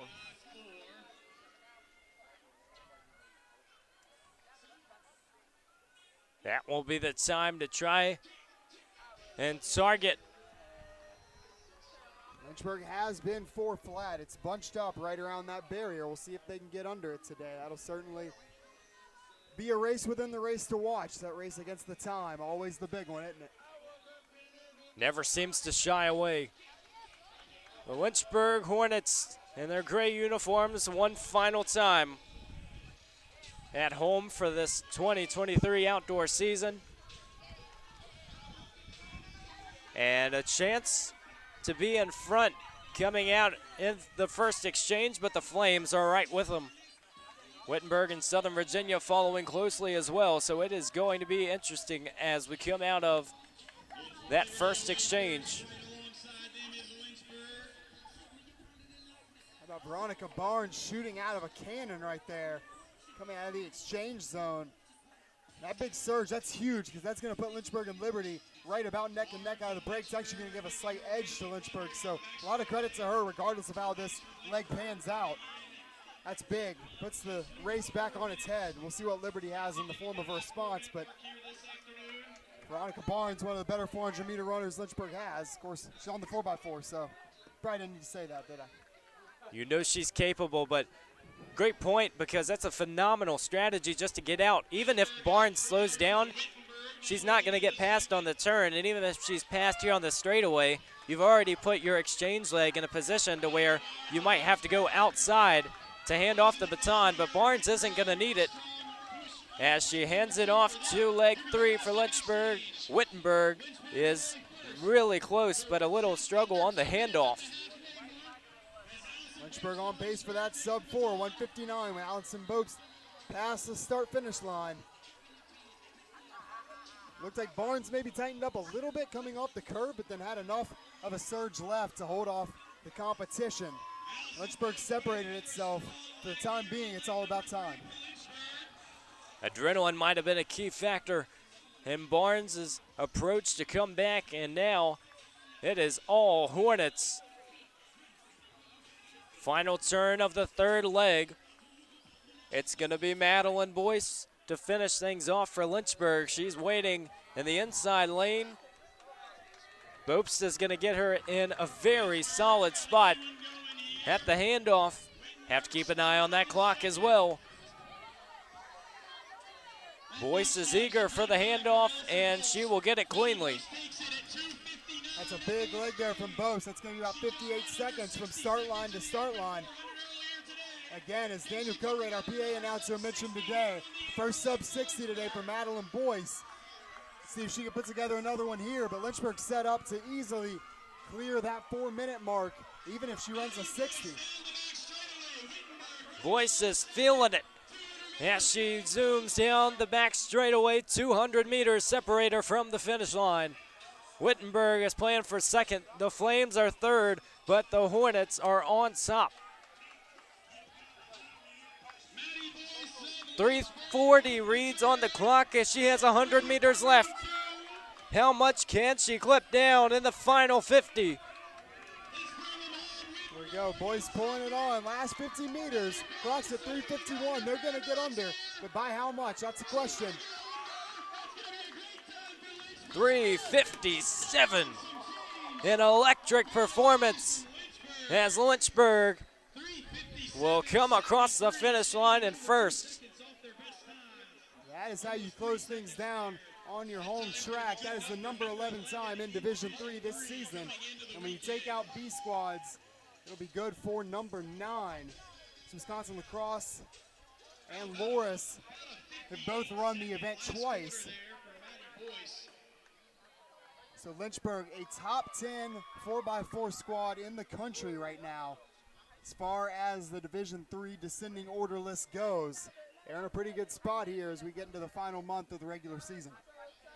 We mentioned how sometimes with that 4x400 meter relay, you just never know what the performance will look like. It's going to get hyped. It's the last event, but you have to rely on the athletes to come out and perform. And the Hornets absolutely put the 400 to rest. A great performance to cap the night for the Hornets, but we have one more section to cap the meet. Pfeiffer Ferrum, two teams from Southern Virginia, Meredith, Liberty, New Jersey City, and UVA Wise will round it out.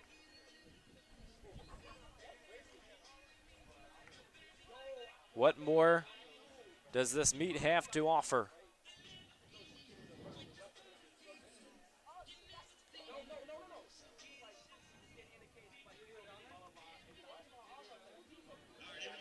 Well, regardless of what times we see in this heat, it has been incredible just to experience some of the finishes we've seen, some of the efforts, and some of the records that have continued to go down all around Jack M. Tom's track.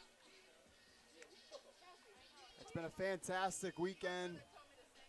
And not just from the time perspective, but again, that phenomenal atmosphere last night. Great coverage. Again, to toot our own horns from LHSN and Lynchburg SAC, Student Athlete Advisory Committee, that is, just the athletic department as a whole. And you couple that with a Code Red event and Senior Day recognition today, just a banner weekend for Lynchburg track and field. And of course, it does not hurt that we've had some awesome performances across the board as well. It's a time of year that can be busy. Obviously, spring sports are heating up into the postseason, but it's always such a good feeling to wrap things up at home.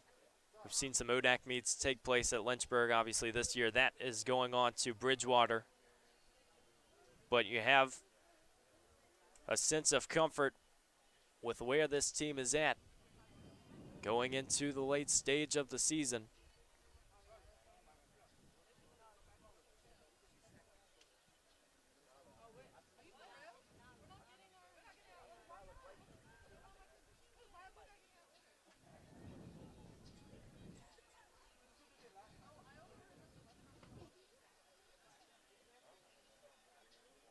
Athletes down in their blocks. As we hear the starter one final time.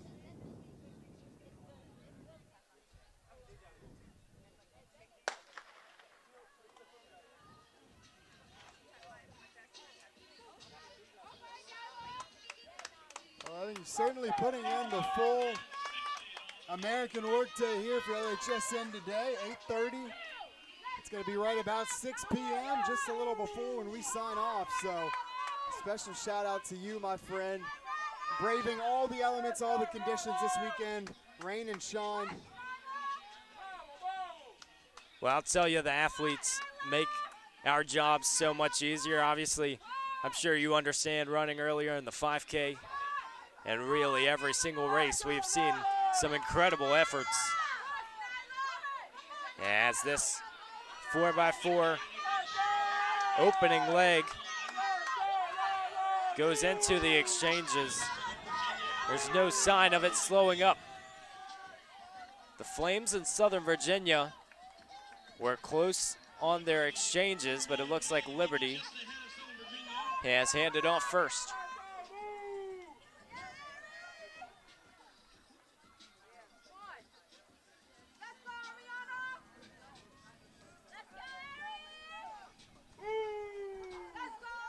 Good to see 5 teams in this second section. Full competition here. Big battle for third right now. And might turn into a big battle for second as they are approaching on Southern Virginia.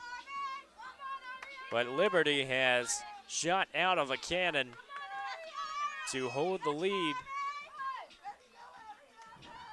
We've touched on it every relay, but exchanges can be the difference maker. Even if you're out in front, you still have to hand it off cleanly.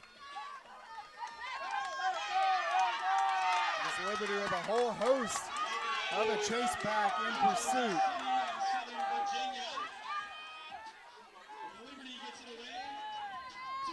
Jack M. Tom's track still as loud as it's been all weekend. Testament to the fans who came out to support.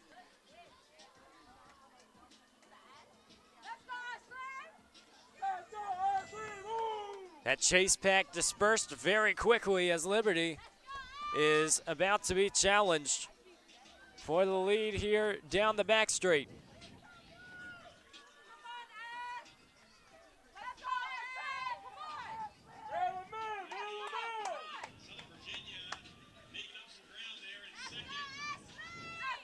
Southern Virginia is going to take the lead. Coming out of the turn. So appropriate that we have a close finish one more time here in Dennis Craddock.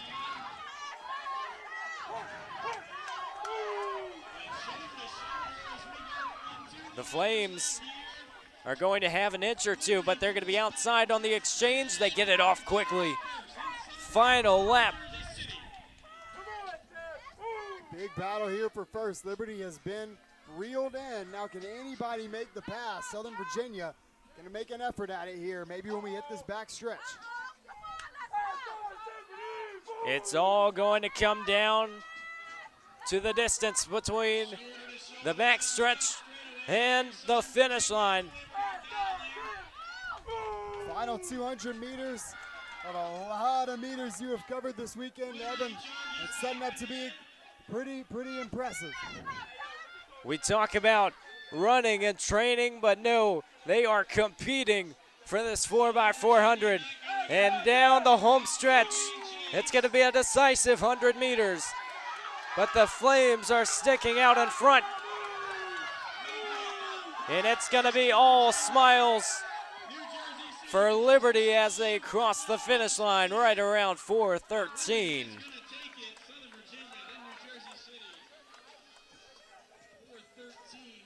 Southern Virginia second with 4:14, and New Jersey City in third with 4:15.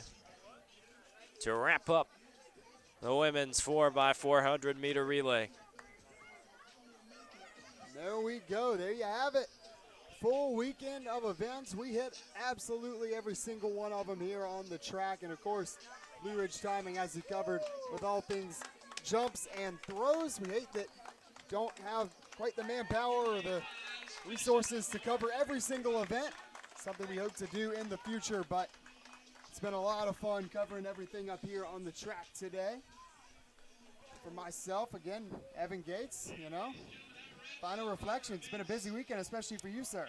Well, it's been every single event. There's just been an atmosphere that has continued to keep on giving, and that's Dennis Craddock in a nutshell. I think athletes understand there are going to be fast times, there are going to be records, there are going to be events that continue to surprise us. So it's just been an awesome weekend, and as the season continues to go into the postseason, I'm excited to see what this Lynchburg Hornets team and every school in this meet has to offer.